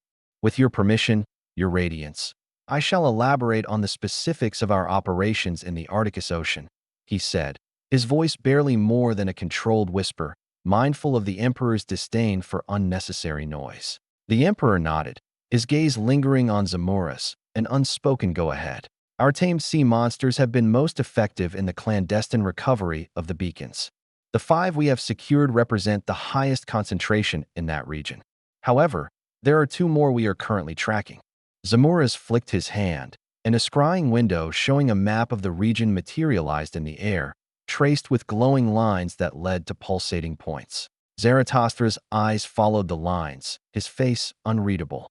And the delivery timelines? 4 of the 5 beacons are already en route, well protected and shrouded from detection. The 5th is taking a detour to avoid possible hot zones of conflict near the Mauritial coastline. We expect all to be securely stored within our vaults in less than a week. For a moment, Zamoras felt the weight of the Emperor's gaze heavier than ever. Then, Zarathostra looked away, breaking the tension. Very well. Hasten your efforts. We have an eternal empire to resurrect. Zamoras felt his wings lighten, a burden lifted. Your radiances shall be done. The Emperor's gaze moved on, and the weight of his calculating eyes shifted away from Zamoras, instead falling upon Director Bacchus. Director Bacchus, a figure with wings that bore a touch of silver at the edges, rose. His posture was formal but tense, as though each muscle anticipated a sudden, unyielding judgment. Your Radiance, he began. The situation in Quila is evolving. Despite its destitution and need for assistance, King Leonis has been reluctant to engage with us. The sconces dimmed, as if the magical energy was being sucked right out of them. Emperor Zaratostra's eyes seemed to deepen in hue, like a sky darkening before a storm. Explain. We offered substantial aid, Your Radiance, including agricultural supplies and monetary assistance, both of which the Quillans desperately need. Bacchus lowered his head, eyes on the table. Surprisingly, they have refused our offers. Recent intelligence suggests that their refusal is influenced by their deepening relations with the Americans. Director Vorus stepped in. Our sources indicate that the Quillans are receiving similar aid packages from Quatoin and potentially from the United States itself. Some citizens disapprove of the Americans' ties with Loria, but this is overshadowed by the Americans' role in bringing peace to the region. It would seem they are sufficiently provided for, at least for the time being. The Emperor's eyes remained cold. Leave it to the mutts to side with magically inept monkeys. Since diplomacy has failed us, we shall adjust our approach, he concluded, his voice a low rumble. All eyes instinctively glanced toward the Emperor, who seemed to be contemplating a multitude of outcomes in a single breath. Prepare for a covert operation. We will claim what is rightfully ours, one way or another. Bacchus felt a cool rush of relief that quickly receded, leaving the chilling afterthought that a failure in this next endeavor would not be tolerated.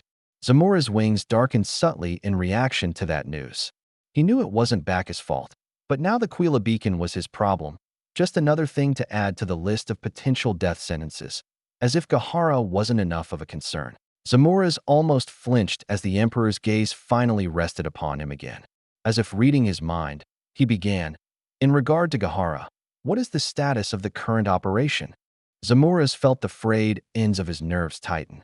"Your Radiance, our operatives have successfully bypassed the American naval patrols in the Sea of Parpa and have made landfall on the island of Fen. They are now awaiting local transit to Gahara and in the preparation phase for the retrieval of the beacon." Challenges. The Emperor's single-word question hovered in the air, sharp and loaded. Logistically, it's the American naval presence we've had to maneuver around, Your Radiance. However, their focus is mainly on their own operations and their war against the Jare Valkans. Their patrols in the region are for no more than basic anti-piracy and monster deterrence. We have managed to exploit gaps in their surveillance by blending with local traffic. High General Duran added, "With our fleets patrolling international waters near the Columbian Islands and the Vestal subcontinent, and with the ongoing war, the Americans should be too distracted to pay heed to our operatives' movements." The Emperor considered this. "And the Gaharans?" Zamoras looked at Vorus, who answered for him, "Unaware of our presence, or of the beacon's true significance. Local politics are not a hindrance at this time." The corners of the Emperor's lips almost imperceptibly quirked up, a rare display. Timelines. Operatives expect to secure the beacon within the next 72 hours, Zamoras offered, acutely aware of the gravity each hour held, especially with the Americans in negotiation for the very same object. Emperor Zarathustra locked eyes with him. Once more, it seemed as if Zarathustra was scanning his very thoughts. "You know as well as I that time is not a commodity we possess in abundance." The unspoken, or you hung heavy between them, but Zamoras was careful to maintain his poker face and keep his tongue neutral. Sweat began to pool up around his shaky palms, hidden under the table, as he replied, "I understand, Your Radiance. They will not fail." The Emperor broke the gaze first, a move that reverberated throughout the room as a sign of, if not approval, then at least reprieve. "Good. I expect Gahara to be a mere footnote in your next report." His attention gravitated toward Director Vorus. "Director, the Crescelian Theater. What say you?" Virus rose from his seat, his movements disciplined and unyielding. "Your Radiance, Warrior King Minette and Queen Lamis have been identified as potential assets. They have a distaste for King Gyuj's pacifist regime and seek to make Chryseles a force to be reckoned with." A subtle gesture from the Emperor's hand beckoned him to continue. "Minette is ambitious, but he is no fool. He is aware of the Americans' capabilities, but is not deterred by them. Given serious advantages, he could become a considerable asset in distracting American resources." The air in the room seemed to tense up, like a bow pulled taut before loosing an arrow. Zamoras watched Vorus closely, catching the slight but deliberate shift in his posture. "And these serious advantages, as you put it, could well be provided by the Ravernal technology we are concurrently pursuing in Chryseles," Vorus added, then turning to look at Duran, "or by military expertise and upgrades to their existing arsenal." Emperor Zarathustra leaned back, his eyes narrowing in consideration. "Such an alliance would serve dual purposes, testing the efficacy of our technology against the Americans and forcing them to divert their attention. A rather elegant strategy." The tension in the room loosened marginally. Vorus had navigated the Emperor's scrutiny successfully. "And the artifacts?" The Emperor's gaze shifted back to Zamoras, who had been following the conversation with rapt attention. "We have promising leads on several artifacts, Your Radiance. A joint operation could enable a swift collection while contributing to the destabilization efforts. The dual objectives would weave seamlessly into a single operation." "Excellent. Then consider this the weaving of two threads into a noose for our enemies. Proceed on both fronts, without delay, without error." Zamoras felt the weight of the Emperor's expectations, but also a flicker of something else. An opportunity, a glimmer of light in a tunnel of treacherous darkness, an opportunity for glory. Yes, Your Radiance. We will proceed as instructed. The Emperor glanced around the table. We find ourselves on the precipice of a new era, an era that will either herald our triumph or condemn us to everlasting ignominy. He looked at Zamoras. See to it that it is the former. Zamoras inclined his head, his wings folding closer to his body in a subtle sign of assent. As you wish, Your Radiance. In a gesture that felt almost rehearsed due to its familiarity, the Emperor placed his palms on the table and slowly rose. The council followed suit, their movements mirrored with uncanny synchronicity. May the ancestors guide your endeavors, the Emperor said. The council members echoed the statement in unison. May the ancestors guide our endeavors. Chapter 165, Gahara. January 8, 1641. Shirakawa Port, Thearchy of Gahara. Under a sullen winter sky, the port of Shirakawa bristled with life. Merchants hawked their wares with the vigor of men who knew the cold bite of poverty, and fishers flaunted their catches, diverse scales glistening like coins in the sun. Therazim, a tall figure cloaked in the guise of a merchant, hunched over his stall, his wings concealed by the enchantment woven into his broad mantle. It was uncomfortable having them compressed in an unseen grip of magic, but he paid it no heed. Fine silks from the southern lands, he called out, his voice finding a home amongst the marketplace's din. It was an unremarkable declaration, but his eyes, a sharp contrast to the earthy tones of his wares, scanned the crowd with discreet vigilance. Varashta, less imposing but no less intent, arranged their textiles with ease, her movements indicating nothing of the discomfort that came from her own concealed wings. She caught the eye of a local, a wiry man with a threadbare coat who browsed the wares with scrutiny until finally selecting one. Relief. It was simply an interested customer. Is this dye resistant to the rain? A woman inquired, holding up a piece of fabric. As enduring as the wind dragons that protect your fair city, Thazarim responded, a practiced smile curling at his lips. She reciprocated the smile, seemingly satisfied with his answer. I'll take a set of 5, then. Thazarim completed the transaction, securing a handful of printed bills from the local. It bore a likeness to the American currency, but the paper was of cheaper quality. As Thazarim pondered the influence exerted by the technological giant to the east, he was approached by another customer. It was here, amidst the commerce and chatter, that Thazarim wove himself into the background of Shirakawa.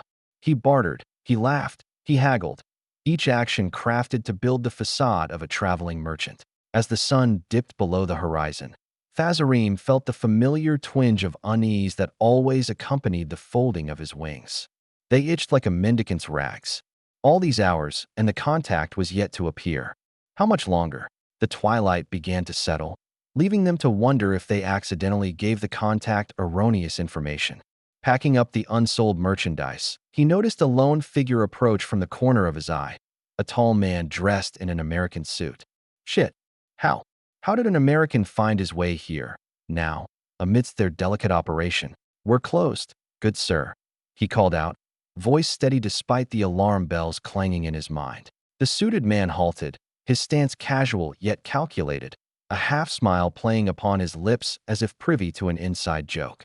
Apologies for the intrusion, he began, his tone betraying no hint of his origin, but I am in search of a rather unique item. Perhaps you've come across fibers from the spinthra silk moth? Exclusive to the Branchial continent, I hear they are. A relief washed over Thazarim. That was the code. The spinthra silk moth, a creature of legend, its silk stronger than mithril and as elusive as the morning fog. This was no agent of American interests. This must be Tatsukai. Ah, a collector of fine materials. Thazarim replied with a knowing nod, the merchant facade slipping back into place as easily as a well-worn glove. I believe we can assist you with that, but such discussions are best held away from prying eyes and open ears. Follow us. The tension in Thazarim's shoulders ebbed away as he and Varashta led their contact through the twisted alleys of Shirakawa, away from the bazaar's residual bustle. The trio navigated the town's streets until the flicker of a lantern sign heralded an inn with an integrated tavern, its sign swaying in the evening breeze. Inside, the inn was a mosaic of murmurs and shadows, the the air thick with the scent of roasted meat and spiced ale. Tatsukai led them to a secluded corner away from the other patrons. With a wave of his hand, an innkeeper approached, a silent understanding passing between them as drinks were ordered without words. Once settled, Tatsukai's guise of formality fell away as he leaned in, his voice a mere whisper amidst the tavern's ambient noise. The Geharan vault is as you thought. The beacon lies within. However, there is more at play here than just the treasures it holds. Time is a luxury we no longer possess. Thazarim's fingers traced the grain of the wood table as the innkeeper returned with their drinks. He gave the man a thankful nod, waiting for him to leave before he spoke. What do you mean? The Americans have hastened their pace, Tatsukai divulged, his eyes flickering to the door before settling on his companions. They've been in advanced discussions with the Geharans for a few days now. Their delegates are trying to obtain the beacon. Varashta's hand paused mid-motion, her glass suspended an inch from the table, her expression betraying the surge of concern. How'd you find out? She asked, her voice equally subdued. Tatsukai's hand slipped into his suit jacket, retrieving a slim notebook, edges worn. I was the only one with a suit in foreign affairs, so I became part of the negotiation staff, he grinned. It's more than fashion, it's a shield. Among the Geharans, it's exotic. But to the Americans, it's a mirror. It makes me one of them. Unremarkable. Thazarim received the notebook, opening it and skimming through the delicately procured information within. Tatsukai continued, they're closer than we like. Days, not weeks. Perhaps sooner. A muscle ticked in Thazarim's jaw. He glanced at Varashta, who shared the same look. So, we must move now, he stated. Yes, Tatsukai confirmed, flipping the notebook to a page marked with a tiny crease. Their lead negotiator, Ambassador Snow, has been in talks over the beacon. I've convinced the Geharan lead to pursue a greedier deal, which should buy some time. The tavern cacophony, a mingled symphony of laughter, clinking glasses, and the occasional boisterous shout, receded from Thazarim's focus. His mind latched onto the words, turning them over. The Americans don't suspect anything? Varashta asked, taking the words right out of his mouth. Suspicion is a shadow that falls on many, Tatsukai replied. But not on me. As the Americans might say, I'm hiding in plain sight. The suit makes them comfortable, lowers their guard. Thazarim's gaze drifted to the other patrons, none giving the trio a second glance, lost in their own affairs and booze. Keep your ear to the ground. We need to know their every move. Tatsukai leaned back, taking the notebook back. My end of the deal covers information on the vault alone. He placed his hand on the table, palm up. Constant monitoring and information about security will cost more.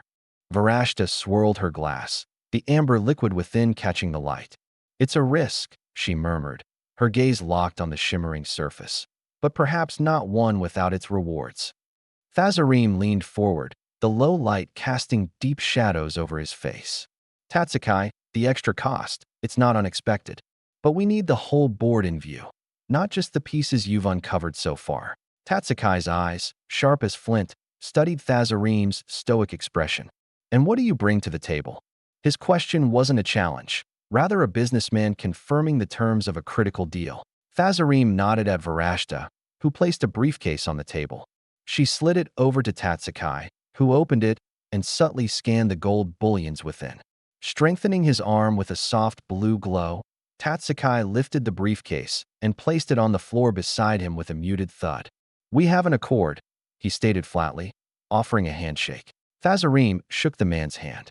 Then it's time we lay out the groundwork. What can you tell us about security? Tatsukai flipped to a page in the notebook. The guards consist of Geharan samurai. Lethal, disciplined, but spread thin. He paused, eyes meeting Therism. They do their rounds in pairs, changing every 6 hours. There's a small window at dusk and dawn, shift changes. That's your entry. And the detectors? Therism interjected, his mind already mapping out the implications. Antiquated by your standards, but numerous. They'll sense strong magic, so whatever you do, it has to be subtle, Tatsukai cautioned. They're placed at all entrances, the vault door, and scattered throughout the corridors. A pattern grid. It's sketched here on this page, he said, flipping to a map. Varashta finished her drink. And the Americans, how do they fit into his? Have they implemented their systems here? Unlikely. Tatsukai responded with a shake of his head. Their relations are cordial at best. The Gaharans wouldn't allow full American technology in their sacred vaults, nor do they have the infrastructure to support cameras or computers. I have not been able to venture too deep, but there is a possibility that the Gaharans have integrated advanced mechanical locks and perhaps simple alarm systems. If you are spotted by a guard, the entire complex may erupt in alarm. Thazarim analyzed the map. Not only did it include the sensors, but it also included patrol paths and timing. His money, or rather, the Resurrection Management Agency's money, was being put to good use. He traced a route using his finger, mentally calculating the speed of the guards and lines of sight. They had access to mana field dampeners, so they would be able to use magic within a small radius without being detected. Entry wouldn't be an issue, but they still had little information on the vault's locking mechanism, nor a way to deal with the guards permanently stationed in front of the vault without revealing their position. Thazarim looked back up. Is there any other entry into the vault? Ventilation systems, windows, underground? No, Tutuskai said. The vault is completely sealed. The walls, doors, ceiling, and floor are made of wood or metal. You will not be able to manipulate the earth to create an entry point. I couldn't inspect the vault up close, but I saw 2 slots for keys. He reached into his suit jacket again, this time producing one such key. Sliding it over, he continued, I managed to grab one from my boss' office. The other one might be there, or on his person. If you try to steal the other key, it's only a matter of time before he will realize it's missing. Alternatively, you can try to use magic to force your way in, but this will trigger the sensors.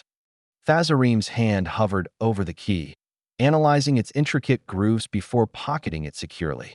One key's a start, he murmured. But without the second, this is half a chance. Varashta looked at Tatsukai. Your boss, what's his routine? Any vulnerabilities? He's careful. His schedule's packed outside of sleep, and breaking into his home might be difficult, Tatsukai admitted. I have no information on his home at all, but he's a creature of habit inside his office. A safe there. He keeps his most valuable items locked away. A slow smile spread across Thazarim's face. Safes can be cracked. We need a layout of his office, guard rotations, everything, Varashta said. Consider it done, Tatsukai replied, hand nearly petting the briefcase. Give me until nightfall tomorrow. Thazarim nodded. And we'll need a cover for the theft. Something that won't point back to the vault. Varashta leaned in, her voice a low whisper. An attack elsewhere, perhaps? Something to draw the samurai away. We brought some explosives with us. We're not going to need them to breach the vault. The bazaar, perhaps. Thazarim suggested. Tatsukai raised an eyebrow. Risky, but it could work. It'll also work if you want to delay the Americans. Any sign of danger, and they'll immediately fall back to their embassy. Good, Thazarim approved. The timeline would be tight, but all the pieces were already coming together. We infiltrate the office as soon as you collect the intel. Tatsukai closed his notebook with a soft snap, his part complete for now. I'll leave you to plan the details. Contact me with a time and place for the next step, he said, handing them a slip of paper with his Manacom address on it. As Tatsukai vanished into the shadows outside, Thazarim turned to Varashta. Tomorrow, we recon the vault. Make sure Tatsukai's intel is good. Then we act. Ready? Varashta nodded. May the ancestors guide our endeavors. Chapter 166, The Shirakawa Heist. January 9th, 1641. Shirakawa Palace, Thearchy of Gahara. The smell of cut grass filled the air as Thazarim walked through the garden behind the royal palace. He blended in seamlessly, his rough and earth-stained attire that of a common gardener. Beside him, Varashta mirrored his appearance, her hands occasionally reaching out to brush against the vibrant flora, a disguise as a botanical assistant. Thazarim swept the area, taking in the layout, the positioning of guards, and the flow of servants and officials through the garden. Tatsukai's recommendation did not fall short. The garden was indeed the optimal ingress and egress point due to the low volume of traffic. If it was like this in the afternoon, he imagined it would be even better before dawn. Varashta leaned in slightly. 3 guards near the west wing entrance. Regular intervals. And the east? Thazarim asked. Less guarded. But there's a watcher on the balcony above. Sharp eyes, she replied, pruning a nearby bush. As they neared a sculpted hedge, Thazarim paused. pretending to inspect a leaf. In reality, his eyes were tracing the route they'd take come nightfall, identifying shadowed paths and blind spots. A guard passed by, offering them a nod which Thazarim returned with a practiced, inconspicuous smile. The guard moved forward, and Thazarim watched him until he turned a corner. "Let's go," he said once the guard disappeared from view. Abandoning their position in the garden, he led Varashta toward a back entrance in the palace. They needed to scout the vault. Their disguises wouldn't work in the restricted areas near the vault, so they would have to rely on timing and subtlety. They slipped inside, blending in with the flow of servants. Thazarim scanned the corridors, all the doorways, turns, and staircases aligned with Tatsukai's map. Varashta, walking a few steps behind, counted the pacing of patrolling guards, her lips moving slightly as if muttering to herself. Reaching an ornate hallway, they encountered increased security. Thazarim steered them into a corridor without any servants in it, using a small illusion spell to project an image of an empty corner when a guard glanced their way. As the guard left, Thazarim moved up to peek around. "Clear," he said. They continued down the ornate hallway, reaching an intersection that split toward the royal chambers to the left and the royal treasury to the right.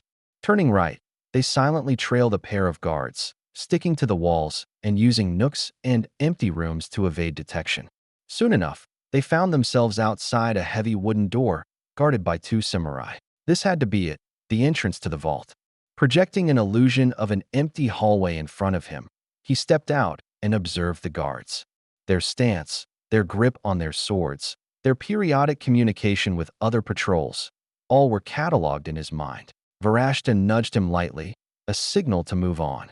They couldn't linger. Thazarim nodded, leading them back the way they came. Exiting the palace through the back garden, Thazarim sighed and looked back. Tonight, they would return to infiltrate the second and first most secure places in Gahara, breaking into an overly cautious diplomat's office and then breaking into a king's vault, respectively. Not as exciting as their heist on a Muin museum, but important to the Resurrection Management Agency nonetheless. It would be as easy as killing a slime. He paid the palace no further mind. "Tatsukai should be waiting for us at the inn by now. Let's go." They made their way back, shedding their palace disguises in favor of their prior merchant wear. The inn and its integrated tavern greeted them with its familiar, dimly lit ambience. Tatsukai was seated in their usual secluded spot, sifting through a sheaf of papers in front of him. As they approached, he looked up, his expression a mix of urgency and caution. "You've seen the palace. Now, for the office," Tatsukai began without preamble. "The boss leaves exactly at 8 each night, but the guards remain. 2 at the front, 1 in the back. Minimal interior patrols. The safe. In his office, behind a painting. Classic concealment, but effective." He pulled out a set of service keys, isolating a short silver one. "This will get you inside the building. The long gold one next to it will get you in the office itself." Varashta interjected, "Can you draw a layout of the office?" "Already got one." Tatsukai slid a sketch across the table. It showed a detailed floor plan, including the safe's location. "Here," he pointed. "The office. The safe is here, behind the Autumn and Shirakawa piece." Thazarim studied the layout. "We won't have enough of a window to get in. We'll need a distraction for the guards. Something subtle.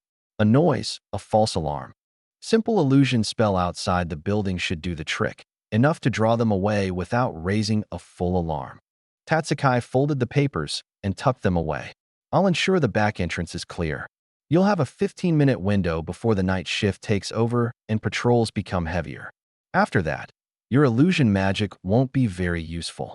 15 minutes, Thazarim echoed. It was tight, but doable. "Easy enough. Let's go."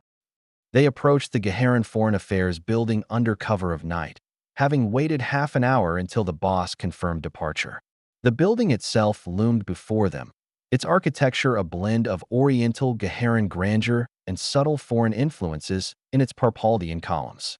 It was quieter now, the hustle of the day's work having subsided into the calm of the evening. Varashta stayed a few paces behind Thazarim, checking out the surroundings. "On your signal," she whispered. Thazarim watched the 2 guards stationed at the door, preparing himself to rush inside once they were distracted. He waited for the right moment, the brief interval when one of them yawned. Then he gave the signal. Varashta's hands moved swiftly, palm facing a set of bushes near the entrance. A second later, the sound of rustling leaves and a cracking branch echoed, drawing the guards' attention. They hesitated, then moved to investigate, leaving their post unguarded. She summoned an illusion by the back corner of the building, clear enough to warrant investigation, but subtle enough for the guards to simply play it off as a trick of the eye later on. Seizing the opportunity, Thazarim slipped through the back entrance, Varashta right behind him. The interior was dimly lit, the corridors deserted at this hour. They found the office easily, Tatsukai's maps once more proving their accuracy. Reaching the door, Thazarim retrieved the key Tatsukai had provided and unlocked it with a soft click. They entered, closing the door behind them with equal care. The office was impressive, furnished lavishly, but with a functional austerity. American gifts and souvenirs decorated the desk in the center. Thazarim's focus, however, was on the painting that Tatsukai had mentioned, Autumn in Shirakoa. He approached it, his fingers feeling for the edges, lifting it from the wall. Behind the painting, instead of the expected mechanical safe, was a sleek, modern design. His heart skipped a beat. This was not what they had planned for. He examined the safe, its keypad glowing faintly. Varashta's voice broke his concentration. "Can you open it?" Thazarim looked back at her, his expression grim. "It's American. Electronic. We don't have the tools for this." This unexpected turn complicated matters significantly. He weighed their options. Trying to force it open could trigger an alarm, leaving them empty-handed and exposed. But then, an idea struck him. The keys weren't worn enough to reveal their use, but he could still determine the most used keys via detection spell. Closing his eyes, Thazarim reached into the depths of his knowledge. The standard detection spell worked by identifying a specific characteristic that can stand out amidst a general environment. Heightened mana signatures in an empty forest, a lone flame in a clearing, chemical hazards in a laboratory, or in this case, the faint oils of human fingers on the keypads. He adjusted the spell, focusing on the organic composition and specific texture of the oils left by human skin, enabling the spell to highlight the residues on the keys. And there it was. With a cautious glance at Varashta, he whispered, "Got something." 3 numbers, 1 repeated. The realization brought a glimmer of hope, but the challenge of deducing the correct sequence remained. He focused on the glowing keys, considering possible combinations. Standard patterns first, 1178. No response. He recalibrated, trying another combination, 1781. The more attempts he failed, the greater the possibility of triggering an alarm. On his third attempt, he pressed the keys again, 1718. The keypad beeped softly, and the safe's door clicked open. Relief washed over him. He quickly reached in, securing the second key they needed for the vault. "We have it," he announced, a subtle triumph in his tone. Varashta nodded. "Time to leave. We've got what we came for." Silently, they slipped out of the office, exiting the Foreign Affairs building. The night air was cool and crisp as they made their way back to their hideout, a nondescript warehouse nestled in the quieter parts of Shirakawa port. Once inside, they quickly debriefed Tatsukai, handing over the promised payment. The informant's eyes flickered with a mix of satisfaction as he counted his money. "Good luck," he murmured before disappearing into the night and leaving Thazarim and Varashta to their final phase. Thazarim walked over to a crate and pulled out a rugged, well-worn bag. He opened it, revealing its contents.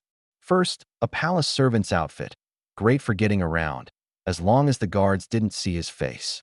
Next, a compact mana cutter, a couple of spell scrolls, and a set of finely crafted lockpicks with integrated disenchantment capability. Varashta watched as he sorted through the items. He then extracted several compact explosives, rigid and crystalline blocks with shimmering veins of energy coursing through them. They looked out of place amongst standard merchandise, but were small enough to be wrapped up with cloth and hidden in a crevice. With their gear sorted, they embarked on their mission. The first explosive was placed inside the hideout, a precaution to destroy any evidence of their presence. The second found its home in a warehouse leased to a Ream corporation, ensuring the fire would quickly among the imported goods. Another was tucked away in a waste disposal building, where piles of flammable materials awaited. At each location, Thazarim set the timers, varying the countdown to ensure a staggered sequence of explosions. This would create a prolonged distraction, pulling the palace guards and local authorities in different directions as they scrambled to respond. With the explosives strategically placed, they made their way to the palace's garden. Hidden behind a set of bushes, they donned their disguises. Thazarim slipped into the servant's outfit, carefully concealing his tools and weapons within his cloak. Then he waited. The first explosion resonated in the distance. Around them, the palace erupted into chaos, with servants and guards evacuating into the palace and setting up a defensive response. Seizing the moment, Thazarim and Varashta blended into the crowd of palace staff. They moved swiftly, their servant disguises allowing them to slip through the panicked throng unnoticed. As they made their way deeper into the palace, they encountered a group of guards rushing to reinforce the entrances. A quick illusion spell concealed them as they hid around a corner. He led Varashta through the maze, his memory of the previous day's reconnaissance guiding them. As they approached the vault, the second explosion boomed, further away but no less impactful. The reverberations were felt even within the palace walls, adding to the growing sense of urgency. Guards directed servants and administrative staff to safety, too preoccupied to scrutinize the pair closely. Reaching the vault's entrance, Thazarim glanced around. The patrol routes were surprisingly deserted, but the entrance itself was reinforced by another pair of guards. He quickly scanned for any remaining magic detectors, recalling their placements from their earlier scouting. Then, he pulled a pistol from his cloak, quickly fastening a suppressor on it, an enchanted attachment that eliminated sound and dampened mana signatures from usage. Lining up his shots, he channeled mana into his weapon and fired twice, taking out two of the guards. Beside him, two pulses of mana echoed. Varashta had taken care of the other two samurai. He stepped over the bodies, pulling out the keys they acquired and giving one to Varashta. Together, they inserted both keys, turning them. The lock disengaged with a satisfying thud, and he gently pushed the door open. The vault was shrouded in shadows, pallets and shelves illuminated by scant, evenly distributed torches. They stepped inside, Thazarim's eyes adjusting as he checked the corners. Clear. They dragged the bodies into the vault before starting their search. The shelves seemed to be categorized by genre. That meant the beacon would likely be with other magical artifacts. There, on one of the various pedestals within the aisle for artifacts, lay their target, the beacon, glowing faintly with an inner light. He approached the beacon, lifting it. Though contained by magical insulation, he could still sense the tremendous amount of magic power within. He secured it within a small box inside his cloak. Having completed their objective, they exited the vault. They retraced their steps through the now eerily quiet corridors, slipping past the guards. The garden in the back of the palace was their final hurdle. The night's chaos had not yet reached this secluded haven, but the increased patrols and heightened awareness were noticeable. Perhaps even calling this a hurdle was a bit of a stretch. Such measures were trifling compared to their operations in Mu and the Holy Mauritial Empire. He and Varashta moved with practiced ease, weaving the foliage and statues. As they approached the garden's edge, Thazarim could hear the distant commotion caused by their diversionary explosives. They reached the palace wall and found a secluded spot where the shadows were thickest. With a nod to each other, they scaled the wall quickly and dropped down to the other side, landing softly on the grass. Running from the palace, they navigated the streets of Shirakawa Port, steering clear of the areas where they had planted explosives. The sounds of confusion filled the air, covering their escape. Reaching a quieter part of the port, they found a small dirge moored and waiting, just as they had arranged. They quickly boarded it, casting off and setting a course away from the city. The dirge cut through the water, its magical engine a low hum in the night. As they moved further from the port, Thazarim allowed himself one last look back. The silhouette of Shirakawa Port receded into the distance, intermittently lit up by explosions. He felt a mix of relief and anticipation. They had successfully infiltrated the palace, secured the beacon, and escaped without detection. Yet, their missions would only become more difficult from here. No doubt the Americans would try to expedite their beacon retrieval attempts after this, but for now, he could rest easy knowing a promotion was in sight. Chapter 167, Reaction. January 10, 1641. Washington, D.C. President Lee sighed as he sat back, hot chocolate in hand and monitor ready to play the next episode of Manifest Fantasy. The show had become a small but significant escape for him, a brief respite in a world that was as fantastical as the one he watched on screen. Just as he was about to hit play, his aide gently knocked on the door, stepping into the room with a respectful yet firm demeanor. "Mr. President, the strategic meeting is about to begin," Stephen reminded him, holding a tablet loaded with briefings and reports. "Man, I just got to the Adventurers Guild arc, all right. Let's go." He turned off the monitor and stood up from his seat. He had hoped for a few more minutes of escape, but duty called. As he made his way to the Situation Room, he took sips from his mug and mentally reviewed the main topics of the meeting. He entered the Situation Room, where his team awaited: Vice President Coleman, Secretary of Defense Hill, Secretary of State Hayden, Chairman McCarthy, and other key advisors. They all stood as he entered. "As you were," Lee said, gesturing for everyone to take their seats. He glanced around the table, seeing a mix of confidence and slight concern among the crowd. "Let's get started." With a nod to his aide, the screen at the end of the table lit up, displaying a map of the central world with various markers and notes overlaying it. He leaned forward, scanning the map. Each marker represented a critical point in the current conflict against the GRA Valkans, all scattered around the Arctic Ocean and the regions of Mu. Let's start with an update on the 7th Fleet. Admiral Hawthorne's recent actions have shifted the tide, but we need to understand the full picture. Secretary of Defense Hill clicked a button, and the map zoomed in on the Mauritial port city of Juneirel. The 7th Fleet successfully secured the surrender of Fleet Admiral Dietrich's 5th Conquest Fleet. Our own 5th Fleet is currently processing the surrender with the help of local Mauritial forces, while the 7th Fleet transits to Juneirel to support our EDI allies against the GRA Valkan 4th Conquest Fleet. Vice President Coleman interjected, "An expected outcome, but I reckon the Vakis ain't gonna take this loss lightly. That maniac Merrick's is bound to have a few screws loose after this defeat. Could mean a bad time for our buddies on the ground in Mu."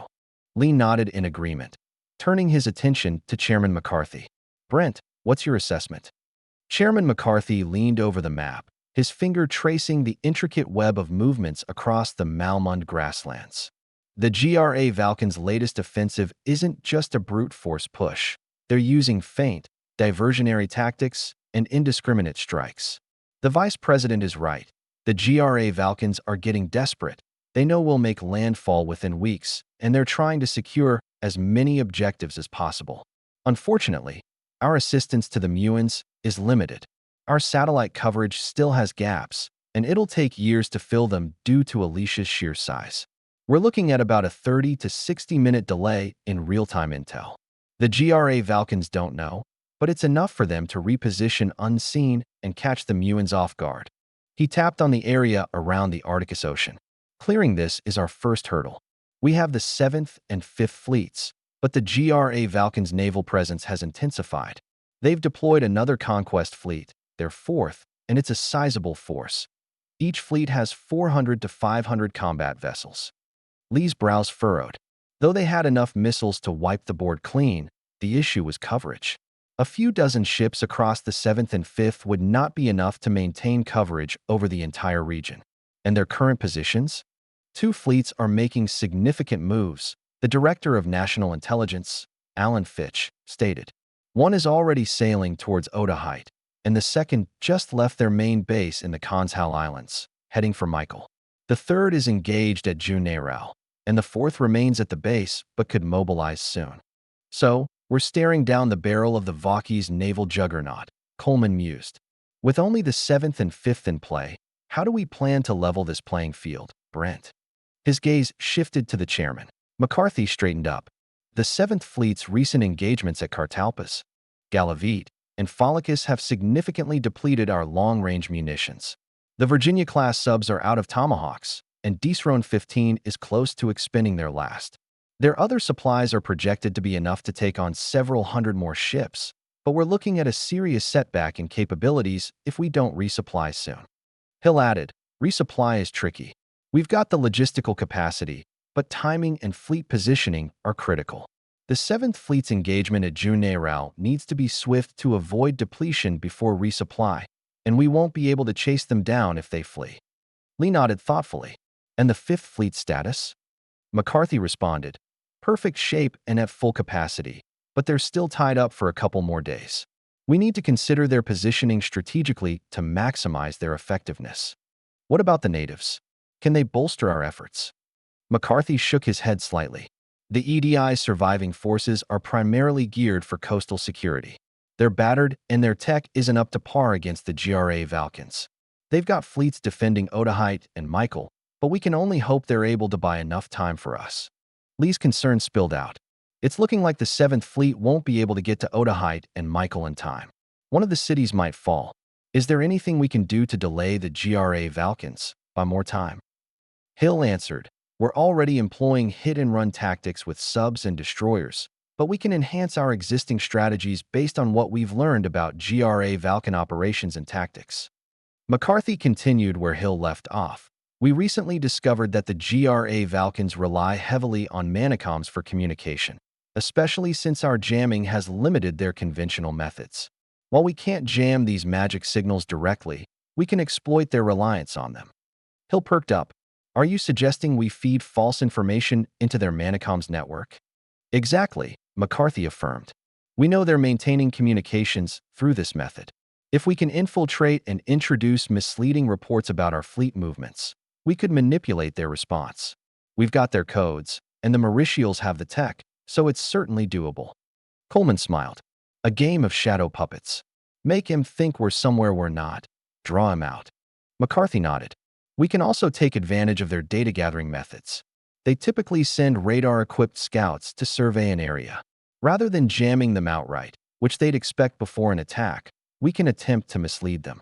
Given the limitations of full fleet spoofing, we should consider more targeted electronic deceptions. For instance, using DRFM tech to create the illusion of key assets in multiple locations. This could draw their less advantageous positions and split their focus. We can also integrate the use of civilian and Mauritial ships as decoys, Hill suggested. Given the GRA Valkan's rudimentary radar systems, these could effectively mimic smaller fleet movements. It's a low-tech solution, but in combination with our electronic capabilities, it could be quite effective. Lee considered the proposal. That could stretch their forces thin, especially if they believe they're countering major fleet movements. This could help ease the pressure off the Mauritial coast, maybe even buy some time for Otahite and Michael. We could also combine these tactics with selective jamming, the Chief of Naval Operations recommended. Instead of blanket jamming, we jam specific GRA Valkan units to create the illusion of an imminent attack. It adds to the confusion and heightens their sense of urgency to respond. McCarthy agreed. It's a two-pronged approach, misinformation through their manicoms and misdirection via radar and jamming. They're trying to stretch us thin with their numbers, but don't realize they're challenging us to our own game. Lee nodded. I like it. Effective, yet efficient. Let's develop this further and look into the logistics of implementing it. He paused for a moment, allowing the team a brief respite. He finished up his hot chocolate, which was barely warm at this point, and continued. Now, let's shift gears. We've received an important update from Ambassador Snow regarding the situation in Gahara. Shirakawa was hit by a terrorist attack, and during the fiasco, the beacon we were negotiating for was stolen. It was a bold move by unknown operatives, but I'm sure we can all guess the culprits. Fitch took a sip from his Starbucks cup. This incident in Shirakawa, while unfortunate, isn't entirely surprising. The Anonreals have shown they're not above using such tactics. It's a clear escalation in their efforts to acquire strategic assets. Klein chimed in. The sophistication of the heist speaks volumes. Granted, we didn't have much in the way of surveillance in Gahara, but it suggests they've got significant intelligence and operational capabilities, more than we initially thought. They've made a crack in our dominance in the region. We need to counter this with increased surveillance, especially independent from local sources. Lee nodded gravely. Ethan, I want a full review of our intel operations in the Phalades and Rodinius regions. We can't let this happen again. Fitch added, we should also enhance our magic sigint and human capabilities in the region. We've got a good network in major countries like Parpaldia and Reem, not so much for smaller nations like Gahara. Deploying additional field agents and permitting the use of more invasive technologies could provide us with deeper insights into Anonreal activities. Lee didn't like the sound of that, a frown reflecting his thoughts. Catching the president's reaction, Fitch quickly added, "It's a tough call, but necessary. It'll be no more invasive than what we do to every American's phone. Expanding our operations, especially using aerial surveillance, might pose some diplomatic risk, but the trade-off is actionable intelligence. Alicia has minimal electronic infrastructure for us to exploit, so these methods might be our best shot at staying ahead." Hayden shared Lee's sentiment, but conceded, "I shouldn't be saying this, but what they won't know won't hurt them." Lee nodded, his expression firming. "Okay, let's proceed carefully but assertively. Proceed with the enhanced surveillance, but keep it discreet. We need that intel." "It could be pretty significant, actually," Hayden admitted. "Progress in Quila has been better than expected. Ambassador Martinez reported that King Leonis is surprisingly receptive to our proposals. We've proposed a deal involving substantial infrastructure upgrades in exchange for the beacon.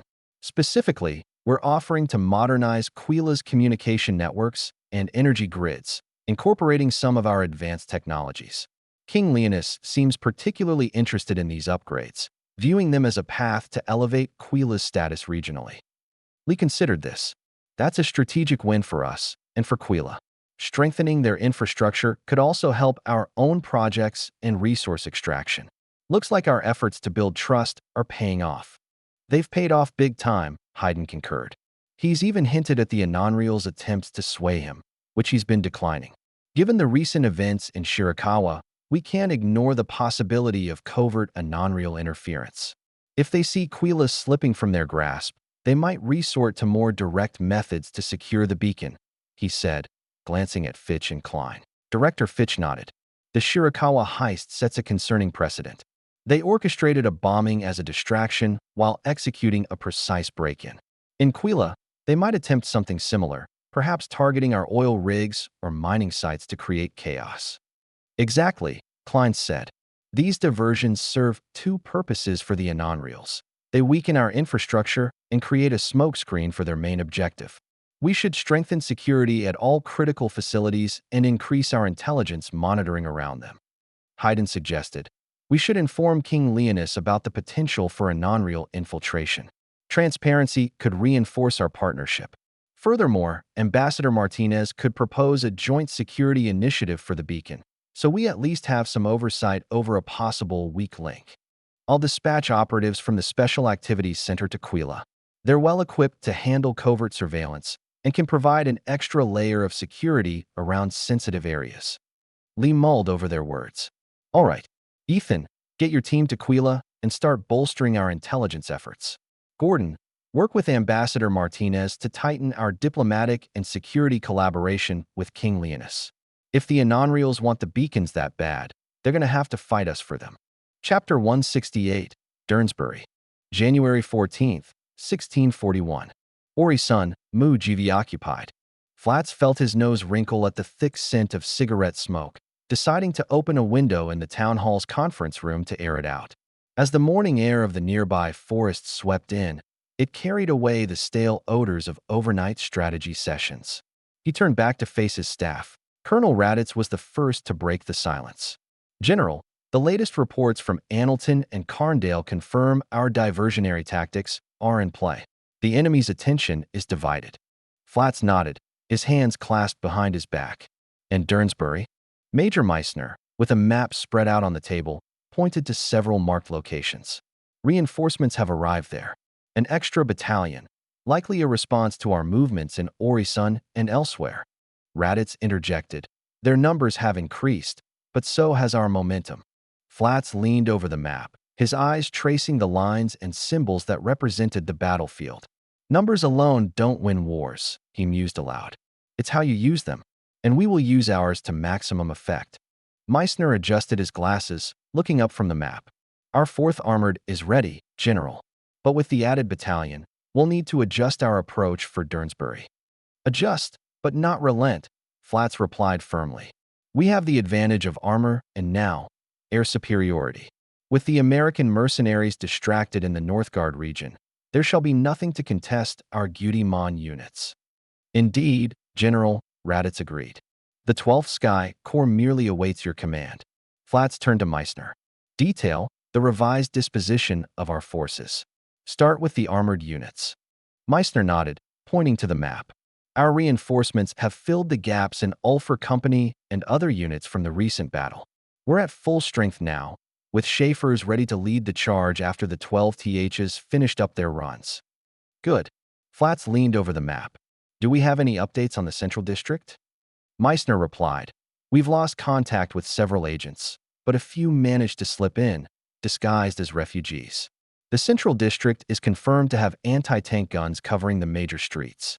We've identified several positions along the outskirts of the train yard and confirmed some electronic targets previously identified via aerial reconnaissance, but could not venture further. Raditz, studying the new pieces on the map, added, the Muons will likely deploy there. 105s along these main roads. Our Schaefers and Raptors can take side streets for flanking. Flat side. No matter what strategy or tactics they introduced, carving out a path block by block was inevitable. The Muon mages will be a wild card, he mused. Reports suggest they have a small contingent from Agartha specializing in earth manipulation. Matter shows high concentrations of magic along the main streets here. They could turn these streets into death traps. We can have the 12th bomb the nearby buildings, clear a path for our advance, Raditz suggested. We can have Einherjar and the other Grazer artillery units add these targets to their lists as well. Alternatively, Meissner said, shifting GRA Valken units away from the main roads, we can advance through these unevacuated sectors. Recent intelligence shows the complete desertion and fortification of the main roads, but these areas here are still unevacuated. Maneuvering through populated zones may compel the Muons to hold back on certain heavy ordnance, reducing the risk to our forces. Do we have time to make the adjustments? Flat asked. They were scheduled to begin the attack tomorrow morning. They had just under 24 hours to revise the routes. The officers nodded. The urban planning of Durnsbury is rather symmetrical, Meissner explained. Using alternative routes will increase the time it takes to reach the railroads, but are comparatively safer, assuming we can tie down enough of them along the main routes. He marked a few other routes that led to the railroad in the Central District. Flats reviewed Meissner's proposal. Very well. Make the adjustments and prepare the troops. Durnsbury Moo. Sir. New intelligence from the Americans. A young lieutenant called out from his communications station, holding up a sheet of paper. Colonel Onderas, a tall figure with a stoic demeanor and an aristocratic mustache, turned sharply toward the officer. What's the word, Bramwell? Vakis are mobilizing their air force, sir, Bramwell reported, his voice shaky. American intel suggests it's a prelude to a bombing campaign. They've spotted heavy bombers gearing up, Gudimons, by their account. Onderas furrowed his brow, taking in the information. Gudimons, our Stingers and Marin fighters won't reach those altitudes. How reliable is this intel? As reliable as it gets, sir, Bramwell replied. Unfortunately, though, they won't be able to get eyes on the area for another hour. Bloody hell, Onderas cursed. Dealing with the untouchable Gudimons without capable interceptors was already a nightmare. And now, they were in the blind. The whole bloody situation was fucked. Captain Renard, a burly redhead who had a sturdy presence, stood at attention. Shall we move the anti-air units, sir? Onderas was shaken from his anxious thoughts. No, Captain, he replied thoughtfully. It's unlikely the Vakis know where we've hidden them. Instead, we must focus on safeguarding our troops and civilians. The GRA Valkens might be aiming for high-value targets. Our defenses along the main roads. We must expedite civilian evacuation, warn them of the potential for GRA Valken bombings, and get our medical and emergency response teams on standby. Renard nodded. Understood, sir. I'll get the lads moving. And what of our ground forces? Reposition them, Onderas ordered. The main roads are obvious targets. We need to move them away. Use the evacuated urban areas for cover. We need to minimize our losses from these bombings. Onderas continued, this time turning to an officer from the Air Corps. Have all of our units been relocated away from the main airfields? The officer nodded. They have, sir. They've been spread out along our alternate, hidden fields. All right then, good. Onderas' gaze lingered on the officer. His affirmation was a small victory in the grand scheme. Not enough to turn the tide, but enough to buy more time for fleeing residents. Turning back to the map of Durnsbury, Ondares pondered the GRA Valkan assault. No matter what strategy he could come up with, it would inevitably end with a decisive defeat. He did all he could. He asked for a regiment's worth of reinforcements. He asked for the American mercenaries, but they were stretched too thin. As he stood there, lost in thought, the shrill blare of sirens pierced the air. Almost immediately, a radar officer rushed toward him. "We've got at least 80 aircraft inbound," he reported. "Radar just picked them up. They'll be here in less than 10 minutes. Ondares nodded, looking around. His staff were already in the midst of gathering essential documents and communication devices. Anything that could be removed was dismounted and brought downstairs. Unfortunately, a significant chunk of their equipment couldn't be flexibly repositioned. They had never expected a bombing campaign from the West, much less of this scale. "Let's get to the bunkers. We can coordinate from there." Ondares moved through the corridors, escorted by a small retinue of guards and staff carrying what they could. They went down the stairs toward the basement, which opened up into a cavern with large steel doors at the far end.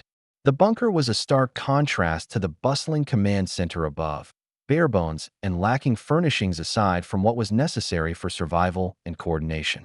Inside, the staff quickly set up a makeshift command post, re-establishing communication lines. Ondares took his position around a table that was surrounded by various consoles and stations, eyes fixed on a radar screen showing the approaching GRA Valkan bombers.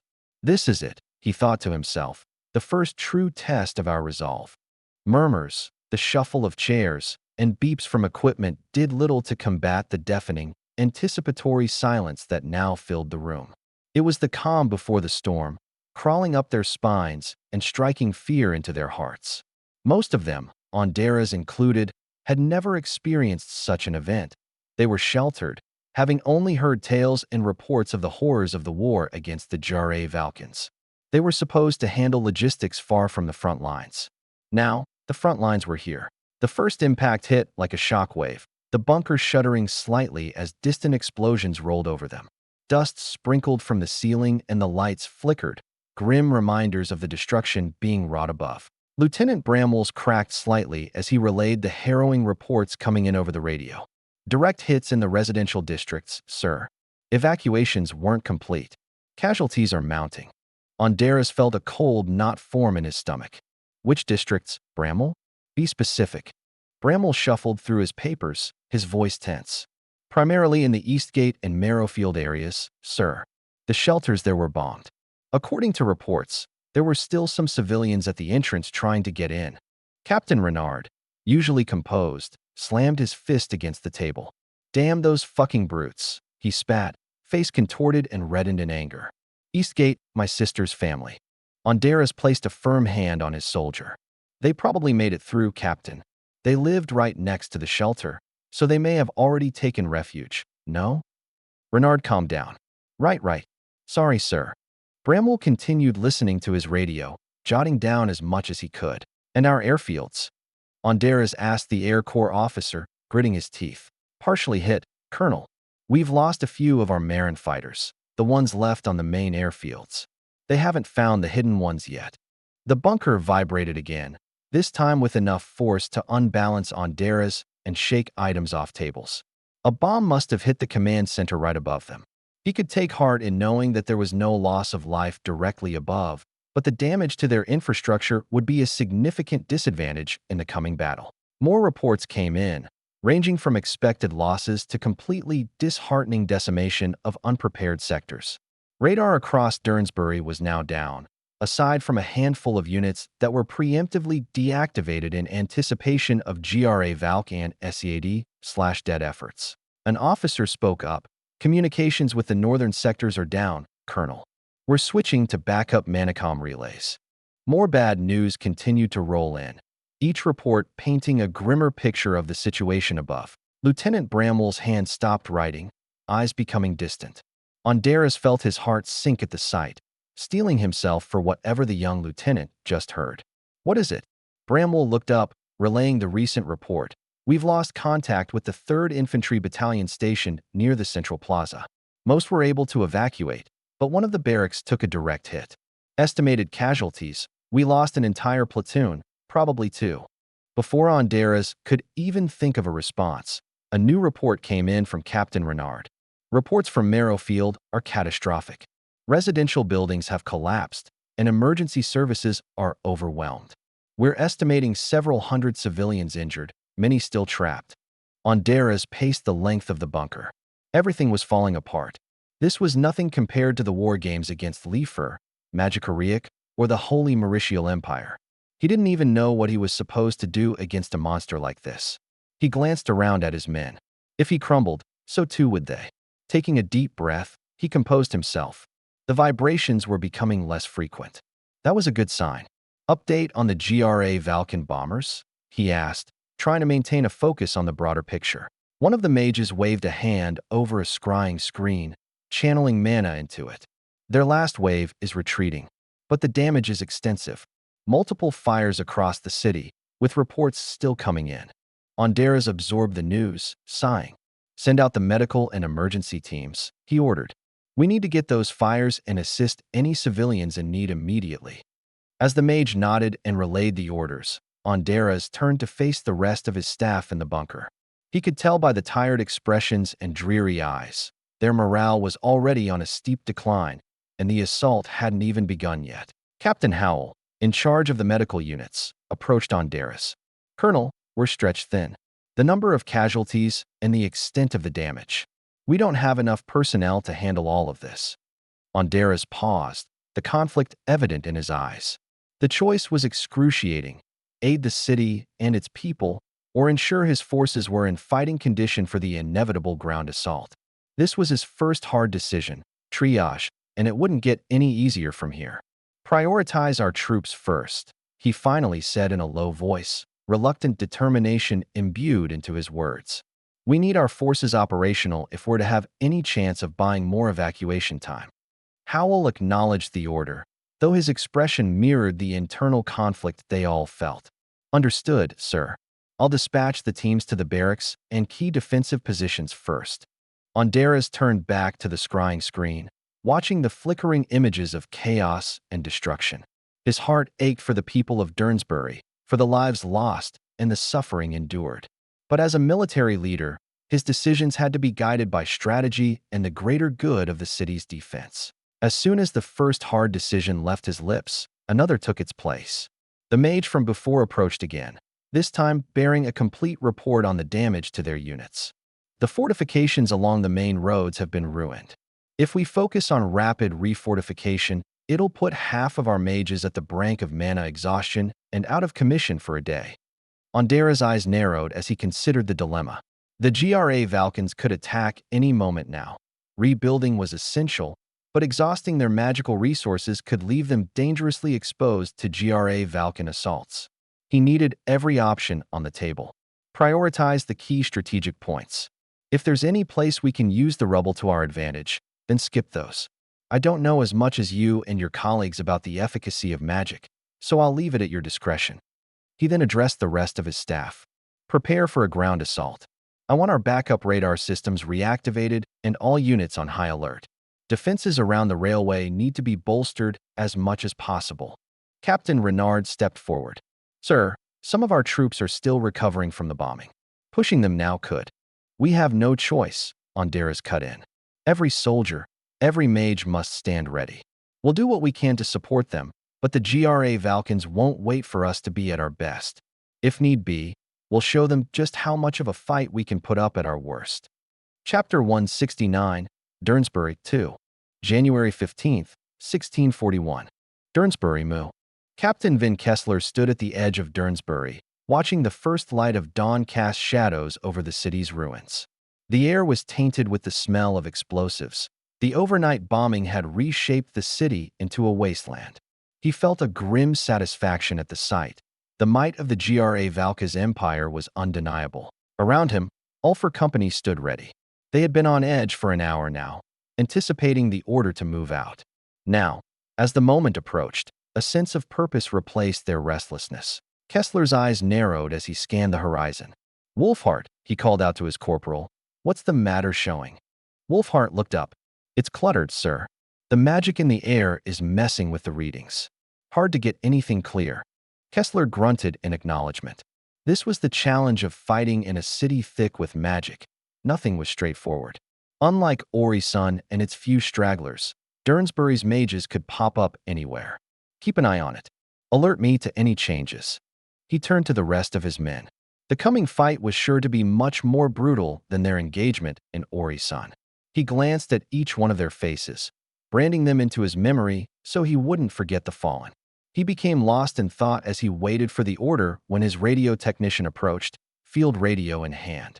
"Captain, message coming through from Colonel Raditz," he said, offering the radio to Kessler. Kessler took the receiver, pressing it to his ear, listening intently to the crackling voice on the other end. The order was clear and direct. "Ulfer Company is to move in. Your objective: secure the railroad in the Central District, Marrowfield. Time is of the essence." Kessler handed back the radio. He faced his men, who awaited his command. "Listen up. We're moving in. Our target is the railroad in Marrowfield. We need to secure it fast." He paced in front of his troops. "The Muins will be disoriented from the bombings, but they're not out. They're a cornered animal, equipped with magic and American weapons, and that makes them dangerous. Expect heavy urban resistance, traps, anything. We need to stay sharp." "Einar, get the scouts out," Kessler instructed his lieutenant. "I want a clear picture of what we're walking into." "Yes, sir," the man responded, immediately setting off to carry out the orders. Kessler took a deep breath. Marrowfield was key to controlling Durnsbury, and it was up to Ulfer Company to make the first move. He looked once more at the ruins ahead and the buzzing planes that flew overhead. "Let's move out," he said, stepping forward into the dawn of battle. Thick smoke wafted into the air as they began their advance. Kessler climbed into Ulfer Company's Commandoagon Panthera, nodding to the crew as he settled in. The interior, though cramped, was efficiently laid out with the necessary tools for command and control. A large map was secured on a fold-down table, marked with various positions and notes. The bulky radio equipment, the heart of the Panthera, crackled with the voices of other unit commanders and scouts reporting in. Kessler peered through the periscope, a simple yet effective tool providing him with a limited view of the surroundings. He adjusted the dials, tuning into different frequencies, listening to the reports coming in. "This is Valravn Company requesting support from any nearby units. We're under fire at the intersection of Lonhaven and Broussard. Enemy entrenched in the Corville Museum. Gungnir Company acknowledges. We are en route, ETA in 8 minutes." Kessler traced the roads on the map to the mentioned intersection, a crucial juncture leading into the heart of Marrowfield. He circled it, staring at the nearby roads in case he needed alternate routes. Kessler's right hand tightened around a pencil. Knowing that Valravn and Gungnir were already converging on the intersection of Lonhaven and Broussard, he made a quick decision. "Driver, reroute us to the eastern approach. We'll head towards Vauxhall Boulevard. Ulfer Company will take a parallel path to the railroad. We can't bottleneck at Lonhaven." The Panthera veered east, its tracks grinding against the rubble as it carved a new path through the war-torn streets of Durnsbury. Kessler peered through the periscope, surveying the new route. The eastern approach was less direct, but it offered the advantage of surprise and potentially less fortified resistance. As they neared Vauxhall Boulevard, the radio crackled again. A voice, strained with the heat of battle, followed. "Recon Platoon 12-1 reporting heavy resistance near Jardin Park. Enemy anti-tank units are dug in, equipped with American launchers." Suddenly, screams began to mount on the other end. "Shit, hostile mages. Get the Schaefers." As the transmission was abruptly cut off, Kessler cursed. There was no way around Jardin Park. He had to push through there no matter what. It was one of the few open areas in the city, better than the narrow streets when it came to utilizing his hounds and wilders, but terribly exposed from many angles. "Panthera to all Ulfer units," Kessler spoke into the radio. "Prepare for engagement near Jardin Park. Schaefers, advance as vanguard and conduct immediate recon on Jardin Park perimeter. Identify and relay enemy positions, especially at units and mage locations. Hounds, maintain close support to Schaefers. Be prepared to engage on short notice. Wilders, position at strategic vantage points with coverage on Jardin Park. Provide long-range fire support against identified threats." Kessler's eyes were glued to the periscope as the Panthera rumbled alongside the hounds. The the sound of the engines mixing with the distant booms of artillery. The Schaefer tanks had already fanned out ahead, their lighter frames weaving through the ruins and debris of Durnsbury's once bustling streets. Their role was risky, but their speed and agility made them the best choice for this task. As they neared the post office to the right of the park, a sudden burst of gunfire and anti-tank fire erupted from concealed positions within the shrubbery and from surrounding buildings. "Contact!" the radio buzzed, taking fire from multiple directions. "Hounds engage." "Engage now," Kessler ordered, tracking the unfolding chaos. The hounds, positioned behind the Schaefers, quickly responded. Their guns roared to life as they targeted the sources of enemy fire. The Muons, adept in urban warfare, had prepared ambushes, but the GRA Valkyns' calculated approach minimized their effectiveness. As the hounds fired, Kessler observed the impacts. The identified positions were eliminated, but in return, a new round of anti-tank munitions met the hounds. Peering from his periscope, Kessler caught a glimpse of a pair of shadows hurriedly retreating from a window right before the entire side of the building was demolished by a salvo of his shells. Damn, their survival likely meant the demise of another tank down the road.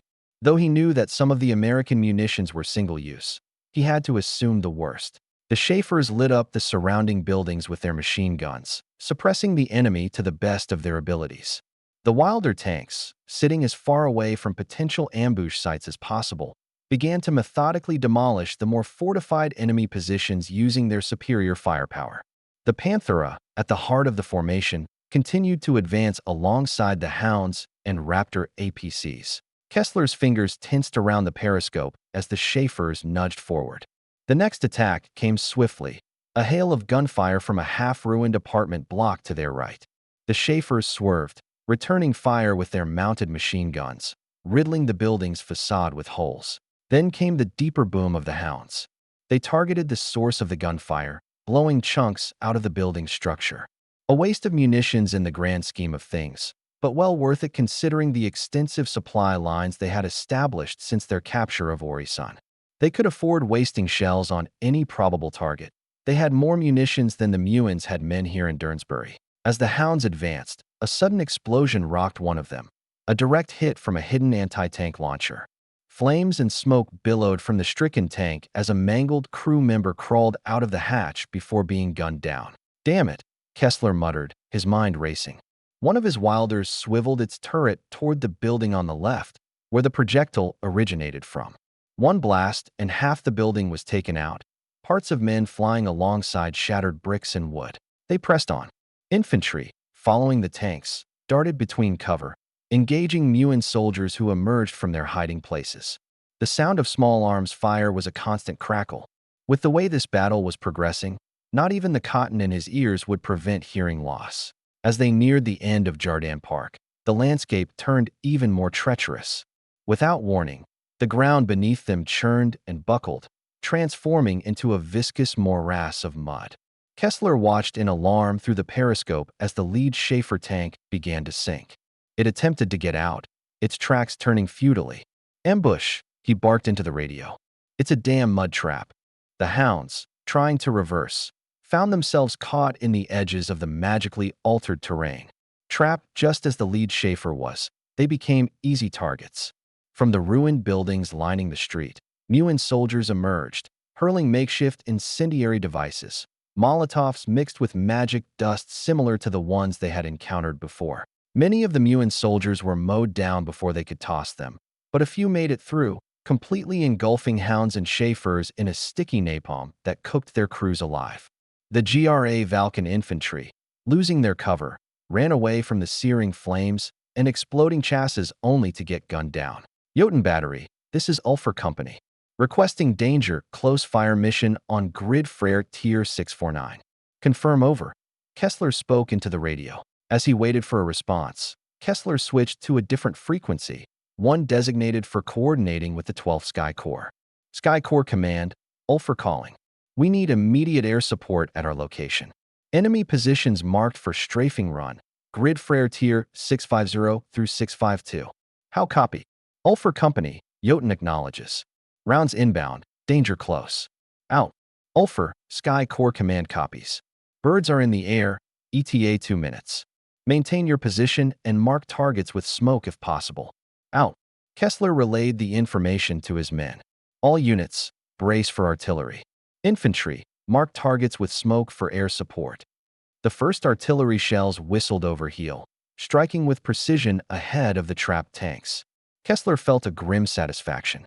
The Muons, scrambling under the sudden onslaught, were now on the defensive. The distant roar of engines heralded the arrival of their air support, a sound Kessler had come to associate with the tide of battle turning in their favor.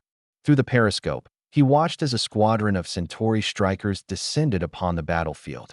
The air filled with the sound of a deep, resonating thrum as they dove, transitioning into a piercing, oscillating whistle as they neared the ground. Their iconic sound was both terrifying and ethereal, terrifying for the Muons and ethereal for Kessler. They peppered the ground with 20 millimeters, cutting off the Muons' escape routes and shredding the unfortunate souls caught out in the street. Kessler gave a relieved smile as his men gave whoops and hollers. The Muons, now on the receiving end, were quickly realizing they'd bitten off more than they could chew. Several buildings and entrenched positions with smoke were lit up by powerful rockets, explosions ravaging the targets with tinges of blue. Kessler raised an intrigued eyebrow. Looks like their rockets were starting to be fitted with magic gem dust. Almost as surprising was the lack of Muon countermeasures.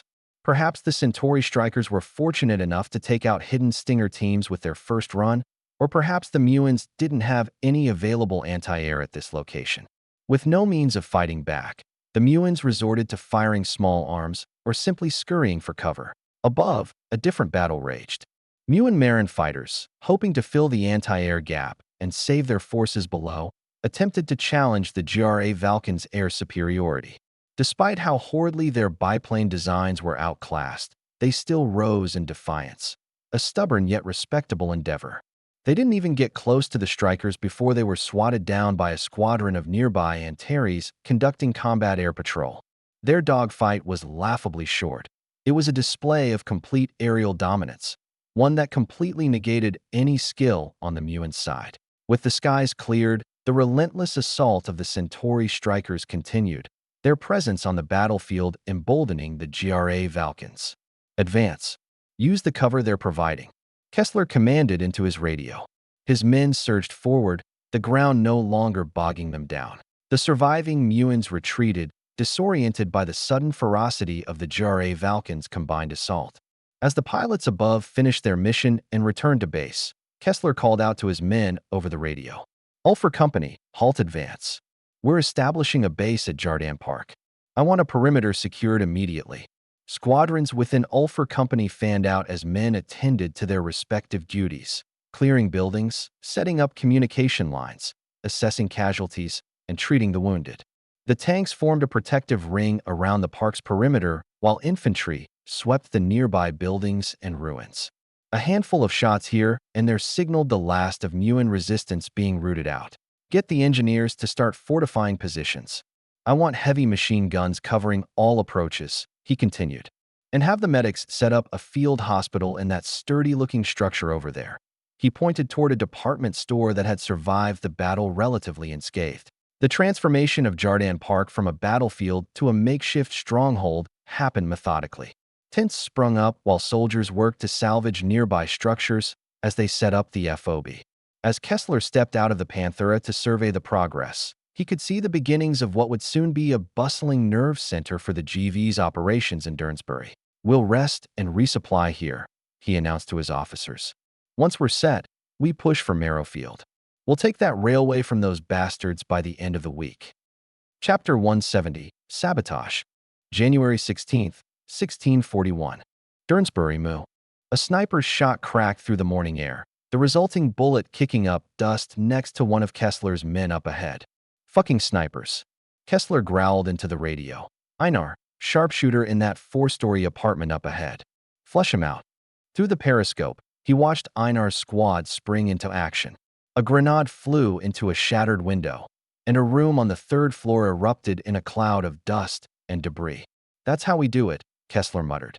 He surveyed the cluttered streets of Durnsbury, each one a damn death trap. Eiswolf, advance, but keep it tight. Home. Roll that hound up for backup, he commanded. Just as he gave out the orders, the Schaefer in front of Eiswolf's squad disappeared into the ground, its back sticking out of a large pit. The trap tank blocked the entire street, a perfect opportunity for an ambush. Thankfully, the nearby buildings had already been cleared. Secure the perimeter, Kessler called out. Engineers, extract that Schaefer. Mullen, I want that crossroad up ahead locked down. No fuck-ups. Can't get choked up in these rat alleys. Mullen's squad sprinted toward the crossroad, hugging the buildings to the sides of the street. One of the soldiers in his squad peeked around the corner before quickly ducking back, a spray of machine gun fire erupting from around the corner. Jern on me. We're sweeping this block. Mullen's voice crackled over the radio. Kessler could see his men moving through the buildings to engage the Muins across the street and around the corners. Jern's men moved up to assist Mullen and his squad, scrambling as sniper fire cut through someone's chest. Sniper in the bell tower, someone yelled. Kessler saw the bell tower in the distance, the muzzle flash visible. Light up that fucking tower. The response was immediate, a barrage of fire directed at the decrepit stone tower looming over the street. Kessler watched as chunks of masonry flew off the tower, a plume of smoke rising into the air. A body tumbled from the tower's opening, hitting the ground with a dull thud. The firefight died down quickly as Mullen and Jern's men swept the perimeter, clearing a space for the engineers to do their work. Curiously enough, their fight didn't attract much attention, as if the Muins had abandoned this area. Not a single enemy combatant interrupted their work, and the Schaefer was brought out of the pit. As they moved forward, Kessler noticed something odd about the neighborhood. It was too quiet. Something's off, he murmured, scanning the roads ahead. The houses were unremarkable, the streets seemingly deserted, but his instincts screamed danger. Hold position, Kessler ordered, his voice dropping to a growl. Einar, take your squad and scout that alley on the left. Eiswolf, cover them. I don't like the look of this place. Einar's squad moved cautiously, their weapons drawn, as they disappeared into the narrow alley. It didn't take long before an explosion rocked the alley. Ambush, Einar reported. Kessler couldn't wait to be rotated out of this urban nightmare. They had walked into yet another hornet's nest. The Panthera rumbled as it backed into a more defensible position near a house's driveway, allowing the Schaefers and hounds to position themselves further ahead. Einar, report status.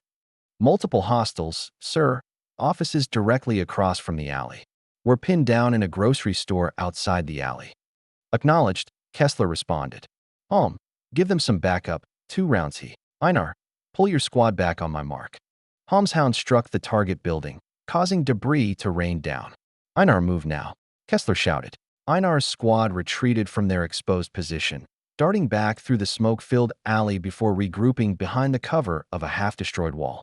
Meanwhile, Eiswolf's men covered their retreat, picking off a few stragglers that emerged from the aftermath of the hound's attack.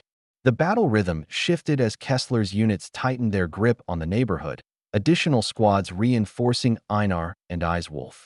Mullen, push your men up the left flank. Once you take that restaurant, we can push into the offices, Kessler directed.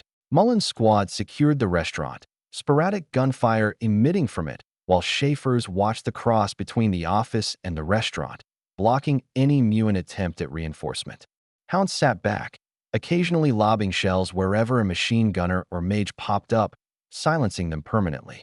As the restaurant was secured, Kessler repositioned his men for an assault on the offices, first ordering his tanks to take down the short walls surrounding the office building. Bodies and rubble flew as the walls were disintegrated by he, the men hiding behind the wall reduced to mangled corpses.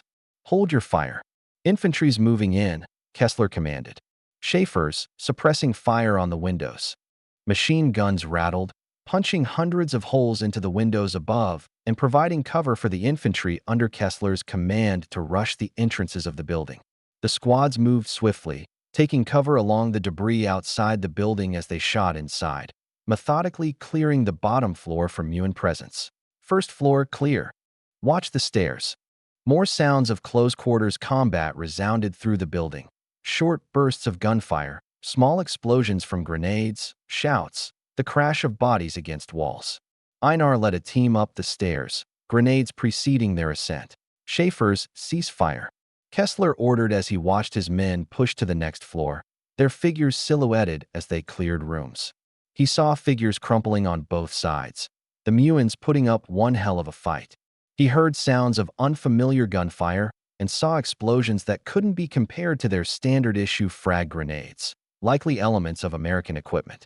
One such explosion caused a group of men under Mullen's command to stagger, disorienting them enough for the defenders to easily kill them. Clearing the building was bloodier than he expected, but with each cleared room, the resistance weakened. The Muons were outnumbered, and only a few of them had access to American equipment. Amidst the chaos, a Muon soldier attempted a desperate counterattack, lunging with some sort of explosive. He was quickly cut down, his plan foiled as he took out a chunk of a room instead of a chunk of Einar's men. Debris rained down, the gunfire subsiding as Kessler received a report. "Building secured, sir." Rest of them came out and surrendered. Einar's voice came through. Kessler surveyed the scene. The office building, pockmarked with bullet holes and scarred by explosions, stood silent in the aftermath of the battle. Shattered windows, collapsed walls, and scattered stationery bore witness to the ferocity of the assault. The ground was littered with spent casings, ruined furniture, the remnants of hastily abandoned Muon equipment, and the bodies of the fallen. So much death, so little time to grieve. Heavy with lament, Kessler stepped out of the Panthera. "Fan out. Search this rubble. I want answers." Kessler sighed as he walked toward the lobby, his boots crunching over scattered debris. The place was littered with boxes of supplies, American guns, ammunition, magic gems, and other miscellaneous items. He picked up a rifle, assessing its make. Good research material, no doubt, but their stock of captured weapons didn't reveal any more than they already knew. Having these would be useful, but there wasn't much the higher-ups could do without wrecking their current supply chains. He set the rifle down, his attention now caught on a stack of charred documents. The ashes were still warm, smoldering quietly. Typical Muon OPSEC. They were leagues ahead of other nations the Empire had encountered here, certainly learning from the mistakes of their neighbors. No easy intel this time. While his men searched the rooms upstairs, Kessler stepped out the back door. He noticed Sergeant Haas at the corner of his eye, standing by a peculiarly parked truck. The space to the right was empty, possibly pointing to another truck that had long since left. "Haas, what's the story with this?" he inquired, approaching. "Just found it, sir. Loaded up and abandoned," Haas reported, glancing at the truck. Kessler walked up to the back of the truck, cautiously drawing back the tarp. Inside, he saw crates marked with hazardous symbols. "Well then," he commented, "this cache was much more than a simple supply depot." "Haas, get me a full inventory. Alert the demolition team for a sweep of traps," he ordered. "Understood, sir." Kessler returned to the Panthera. The amount of explosives in that truck was enough to lay waste to a city block. Were the Muons planning on driving it into a GRA Valkan force or setting up some sort of trap? He hurriedly grasped the radio, contacting Colonel Raditz. "This is Captain Kessler of Ulfer Company reporting to Colonel Raditz. We've located a significant cache of explosives inside a truck. It's possible another shipment may have already left. Any indicators on their planned use?" "Negative at this stage, sir. But I have some theories," Kessler answered. "Requesting authorization for interrogation of prisoners. Time may be of the essence." After a brief pause, Raditz consented. "Permission granted. Extract any relevant intelligence swiftly. I don't care how it's done. We must preempt the Muon stratagems." "Acknowledged." Kessler set down the radio and strode toward the office building, entering a room where the POWs were being kept. Though he didn't expect them to spill everything, at least one of them should know enough to build on. As he entered the room, he signaled for his men to stand by the door. He eyed the prisoners, noting their postures, the glances they exchanged. Experience had honed his ability to read fear and secrets. He stopped in front of one who seemed less disoriented than the others, a lieutenant. "You," Kessler said, pointing at the man. He locked eyes with him. "Tell me about the truck and those explosives." The Muon lieutenant's response was one Kessler had anticipated, yet was still disappointed in hearing. "What truck?" Kessler's expression didn't change, but internally he felt the familiar surge of frustration. He wasn't in the mood for games, especially when the lives of his men were at stake. Without breaking eye contact, he drew his sidearm smoothly from its holster. The sound of metal clicking echoed in the sudden silence. He sighed. He knew what he had to do, as hypocritical as it was. You see, Kessler began, his voice icy. I'm not here to play around. You will talk. Or, he turned slightly, aiming and firing a single shot at another prisoner, who yelped in pain as he clutched his arm. The next one will go in someone's head. Fuck. Just tell him, the injured man yelled. The lieutenant's eyes grew wide in shock, as if he hadn't expected such a brutal move. You bastard. That's a war crime. Why? You lot signed an accord with us and the Americans, and Kessler pointed the gun to another prisoner, cutting the lieutenant off. And unfortunately for you and me, the Chancellor doesn't give a shit. Believe me, if I didn't have to do this, I wouldn't. But the lives of my men come first, you're second. I'm sure you can understand that. Now, let's try this again. The truck, the explosives. Start talking. The lieutenant's face grew pale, the defiance in his face melting away as he realized Kessler's conviction. All right, he said with a shaky voice. They told us to bring the truck to the railroad. They didn't tell us anything else. Did another truck leave beforehand? The lieutenant nodded. Kessler assessed the lieutenant's words, trying to sift truth from fear-induced lies. He holstered his sidearm slowly. If what he said was true, they were on the brink of uncovering a major Muon operation. Keep an eye on them. He ordered his men before turning to head back to the Panthera. He needed to update Raditz, and fast. As he walked, Kessler's mind raced. A truck full of explosives, destined for the railroad. It couldn't be a coincidence. It was too strategic. This had all the makings of a major sabotage operation. They had to act quickly. Climbing back into the Panthera, Kessler grabbed the radio. Kessler to Colonel Raditz. Interrogation complete. The Muons plan to bring a truckload of explosives to the railroad. One shipment is already en route. It's a sabotage operation, no doubt about it. Raditz's voice crackled through. Understood, Captain. What's your assessment? We don't have time to get a specialized team here. We need to infiltrate the railroad with the truck, posing as the second shipment. I've got good men here, not as good as the Sicarius operatives, but they're the only option we have. They can get in and disable the explosives while the rest of the Muons are distracted with our assault. Raditz was silent for a moment, likely weighing the risks and discussing with other officers. It's a bold move. Ordinarily, we'd wait for Sicarius, but you're correct. Our options are limited. You have the approval of General Flats. Proceed with caution. Kessler nodded, even though Raditz couldn't see it. Understood, sir. We'll prep for the operation immediately. Chapter 171, Infiltration. January 17, 1641. Durnsbury Moo. Everything's set, Einar asked, peering into the truck's shadowed interior. Clad in Muon uniforms, his team sat among crates of the explosives they had found. All in order, sir, Sergeant Kriegstall replied. His voice was steady, the slight clatter of munitions accompanying his final checks. Einar nodded. Check your watches. Ensure they're synchronized. The bombs need to go off at 0900 hours. After receiving confirmation, Einar pulled out a set of aerial photographs. Good. We've got new intel from our scouts. The active bombs are stashed in the main freight terminal, specifically in the loading docks and along the critical junction points of the rail lines. The docks are our primary focus. They've rigged explosives in the cargo areas, likely where the most impact will be. Einar paused, swapping to another photo. We don't have any visual confirmation, but these rail lines are secondary targets. The engineers think that explosives placed under the eastern and western overpasses could cause the most damage. We'll need to disarm likely bombs there to prevent the entire line from going up. Sounds like we'll need to split up, Kriegstall commented. Einar then pulled out a photograph of the entire railway station and its surroundings, spreading it on a box of explosives. Affirmative. Once we're in the base, Kriegstall and Friestrom will head to the docks. Thunderwald, you're with me on the western overpass. Wolfston and Brunhald, you'll take the eastern overpass. We move in 3 teams. Maximum discretion until the bombs go off. That's your window to act. Regroup at the main lobby when you're done. The team nodded, prepared to act.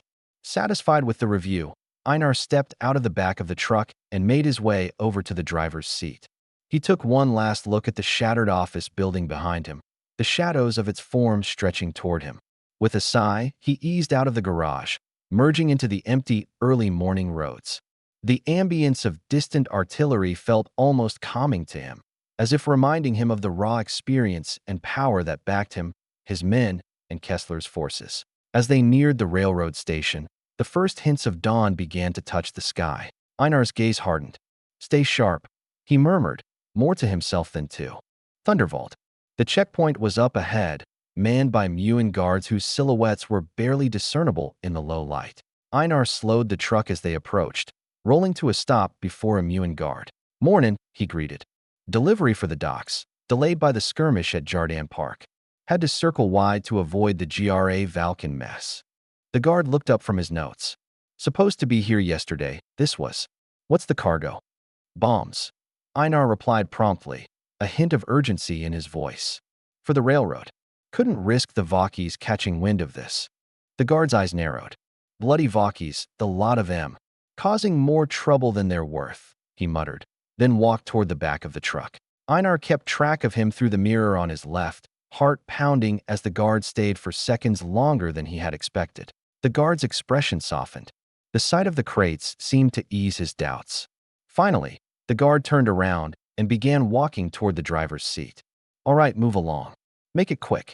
Don't want this lot sitting around." "Understood," Einar said, a tight smile on his lips as he eased the truck forward. The guard stepped back, allowing them to pass. Once clear of the checkpoint, Einar's expression returned to its usual focused calm. The truck wove through the confined paths within the base, the railroad station looming ahead. Einar parked in a lot, sliding between stacks of supplies and ordnance. "Time to split up," he murmured, glancing at his watch. "Remember, 0900 hours. Be ready." Einar stepped out of the driver's seat, his hand reaching for a nearby toolbox as a guise for their real mission. Thunderwald followed, doing his best to remain inconspicuous.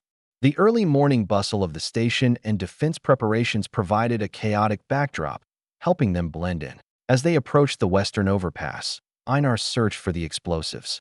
If the first shipment contained the same materials, then he should be looking for something consisting of simple mechanical triggers and dynamite.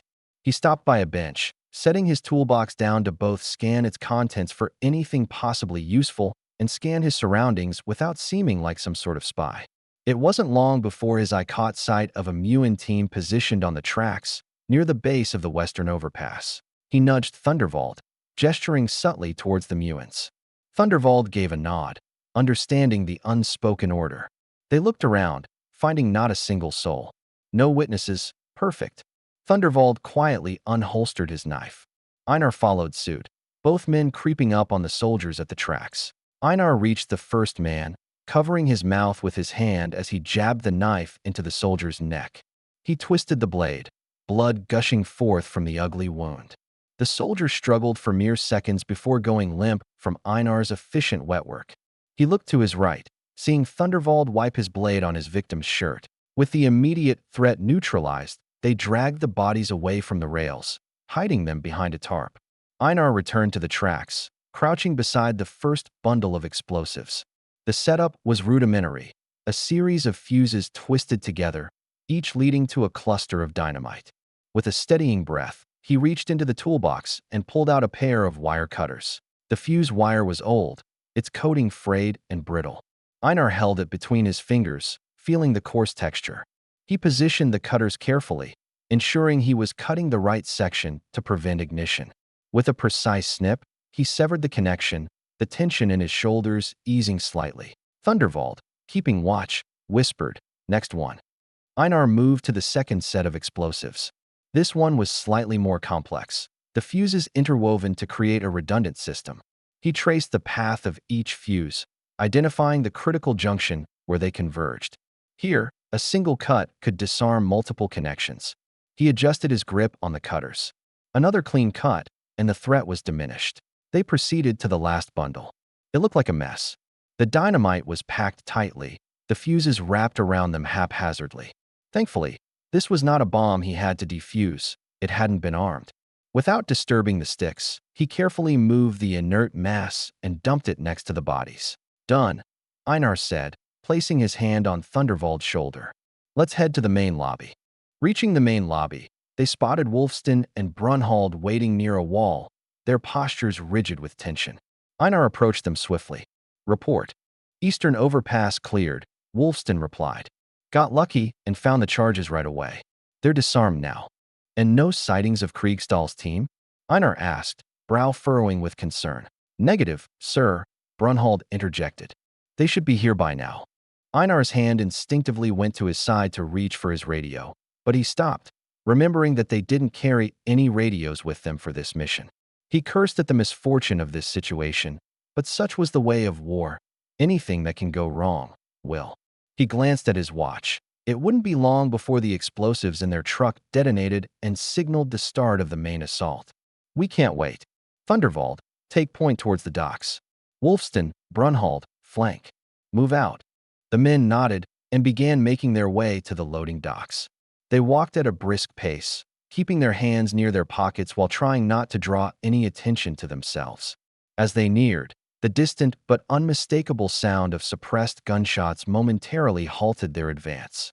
The shots were muffled, sporadic, a sign of a desperate struggle. Einar signaled a halt, his eyes narrowing. Thunderwald, recon. He looked to Wolfston and Brunhald. Cover him. Thunderwald moved forward as he approached the source of the gunfire.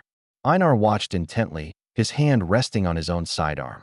Suddenly, the suppressed gunfire intermingled with the louder, more distinct reports of unsuppressed weapons. Some were sharp cracks, reminiscent of bolt-action rifles, while others were fluid bursts, American weapons. Einar's heart raced. The change in sound a clear indication that the situation had escalated. Move in now, Einar commanded, breaking into a brisk jog towards the docks, his team close behind and their weapons out. The sounds of a firefight grew clearer as they ran, the staccato of gunfire echoing off the station walls. They rounded a corner and came into view of the loading docks, where the chaos of an unfolding battle greeted them. Muin soldiers were engaged in a firefight, backs turned to them, and rifles aiming somewhere deeper into the structure. Einar gestured sharply, directing his team to fan out, using the crates and equipment for cover. With his team's eyes on him, Einar gestured towards the Muins, indicating the need for visual confirmation of each target. He crouched slightly behind a box, raising his rifle and aiming at the Muins on the left. He locked eyes with Thunderwald, giving a subtle nod before returning to his target and pulling the trigger. The Muins, completely unaware of the threat behind them, had no time to react. Caught between their engagement ahead and the sudden assault from behind, they fell quickly and easily. The gunfire ceased as quickly as it had begun. Einar motioned for his team to advance. They stepped cautiously, confirming their kills. While Wolfston and Brunhald secured the perimeter, Einar and Thunderwald investigated the source of the previous conflict. Behind a hastily erected barricade of crates and supplies, they found Kriegstall and Friestrom. Einar's eyes immediately took in the grim scene. Kriegstall lay slumped against the wall, his uniform soaked in. His breaths were ragged and labored, sounding more like wheezing. Beside him, Friestrom lay motionless, a pool of blood beneath him and eyes staring emptily into the ceiling. Kriegstall. Einar rushed up to him and knelt beside him. Kriegstall's gaze flickered, focusing with effort. He looked toward a pair of crates off to the side, toward the tracks. Captain, he winced in pain, his voice a hoarse whisper. Bombs still in crates. We tried to. Kriegstall's words trailed off, each breath a visible struggle. His body had multiple wounds across his torso and arms. While nothing seemed to have pierced any major organs, the stained uniform and bloody ground snuffed out the fires of hope. He had lost too much blood. If they had a field hospital nearby with the ability to transfuse, he'd have a fighting chance. But reinforcements were more than an hour out. The stark truth was laid bare before him. Kriegstall was beyond saving. The realization settled in Einar's chest, a heavy, cold weight. There was no time for the sorrow that threatened to surface. Not yet. Einar placed a firm hand on Kriegstall's shoulder, a gesture of both comfort and farewell. Save your strength, he said with a steady tone. We'll handle the bombs. You did well. Kriegstall's eyes, clouded with pain, held Einar's for a moment longer. Then, his gaze faded, his head falling to one side as the last vestiges of life left him. Einar closed Kriegstall's eyes with a solemn, respectful gesture. He then moved toward Friestrom. After briefly paying his respects, he stood. There would be time for grief later. Now, they had a mission to complete. He turned towards the crates. Thunderwald, Wolfston, Brunhald. He ordered, "Cover me while I disarm the bombs." Einar began the methodical process of disarming the bombs. The first one was relatively simple enough to defuse, shoddily set up like the one at the overpass. As he snapped the connection, the silence was suddenly shattered by the sound of suppressed gunfire coming from Thunderwald.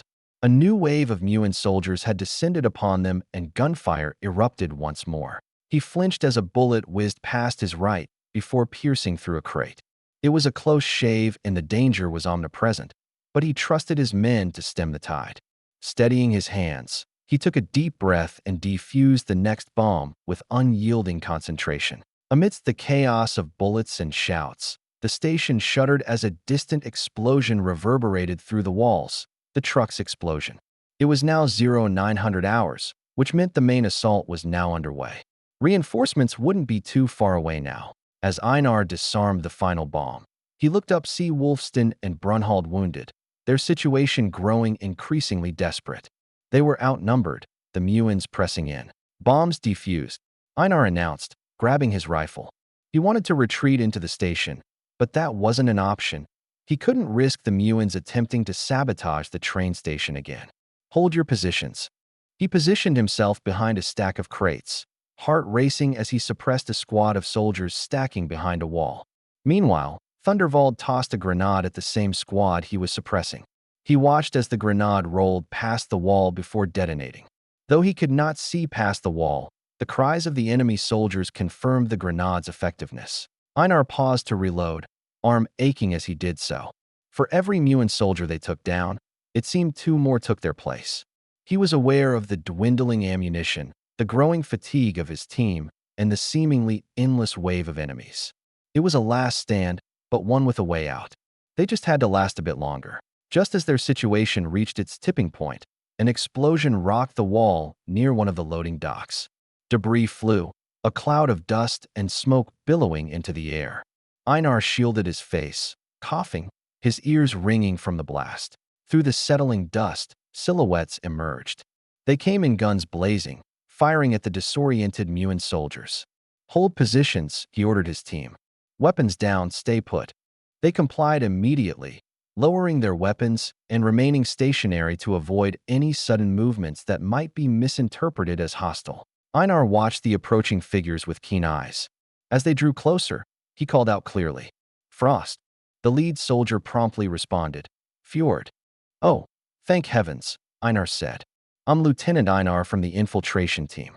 With the successful identification, he signaled his unit to lower their weapons. "Corporal Wolfhart, Ulfer Company," the man said. "Your status?" "Bombs disarmed. I've got 2 killed in action and 2 injured," Einar quickly briefed. "Understood. Sit tight. We'll get some medics," Wolfhart assured. Einar sighed, relaxing now that he was finally in safe hands. He turned his head, glancing back at the bodies of Kriegstall and Friestrom, allowing his heavy heart some release as tears streamed down his cheeks. Chapter 172, Juneirel. January 13th, 1641. Arcticus Ocean. Destroyer Squadron 15, U.S. Navy 7th Fleet. USS Barry. Ready the TLAM strike. Winslow's voice cut through the room, directed at his tactical action officer. He stared at and /UYQ-70 Advanced Display System, which showed their target. The GRA Valken Navy 4th Conquest Fleet's aircraft carriers a couple hundred miles off the coast of Juneirel. The TO liaised with the fire control officer, bringing the Tomahawk weapon control system to life with a series of low beeps. Inputting target coordinates, bearing 316, range 347 nautical miles. The fire control man confirmed, inputting the precise coordinates and adjusting the terrain contour matching settings on the TLAMs for a low-altitude approach to minimize radar detection. The intelligence officer aboard glanced at the intelligence, surveillance, and reconnaissance feed before reporting. "Captain, Tacintile corroborates target viability. AWNC remains non-existent. Awaiting your go/no-go." Winslow nodded, then keyed into the secure communication line to the CIC of the USS. Gerald R. Ford. USS Barry requesting final clearance for a TLM engagement against GRA Valkan carriers near Juneirel. A brief hiss of static preceded the response. USS Barry, Drone 15 is cleared hot for TLM engagement. Berkshire, conduct final FCS check and initiate launch sequence. Winslow ordered the TAO. The TAO confirmed the readiness of the vertical launching system and the health status of the Tomahawks. Sir, VLS is green. TLAMs are CATM certified, ready for launch on your command, he reported. Captain Winslow gave a subtle nod. Execute launch. In a rather anticlimactic fashion, the TO calmly announced, TLAMs launching now. Each missile, housed in the destroyer's vertical cells, ignited and soared into the sky. The vessel shuddered slightly, the sounds of machinery echoing within the hull as the tubes closed. Captain Winslow sat back slightly in his chair after issuing his last command, his posture relaxed but eyes remaining on the digital display that tracked the Tomahawk's flight. Missiles are airborne and tracking on target. The fire control man stated matter-of-factly. Estimated time to target, 2 hours and 5 minutes. Maintain tracking. Updates every 15 minutes, Winslow replied. He turned to his right, seeing his executive officer, Commander Bryson. The expression on his face suggested he had something to say, and Winslow raised an eyebrow. Bryson leaned in, his voice low enough not to carry over the hum of the CIC. Heard the 7th Fleet's due for a resupply soon. Might mean a bit of downtime in a Mauritial port, he remarked, a hint of hopeful, or rather, excited anticipation in his tone. Apparently, some of the local girls really like Americans. Green card diggers in another world, huh? I thought the Mauritials were too prideful for that, Winslow commented. He was skeptical, but even he entertained the admittedly enticing idea of an Elysian girlfriend. The glimmer in Bryson's eyes seemed almost ravenous. The government and a lot of upper-class citizens are. But you know how it is. With tourism open, the locals are starting to find out that we love spending money. So, more typical gold diggers rather than green card diggers? Winslow asked. Maybe. Bryson smiled, seemingly ignoring all the red flags. But who knows? Some of them probably want more than just DVD players and the occasional McDonald's. Winslow nodded. He didn't agree with the man, but hell, he could let him dream. Well, don't get too excited.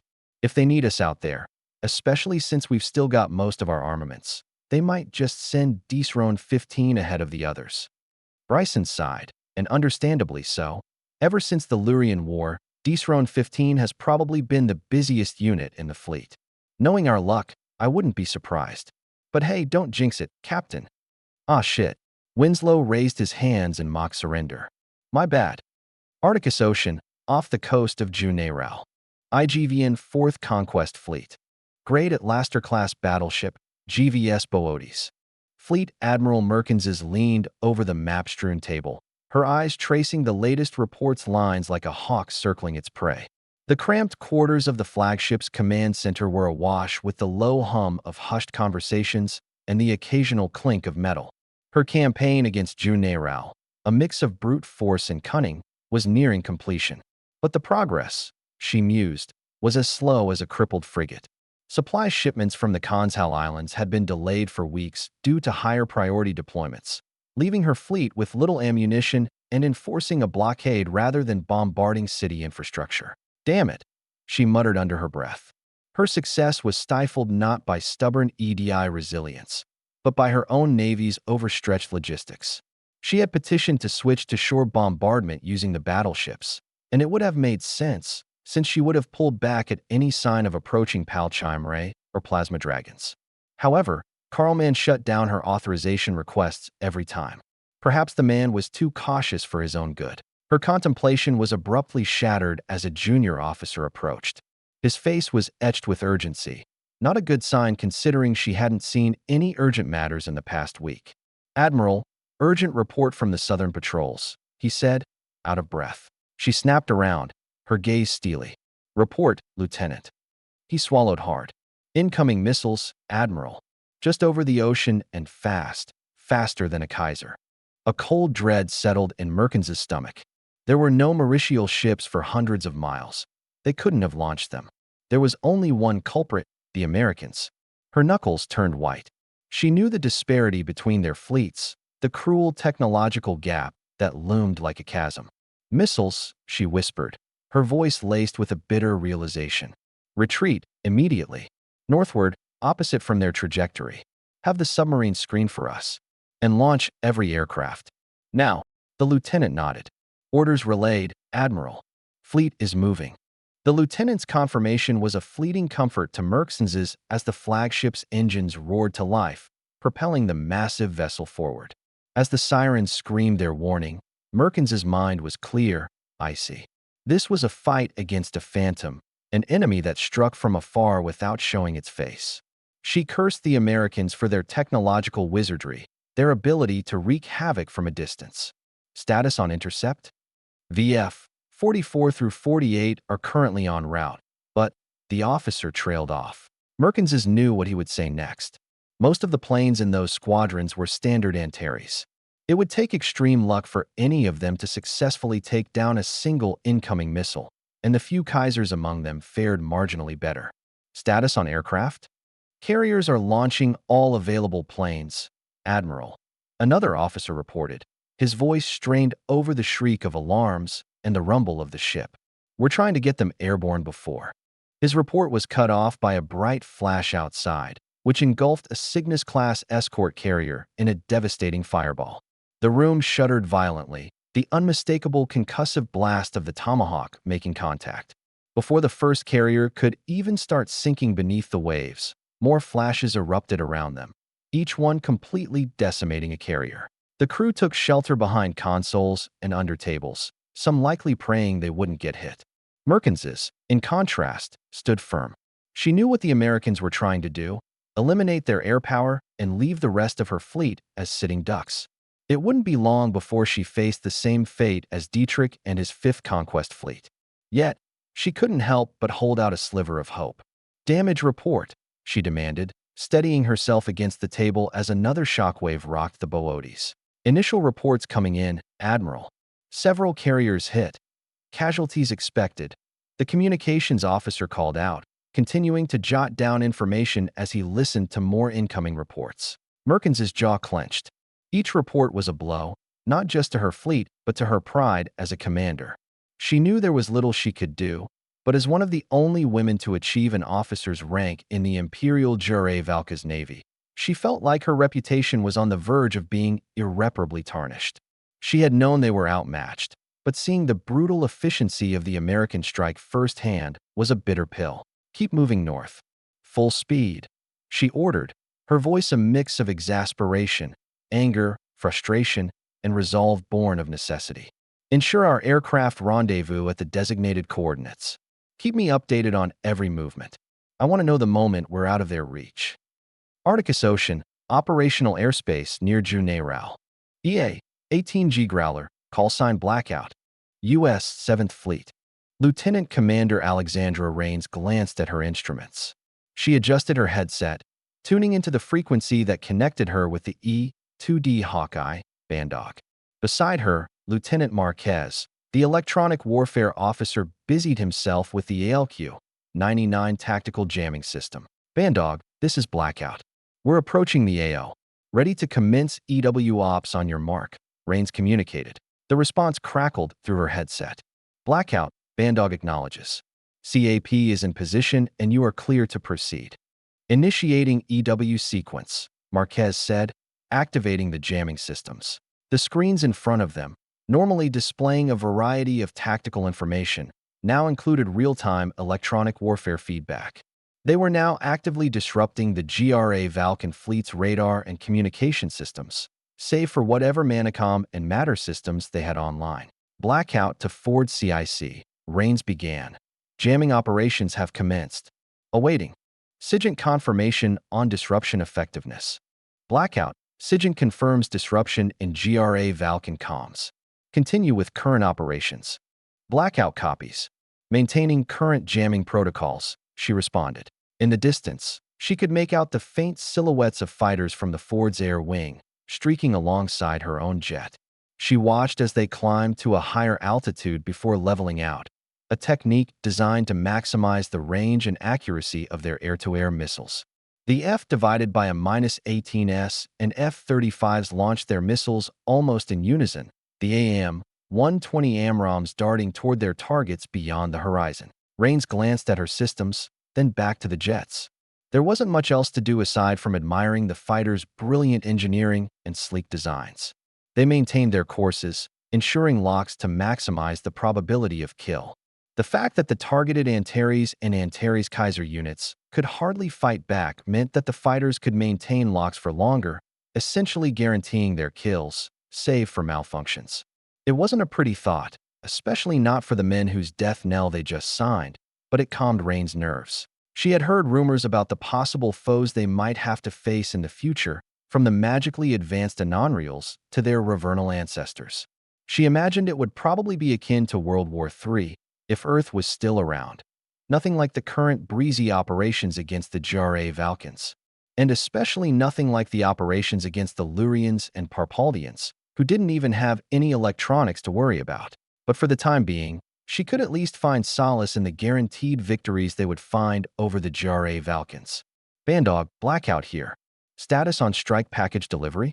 Maintaining Emkin and EW posture. Rains communicated to the Hawkeye. Blackout, Bandog. Strikes in execution. BDA pending. Maintain current EW profile. Be advised, stand by for potential SEAD tasking. The operator from the Hawkeye responded. Roger, Bandog. Blackout sustaining Imkin Delta and standing by. After a few more minutes, the fighters began to peel away from their targets. Confirming what she had just seen, the Hawkeye informed, Blackout, Bandog. Strike package delivery confirmed. We're RTB. Adjust your EW pattern for cover. Copy that, Bandog.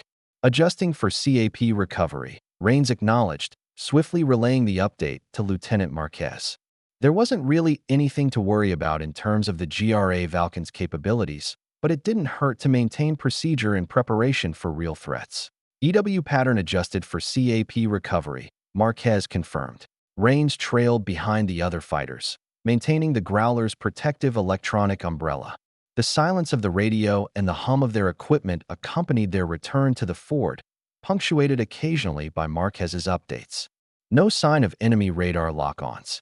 Our jamming's effective, he reported. Yeah, I'd hope we don't see any lock-ons from a country that hasn't even developed missiles yet, Rains joked. Marquez yawned, groaning as he stretched within his seat. I heard they got wonder weapons. Huh. Rains tilted her head. Wonder weapons? Like Wonderwaff. Affirmative, he replied. Heard rumors about lightning guns. Probably useless against us, but apparently they've managed to shoot down Mauritial alphas with them. Could even be decent against missiles. Huh, Rain said again, this time more in acknowledgement than curiosity. Guess the idea makes sense in a world where magic is real. Speaking of magic, Marquez said, his tone shifting, you trying to see a magic show once we get shore leave? It was an exciting offer. She had some plans already, but she couldn't turn this one down. Sure, why not? Let's see some real magic. Chapter 173, Juneral 2. Arcticus Ocean, off the coast of Juneral. IGVN 4th Conquest Fleet. Antares Squadron, VF 45 Himmelsklingen. As the gravity of the situation set in, Lieutenant Bernd Eisenherz Koenig gazed in disbelief at the burning carriers below. By Valhalla, we're Sind Verloren, he stammered into the comms, his voice laced with panic. It is over. We're doomed. They've taken out our carriers. Keep it together, Eisenherz, barked Captain Fox Sturmfaust Rorik. This is exactly what they want, chaos and fear. The words he spoke felt hollow in his own mouth. He knew Koenig was right, but he didn't know what else he could aside from keeping his men in line. First Lieutenant Lars Nordwind Mullen interjected. Captain, they're not done. These Americans, they won't leave the skies contested. They're coming for us next. Eject? Should we eject now? Eisenher's voice cracked. Nordwind continued, as if in support of Eisenher's panicked suggestions. Captain, we can't outmaneuver their missiles. We've heard what they can do. The Fifth Fleet is gone, with no losses on the American side. We need to get out of here. Fuck. He had no time to think. The waters below were cold, not freezing, but enough to result in hypothermia. There was no safe place to land, and no way to fight back. Would he prefer a slow death in the waters or risk a gruesome death at the fins or tentacles of a sea monster? Or would he prefer a fiery but quick death in his cockpit? The other pilots in his squadron seemed to have the same uncertainties, with Eisenher's solution looking more enticing by the second. Hoping to at least buy some time, he asked Nordwind. "Have you heard of any maneuver we can pull off? We can try diving, reducing altitude. The waves are rough. It might be enough to throw off." Nordwind's transmission was cut off, replaced with garble and static. American jamming. It could only mean one thing. An attack was imminent. He watched as Eisenherz ejected from his Antares. The coward immediately bailed as soon as they got jammed. He and the other pilots who had caught Nordwind's explanation dove toward the surface. If the American missiles did rely on radar, then this would hopefully improve their chances of survival, if only marginally. He angled the nose of his Antares downward, his body becoming weightless for a moment before being pushed back into his seat as the dive picked up speed. Before he could even descend under 1,000 meters, bright fireballs erupted around him, followed by the muted sounds of explosions. It seemed Eisenherz, in his paranoia-induced cowardice, had made the right call. The sheer velocity and precision of the missiles that struck them had left no room for the maneuverability of their Antares to make a significant difference. He instinctively jerked his plane left as he continued the dive. Not even a second after his comrades were shot down, a missile detonated almost a dozen meters behind his aircraft, slightly off to the side. The shockwave violently rattled the plane, fragments pelting the rear. He closed his eyes, accepting his fate. A couple seconds passed, but nothing. He was still breathing. He didn't feel any pain in his body. Was he dead? He opened his eyes. No, he was not dead. Neither was he even injured. The realization hit Sturmfaust like a thunderbolt. He was alive, miraculously unscathed. His heart pounded in his chest, echoing his bewildered relief. He sucked in a sharp breath as he rapidly assessed his situation. The Antares was in bad shape. The control panel flickered erratically, sensors completely wrecked by the missile. The right wing was basically gone, the aircraft groaning under his desperate attempts to stabilize it. It was futile. He knew what he had to do. Ejecting was his only chance. With sheer force of will, Sturmfaust pushed aside the encroaching panic. He reached for the canopy release, a manual lever under his left hand. He wrestled against the forces, using up all his strength. With a hard yank, the canopy detached, opening the cabin to the roaring of wind as it was ripped away by the sheer velocity of the dive. Now, the seatbelt. His gloved fingers, numb from the adrenaline, fumbled briefly before releasing the harness that kept him secured in the plummeting aircraft. He glanced quickly at the falling planes of his squadron, disintegrating as they plunged toward the frigid, merciless ocean below. With a deep breath, he gathered every ounce of his resolve and grasped the edges of the cockpit.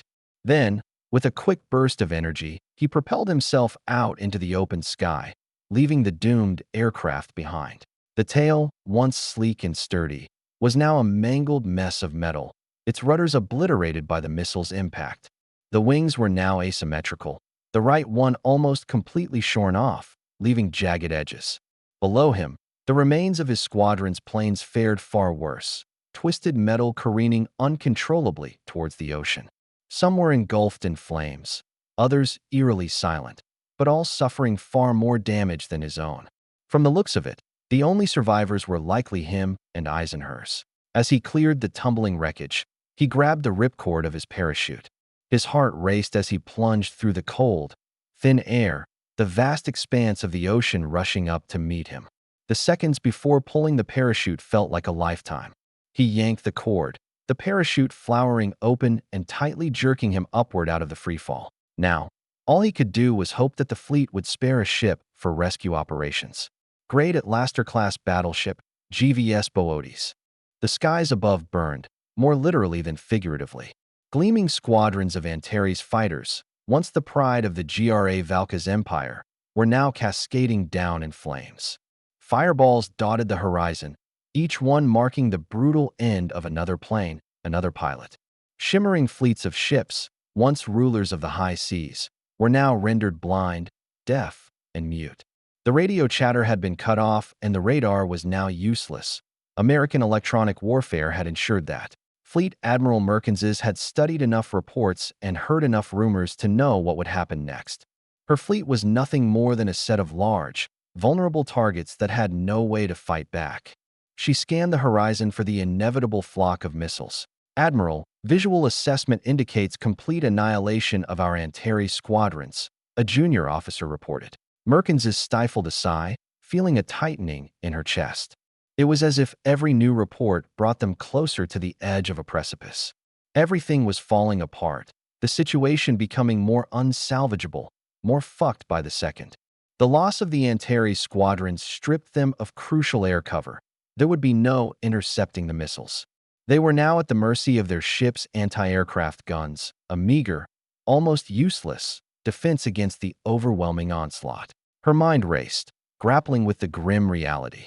A part of her wanted to scream, to rage against the unforgiving tide of war, but duty anchored her to composure. Grasping for any semblance of control, she forced her voice to remain steady. Send a Manicom transmission and allocate a destroyer squadron for rescue operations. What's the status of our fleet? The junior officer seemed on the verge of a breakdown, an understandable reaction. He fidgeted with his hands anxiously as he responded. Jamming has disrupted our communications. We're attempting to re-establish connections using Manicoms and visual signals. The fleet is currently in disarray, but we're holding the retreat formation as best we can. Merkins nodded, the scene outside reflecting the officer's report. The once orderly fleet now resembled a scattered array of desperate survival instincts. She could see destroyers and cruisers breaking formation, frantically signaling with flags and lights. Unlike the capital ships, which had backup Manicom systems, these smaller vessels had their only connection to the fleet rendered useless by the enemy's jamming. Send out a Manicom transmission and have all available ships relay. Anticipate missile engagement, she ordered. The officer nodded, directing his comrades in communications. Merkins watched as the fleet responded, order gradually re-emerging from the chaos. Destroyers consolidated around the vulnerable capital ships, bolstering their air defense networks by adding layers of interlocking fields of fire that could increase their chances of survival, however marginal. It wasn't much, but even a sliver of hope of saving the crew of even one ship was worth it. The scene continued to unfold before Merkins's as the GVS Boades underwent preparations herself. The ship's speakers came online as the captain gave orders. General quarters, general quarters. All hands, man your battle stations. Anti-aircraft gun crews, stand to. Prepare for immediate missile defense upon enemy contact. Across the decks, sailors scrambled into action. Men in helmets and flak jackets rushed to the anti-aircraft guns and took their positions, aiming the barrels overhead in anticipation of the incoming missile strike. Fire suppression teams remained on standby, clad in heat-resistant suits and helmets. If a missile managed to hit their ship, they would be the most important personnel and the ones most likely to die. Bereft of technological aids due to the crippling jamming, the GRA Valkan fleet could only rely solely on the naked eye and instinct. Soon enough, missiles came from the distance. They hugged the water, appearing suddenly from the mist and spray of the turbulent sea. Merkins watched, heart thundering in her chest, as the anti-aircraft crews sprung into action. The guns thudded, sending a storm of lead skyward. The gunners worked in unison as they swiveled the bulky cannons in a desperate attempt to track the low-flying missiles. It was chaotic. Loaders rammed shells into breaches, spotters shouted adjustments, and gunners corrected their aim. Merkins saw tracers arcing through the air, filling the skies with streaks of light. They carved bright lines of hope against the grim backdrop, but deep down, she knew how futile it all was. The anti-aircraft fire formed a lethal barrier, an intricate web that could pulverize any of the Kynians or Mauritial's aircraft. However, it was nothing to the missiles. The missiles arced upward as they approached their targets, leaving the embrace of the water and preparing to unleash their fury.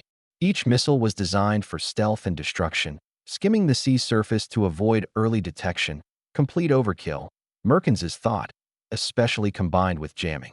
Their sudden ascent was a prelude to the havoc they were about to wreak. The gunners adjusted their aim, trying to track the almost invisible, high-speed targets. The air filled with the deafening roar of guns, audible even through the confines of the bridge. They tried to anticipate their trajectories, leading their shots ahead. Their guns spat out flak, creating deadly clouds of shrapnel in the path of the incoming missiles. Merkins' heart lifted as one of the missiles exploded in the air, but sank back as she realized it was only a fluke, almost never to be repeated again. The remaining missiles raced toward their targets faster than a dive bomber ever could, more accurately than a pilot could ever aim, and without the fear of death. The realization that they could not fend off all the missiles settled in like a cold weight in her stomach. "Brace for impact," she shouted, acting swiftly. She dropped to a low crouch, lunging toward a heavy metal console, its structure bolted firmly to the deck. Wrapping one arm securely around a support beam of the console, she pressed her back against its cold surface. Her other hand gripped the edge of the console tightly, her knuckles whitening against the effort. The console would serve as a barrier, offering some protection against the blast shockwave and any shrapnel that might follow. Merkins lowered her head, protecting it from any debris from the windows. The gunfire grew louder, like the bullets were no longer tracking the missile in the sky, but attempting to desperately cut it down right over the ship. The distant whistle of the approaching missile swiftly turned into an ever-present howl, lasting milliseconds in reality, but forever in her mind. Then, an explosion. The impact was near the bow, sending a shockwave that rippled through the ship. Another impact struck the stern, and another somewhere in the midsection, followed by secondary explosions from detonating ammo caches. She felt the deck lurch beneath her, shuddering violently and nearly throwing her against the bulkhead. Her ears rang, the sound of the explosion melding with the cries of alarm, orders being shouted, and the horrible groaning of metal. One of the crew ran up to check on her, speaking a few words that sounded like gibberish. She couldn't hear a thing. Was he asking if she was okay? She simply nodded, and the man left her to tend to someone else. After a few seconds, she finally regained the ability to make out some words. "Damage control teams to stations," someone called out. Another man's voice was more frustrated than anything else. "We only have 2 fucking medics up here." "The aft turret is gone," an officer yelled, voice stricken with shock. She stood up, bracing herself against the console. The view outside was desolate. A part of the bow was completely missing and dozens of fires burned in the distance, each one a ship destroyed or currently sinking. It was over just as quickly as it began. It occurred to her that this is what Dietrich must have faced. Hopelessness wrought from a blitzkrieg they could never match. Despair brought down upon them by technology that seemed more fantastical than the magic of the EDI. "Status report," she stammered out, placing her hand on the junior officer's shoulder. The officer couldn't even respond. Shell shock. She turned away from him, approaching the captain instead. "Status. We're listing water," the man replied. His response sounded more like an incredulous question than a report. "We can't steer. We're going in circles. We have to abandon ship." "There wouldn't be time for that." "No. We cannot drag down the rest of the fleet. We stay here and—" Merkins trailed off. "And what? Surrender? That is our only option," Merkins responded. "The rest of the fleet will continue north. We'll do what we can to coordinate rescue operations before surrendering." It seemed like the man wanted to voice his disagreement, but he found no argument. "I understand." Merkins nodded. She didn't like it either, but there was no other option. The least she could do now was preserve the Empire's strength as much as possible and preserve the lives of its citizens. Chapter 174, Resupply. January 14th, 1641. Arctic Ocean. Carrier Strike Group 12, U.S. Navy 7th Fleet. USS Gerald R. Ford. Admiral Hawthorne entered the Combat Information Center with the measured pace of routine. The hum of operations filled the space, officers and crew executing their duties following the aftermath of the 4th Conquest Fleet's retreat. With a lack of air cover, capital ships disabled, flagship crippled, and main force on the run, it was now time to clean up the seas. Today's agenda included establishing a secure line to the battered remnants of the 4th Conquest Fleet for surrender discussions. Hawthorne didn't expect for the main force to turn back around and hoist a white flag for them, but removing the leadership and a chunk of their manpower was solid enough. Commander Gutierrez approached, confirming the imminent readiness of the communication setup. "Encryption protocols are in place, Admiral. We'll be ready to initiate contact shortly." Hawthorne acknowledged with a brief nod as he surveyed the final checks. The fleeing 4th Conquest Fleet was a bit of an annoyance, but nothing that Deesroan 15 and the Renepolis fleet couldn't handle. "Admiral, the channel to the GVS Boötes is open," announced the communication officer. Hawthorne stepped forward. "Put me through, Lieutenant." He took a breath. "Let's conclude this matter." Fleet Admiral Merkins's voice filled the room. "Admiral Hawthorne, we're at your discretion." Her voice came as a bit of a surprise. Intelligence had suspected that the Fourth Conquest Fleet was led by a female admiral, but it was still jarring to have it confirmed. It was an unusually progressive characteristic that he didn't expect out of the Valka's empire, but it likely went to show how competent Merkins's was as an officer. And, judging from her quick surrender, it seemed that she did at least understand how futile fighting was. "Fleet Admiral Merkins's, your forces will stand down and disarm. Coordinates and timing for the disarmament and your formal surrender will follow," Hawthorne stated, laying out the initial terms. Merkins's responded without hesitation. "Understood. We will comply." Hawthorne turned to Commander Gutierrez. "Detail the disarmament coordinates." Gutierrez stepped forward, relaying the specifics. "Designated coordinates for disarmament have been transmitted. Disarmament commences at 1,500 hours this afternoon. Ensure all weapon systems are deactivated and flagged." Hawthorne continued. "Following disarmament, your personnel will be secured as prisoners of war. We're coordinating with our allies for the detention facilities. Expect humane treatment in line with our standard operating procedures." The conversation shifted to logistics, with Lieutenant Commander Shukla providing the logistical framework. "Your wounded will receive immediate medical attention. A list of all personnel, including the wounded, must be provided prior to the transfer." Merkins agreed. "We'll prepare the lists." A short pause followed, then a question. "What about our rescue operations?" "Continue your operations. We'll oversee and assist as needed," Hawthorne stated. Commander Tanaka, the staff judge advocate, then interjected with legal formalities. "We'll need your formal surrender declaration transmitted within the hour. This will include a full inventory of your assets and armaments." "Understood," Merkins replied, the fate of her fleet sealed with her words. "Maintain this secure channel open for further instructions," Hawthorne concluded, signaling for the communications officer to keep the line active. As the connection muted, Hawthorne faced his crew. "Prepare for disarmament oversight. Coordinate with our EDI allies for the POW transition." Gutierrez spoke up, perimeters being set up as we speak. "The Mauritials know the drill. We've danced this dance before." The Valorous and Bernhardt are on approach. Their skippers seem eager, almost too eager. A smirk tugged at Hawthorne's lips. The Mauritial forces at Juneirao have been almost completely dismantled by the Valkans. It wasn't a surprise that they'd be excited to see to their surrender. Lord knows what he'd do if someone bombed New York, then was handed to him on a silver platter. "Eagerness in allies isn't a vice, Commander, but keep them on a short leash. We don't want to make surrender down the line a less desirable choice for the Valkans." Shukla was next, tapping away at his tablet like it held the secrets of the universe. "Admiral, disarmament's on track, but this resupply, it's gonna be tight. There's a chance Odahite and/or Michael are gonna be SOL by the time we get there." Hawthorne nodded, the fact not lost on him. It sure as hell was going to be tight. He just had to hope that the seas were favorable and the Muins would hold on for long enough. "Make it work, Shukla. If a bonus for every sailor in this fleet is what it'll take, then so be it. And with how much the current administration values the Muins, it would probably be a small price to pay." "Sir." Shukla left to carry out Hawthorne's orders. All around him, the crew continued their work. As they began processing Merkins's surrender, he began to prepare for a briefing on the Muin situation. He glanced at Tanaka, who seemed busy as ever. In operations like these, the devil was always in the details, and Tanaka had a knack for taming those devils. He could leave it in his capable hands. Finished with overseeing the surrender procedures, Hawthorne knew his next immediate task was to report back home. The partial defeat of the Fourth Conquest Fleet essentially meant that the Mauritian continent was now mostly secured.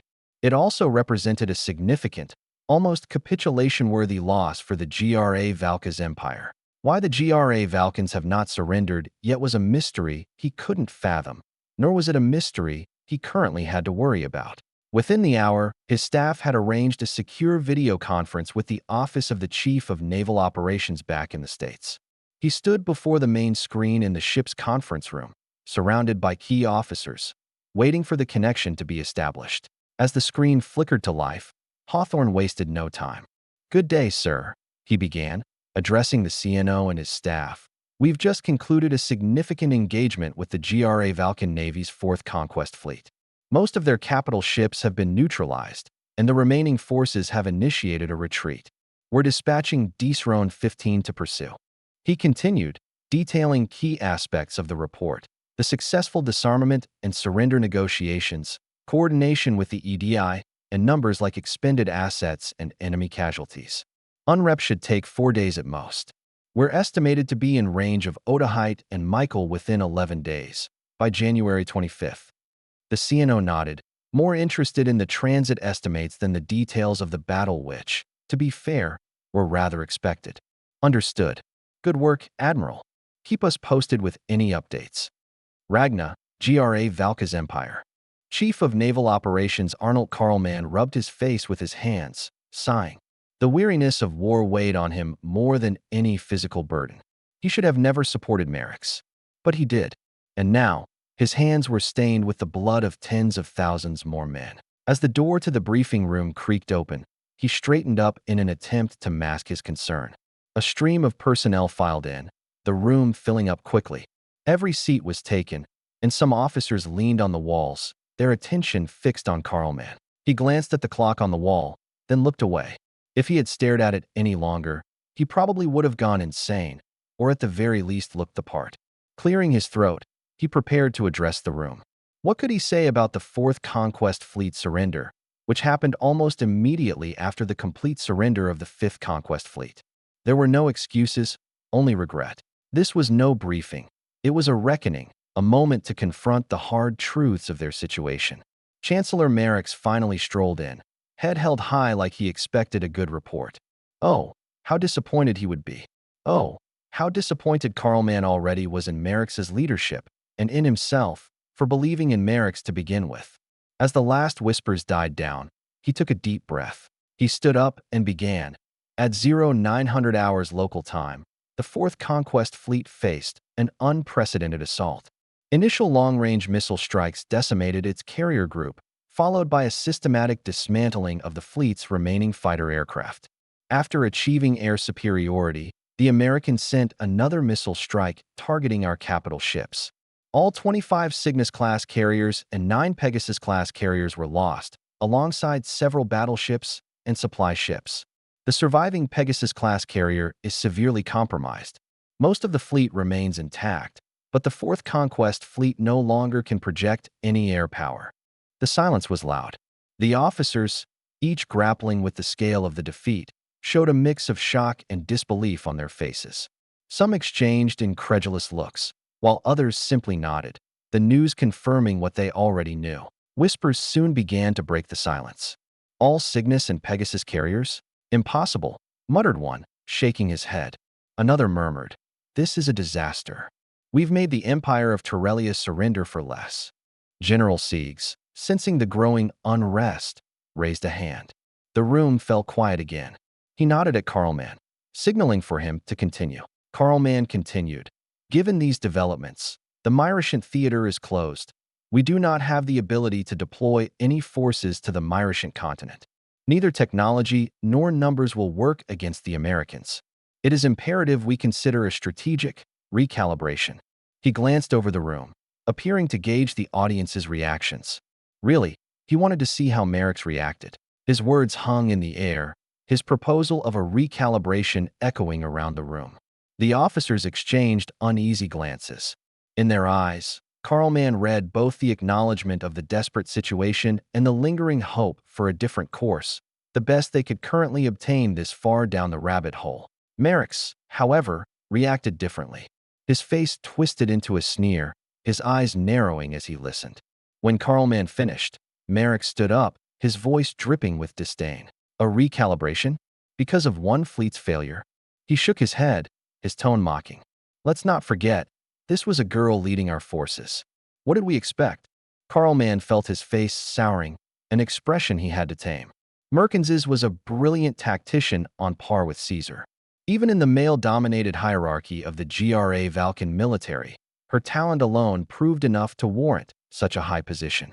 He wanted to shake his head at the blatant disrespect. At least Emperor Jare Lux could look past the veil to see the true value of people. That was a quality of a leader. Merix seemed to have no such qualities, instead playing on the pride of the Gra Valkan people. Carlman crossed his arms, regretting further that he allowed himself to be played. Murmurs of discomfort rippled through the room, the handful of women taking the most offense. Merix, oblivious or indifferent to the unrest, continued, "The Fourth Conquest Fleet's surrender is unfortunate, but we needn't overreact. It's merely a setback. They bought us time, nothing more." General Siegs shifted in his seat. Merix, as deluded as he was, had just disrespected an entire fleet's worth of men, dismissing their lives like nothing. He tried to interject, but Merix raised his hand, silencing him. "The Second and Third Fleets are still en route to Odahite and Michael. The Fourth Conquest Fleet did their job. The Americans cannot hope to save their Muin lapdogs in time." Carlman addressed Merix's bold declaration, speaking more to the room than to Merix. "But Chancellor, what tactics do we expect the Second and Third Fleets to employ that the Fourth and Fifth did not? How will they succeed where they failed?" Merix turned to Carlman, eyes flashing with a mix of defiance and calculated risk. No, this was the look of a man with nothing to lose, caring only about chaos and devastation. "They will succeed in their sacrifice. They will lay waste to Muin infrastructure before they are overwhelmed. Our ground forces in Mu will complete their objectives long before the Americans can land enough troops to make a difference. It's a war of attrition, and we have the logistical high ground." Carlman exchanged a troubled look with Siegs. Both knew the reality of the situation, but Merix's refusal to face it painted a grim picture for the future. That simple look exchanged the unspoken agreement they had come to understand. They could not allow Merix to continue driving the Gra Valka's empire into the ground. Chapter 175, Sovereign's Descent. January 16, 1641. Washington, D.C., United States. Crown Prince Gra Cabal eyed the city below, the hum of the airplane keeping him company. It felt strange, being back here, amidst the heart of what they once considered their greatest adversary. The view from the aircraft window painted a different picture of Washington, D.C. than the one etched in his memory. In the early morning darkness, it seemed almost empty, nothing compared to the skyline of Ragna, or even compared to the Americans' own cities. His father, former Emperor Jare Lux, leaned forward and squinted slightly as he took in the sight. He reacted the same way he did when first laying eyes upon their capital. Unlike the towering skyscrapers of a modern metropolis he probably would have imagined, the city sprawled out with a dignified modesty. The city mostly consisted of low-rise buildings and the occasional spire of a monument or dome of a historic building. The Washington Monument stood tall, a slender needle amidst a city devoid of the crowded verticality expected of such a powerful nation. "So this is the capital of our enemy," he mused. "I expected more somehow. More opulence, perhaps." Cabal turned to his father. He still had a flicker of the old fires in his eyes, but they had long since dimmed, reduced to mere shadows during their long journey from Ragna. "It's different during the day," he replied. "The simplicity is an opulence in itself, the expanse of its spaces, the monuments, the open skies." Gra Lux hummed, a non-committal sound that spoke volumes of his internal turmoil. Monuments to what? Their victories. There was a bitterness in his question, a king displaced, grappling with the reality of his fall. "Perhaps to their ideals, father," Cabal ventured, treading lightly. "Democracy, freedom, the very things we're hoping will grant us asylum now." Asylum. The word felt degrading, like it was a reminder of their precipitous descent from rulers to refugees. The plane banked gently, the Potomac River glinting below like a silver ribbon winding through the city. Gra Lux settled back into his seat. "Ideals," he echoed. "Let us hope their ideals are as grand as their monuments." The plane began to descend, circling around an airstrip illuminated by rows of lights. Joint Base Andrews, as the Americans had called it. The faint outlines of the jets escorting them peeled off, their mission complete. The aircraft's wheels touched the ground, the turbulent vibration like an assertive reminder of the new environment. Beside him, his father sat in contemplation, eyes reflecting the runway's lights as they drew closer. His gaze looked hollow, truly the look of a man who had lost everything. The rest of their party, including his mother and sister, seemed enveloped in their own thoughts. Chief of the military Zand Pastal and Secretary Varden Kurtz from the office of the Sovereign were the only two people who weren't silent, though their hushed whispers carried the same weight as everyone else's silence. This was it. As the plane rolled to a stop, a tall, middle-aged woman seated close to the cockpit stood up. Protocol Officer Elaine Mercer, whom they had met upon their initial departure from Joint Base Myhark, approached them. There will be a brief hold on the tarmac. Security protocols, she stated bluntly. I'll guide you through the next steps once we've disembarked. Her briefing back in Quatoin had been thorough, covering everything from the security measures that would surround them to the expectations of their conduct on American soil. She emphasized protocols quite a bit. It was the one thing about her that stuck. It was the one thing about the United States that he found tiring, overbearing rules and regulations. Mercer moved toward the cabin door, opening it. The early morning chill of Maryland rushed in, the smell of damp earth mingling with the faint scent of fuel and other industrial byproducts. His father led the way, following closely behind the protocol officer as they stepped out into the rising sun. After everyone disembarked, Mercer led them directly to a secure processing area specially set up within Joint Base Andrews. The area, clearly temporary but still meticulously organized, was cordoned off to ensure privacy and security for the high-profile arrivals. As they approached the first checkpoint, an American soldier gestured for them to present the documents they'd been given prior to their departure. Cabal handed over the papers, watching as they were placed against a glass surface within a machine. A soft whirring noise filled the air as the devices scanned their documents, the lights beneath the glass flickering with each pass. He raised an eyebrow at the extensive, impersonal procedure. It's not like they became different people since they were provided these documents in Myhark. Was this process even necessary? They didn't have to do this when they arrived in the U.S. as guests, but he supposed it had something to do with their stay being under drastically different conditions. After processing everyone's papers, the soldier nodded to Mercer, who directed them to the next station. The area looked clinical, with harsh fluorescent lights bathing sterile surfaces in a stark white glow. Medical personnel, clad in light blue scrubs, awaited them with an array of equipment that seemed both advanced and intimidating. One of the nurses gestured for him to sit, explaining the process. We'll start with a basic assessment, she said. She wrapped something around his arm. This'll tighten up a bit so we can check your pulse and other vitals. Just relax your arm and try not to move. It was a similar practice to what he was used to, though replaced by the lifelessness of a machine, where a doctor would gauge the pressure by feel and determine the rhythm of the pulse felt under their fingertips. Instead, a machine spat out numbers with cold precision. It was a facet of American society he hadn't realized in his initial visit. They were overwhelmingly reliant on machines and devices. It made things impersonal, but he had to admit, they were much more efficient. After a satisfied nod, she unhooked him and pulled out a report. She briefly looked through it before explaining.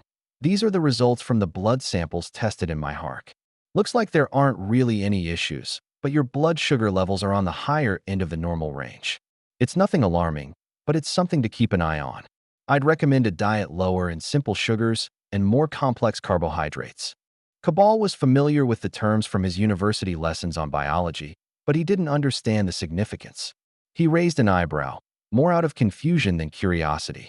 Whole grains, vegetables, and lean proteins would be beneficial for you, she said simply before handing him a printed summary.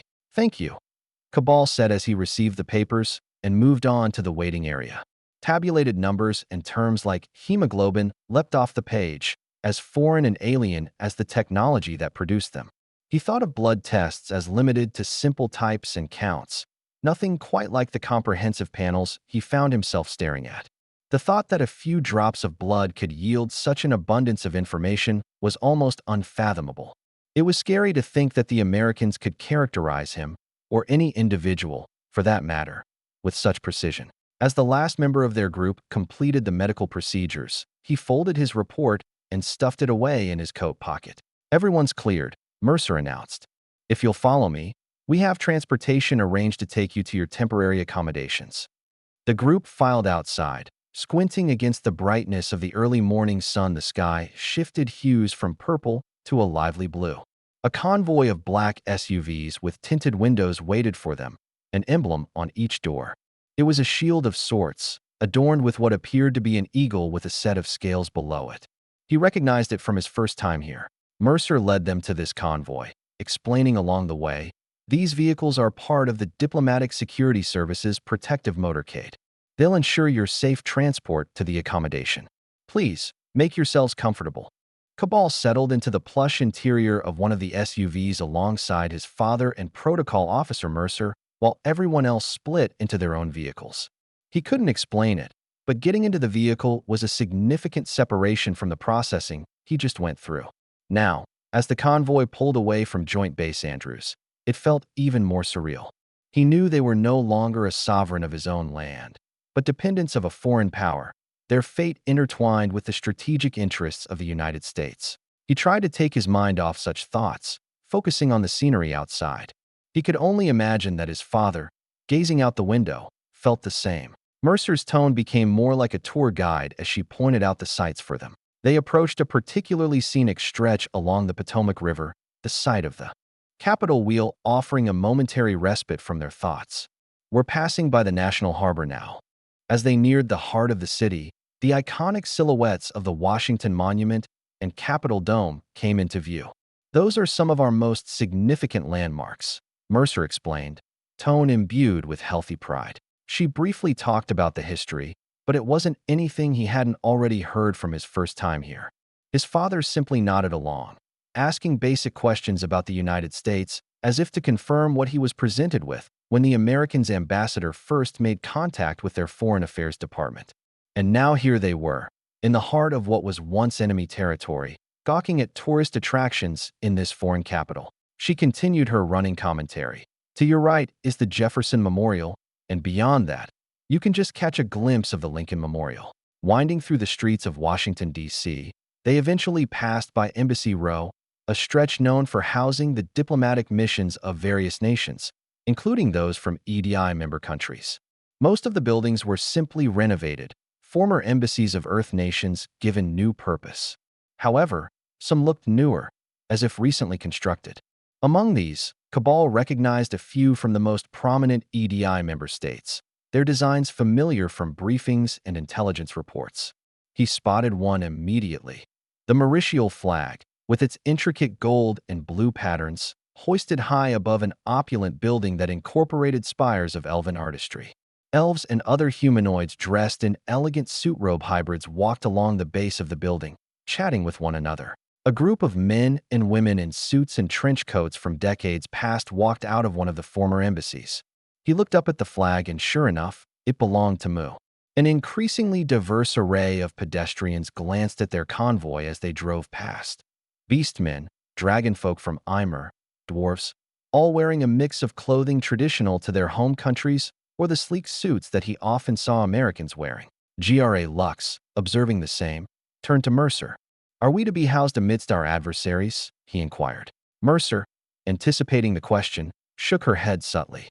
"No, we've arranged accommodations away from Embassy Row. Your stay will be at the Franklin Guest House," she reassured. "Given the sensitivities of our current situation, we thought it best to ensure a level of discretion and security that this area might not afford." Cabal appreciated the thoughtfulness behind the decision. The proximity to EDI embassies could have complicated their already precarious position, inviting unwanted scrutiny or even hostility. The choice to house them elsewhere spoke volumes of the Americans' mindfulness, but it was a hurdle they'd have to tackle eventually. They arrived at their destination, away from the diplomatic and administrative bustle of Embassy Row. The Franklin Guest House was surrounded by a high perimeter wall and situated in a cul-de-sac. It reminded him of the stately countryside manners back home, though the details were uniquely foreign. As the SUVs came to a gentle stop outside the main entrance, Cabal observed the surroundings. The compound was expansive, with manicured gardens and pathways leading to the main building. Mercer opened the door for them, ushering them inside where they were greeted by a team of staff ready to assist with their transition. "This will be your home for the foreseeable future," she informed them, voice echoing slightly in the grand foyer. "Each of you has been assigned. While we understand you're traveling light, our staff is here to ensure you have everything you need." Cabal, carrying only a small bag that he had packed in haste, followed Mercer and the staff through the corridors. The interior was tastefully decorated, blending comfort with a sense of formality befitting their status. Cabal's suite was spacious, with large windows offering views of the gardens. The furnishings were elegant yet inviting, a balance that spoke of thoughtful consideration. He recognized elements of American technology, devices that he had used briefly during his initial stay, like a television and microwave. He settled down, immediately heading to the bathroom to take a shower. He would certainly miss his life in Ragna, but having these amenities wouldn't be such a bad thing. Chapter 176, The Crown Prince. January 17, 1641. Washington, D.C., United States. The gentle hum of the guest house's air conditioning was the first thing Cabal noticed as he stirred from his sleep, a stark departure from the natural breezes of the imperial palace's windows left ajar. A soft melody filled the air, sounding nothing like the grand orchestras of Ragna. The alarm was soothing, calming, even. Cabal took a deep breath, letting out a quiet sigh as the reality of his new surroundings seeped in with the morning light that peeked through the curtains. Sitting up, he surveyed the room, functional, with a touch of elegance, but lacking the personal touches and history of his own chambers back home. It was another reminder, if he needed one, of how far they had come and how much they had left behind. Shaking the grogginess of sleep and rubbing his eyes, he reached for the plastic water bottle on the nightstand beside him and took a swig. He rose, pushing away the fabric from his skin as he made his way to the window. Pulling back the curtains, he was met with the view of Washington, D.C. coming to life. It was a scene so different from the sprawling skyscrapers and vistas of the Ravernal Empire. Yet here he was, expected to navigate this foreign landscape as if it were his own. As he dressed, selecting from the clothes provided, practical, devoid of the regal accoutrements he was accustomed to, he couldn't help but reflect on the day ahead. The breakfast gathering with his father and the others would be the first of many such meetings, no doubt. A chance to discuss strategies, yes, but also an opportunity to gauge how everyone was adapting to this new chapter of their lives. He caught his reflection in the mirror as he adjusted his collar and brushed his teeth. The face that looked back was familiar, yet unlike the youthful crown prince of the empire that he once knew mere weeks ago. He offered himself a curt nod, a small attempt to motivate himself. Stepping out of his room, Cabal braced himself for the day ahead. He walked downstairs, the hum of the air conditioning fading into the background, replaced by the soft murmur of voices as he made his way to join the others. The smell of bacon and freshly brewed coffee guided him toward the dining area. The familiar aroma was a small comfort in a world that had become anything but. As he entered the room, he found his father seated at the head of the table, his posture regal even in exile. Pascal and Kurtz were also there, looking like they had barely slept. "Good morning," Cabal greeted, his voice steady as he took his seat. The table was laid out with a spread that, while lavish by most standards, felt foreign to them. They were used to the elaborate feasts of Ragna, where the clinking of fine silverware and the murmur of courtly conversations filled the air. Here, the atmosphere was subdued, the conversation more tentative. His mother nodded in acknowledgement, his eyes meeting Cabal's. "I trust you slept well," she said. Cabal offered a small, reassuring smile. "Well, it's not the royal chambers, but it's something." He reached for a piece of toast, trying to find some semblance of normalcy in the act. Lux stirred his coffee and looked up. "This quiet, it's unnerving. Back home, the mornings were filled with the city's life, the people. Here, it's just silence." Pascal leaned back in his chair and glanced around the table.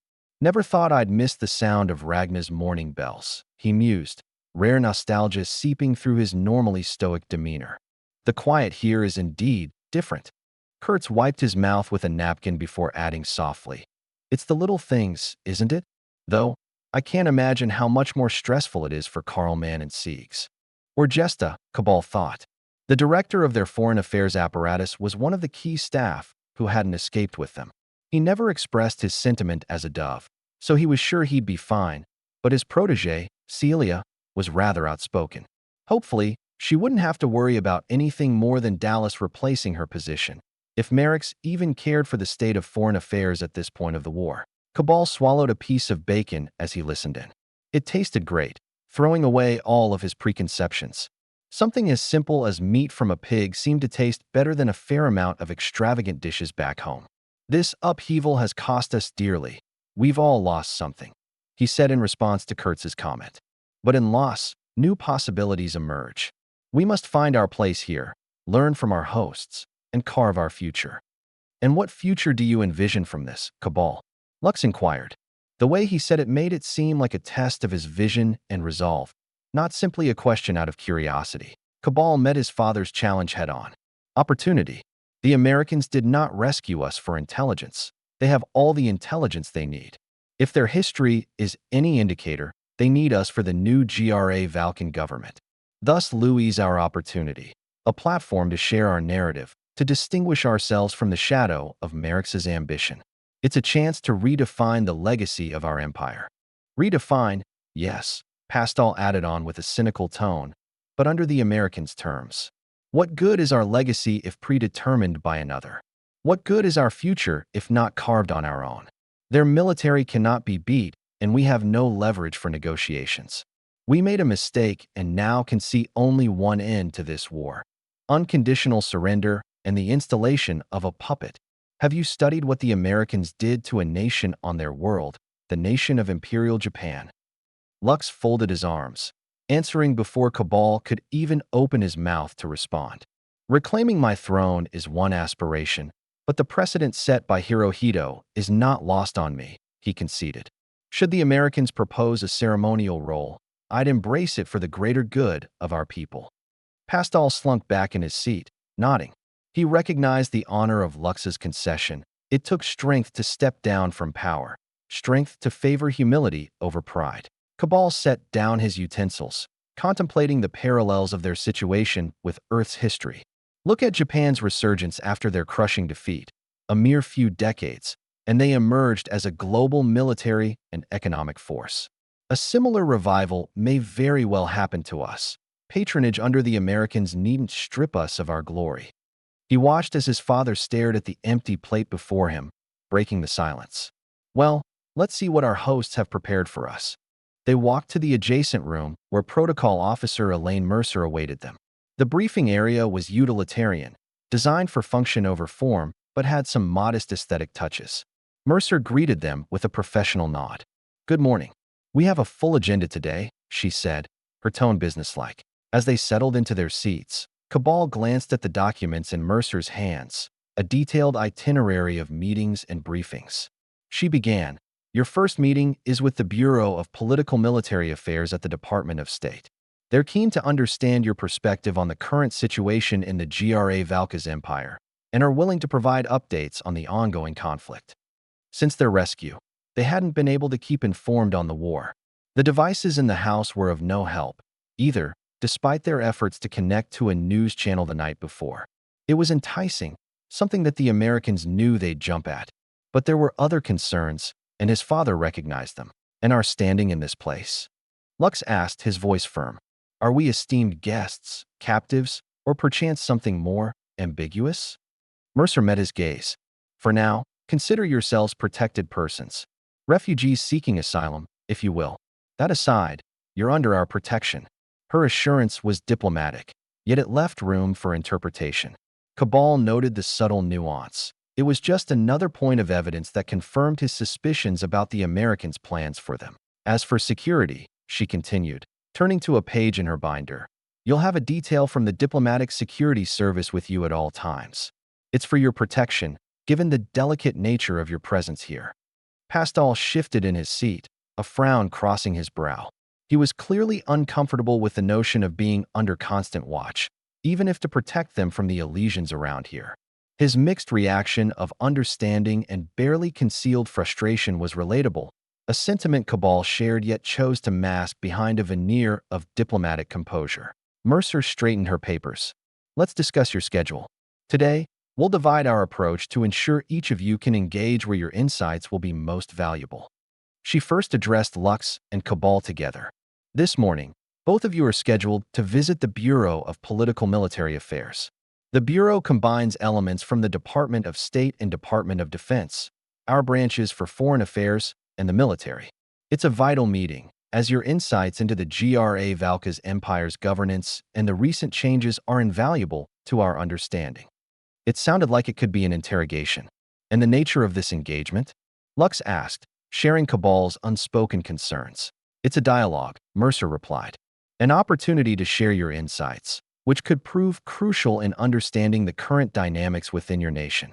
We won't force cooperation, but it would be in your and your country's best interest." Though it was meant to be a reassurance, the word choice made it appear to be a veiled threat.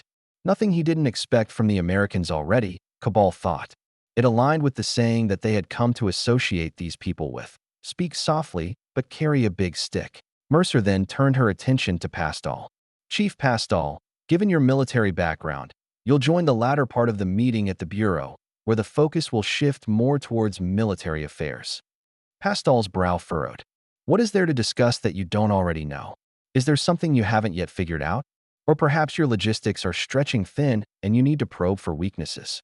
Mercer gave him a firm response. "Make no mistake, Chief Pastal, our capabilities allow us a comprehensive view of the battlefield. This discussion is less about uncovering new targets and more about understanding the implications of current strategies. Our goal here is to minimize unnecessary casualties on your side while achieving strategic objectives.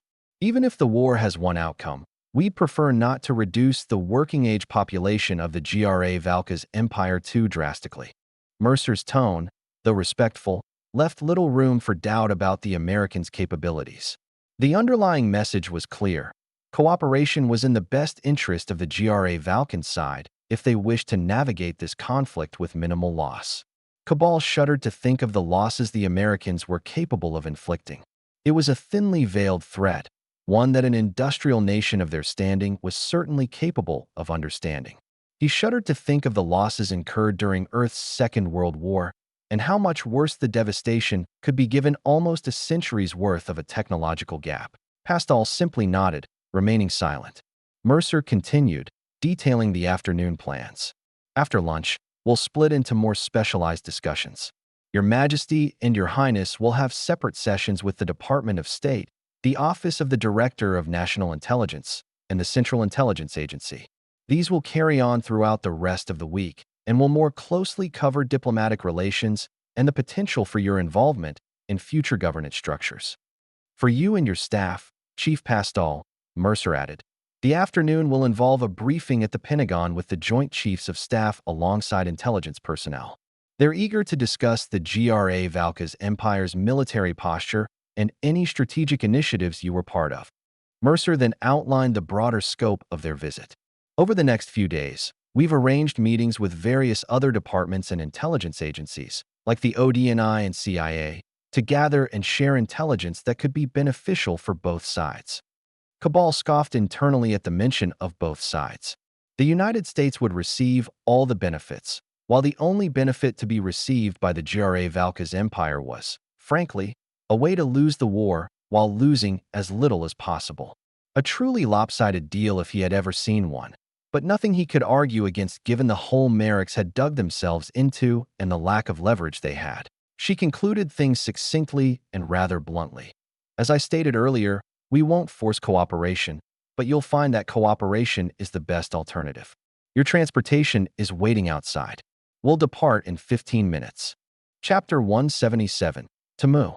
January 17, 1641. Washington, D.C., United States. War is hell, mostly for the GRA Valkans. Any reasonable force would have capitulated at this point. President Lee couldn't imagine how World War II would have panned out if they had lost dozens of carriers without even dealing a single blow to Japan. So, why did the GRA Valkans keep fighting? Were they simply idiotic? The leaders of the 4th and 5th Conquest fleets didn't seem so. Well, he'd find out soon enough.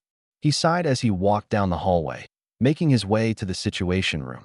He pushed open the door to find the room already filled with his top advisors, from Secretary of Defense Robert Hill to the Director of National Intelligence Alan Fitch and his clandestine counterpart, Director of the Central Intelligence Agency Ethan Klein.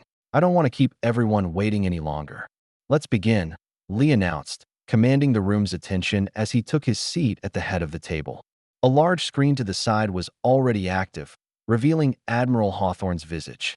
Hawthorne's briefing on the Battle of Juneau commenced. Mr. President, the 7th Fleet achieved a significant strategic victory against the Ravernal Empire near the Mauritial port city of Juneau.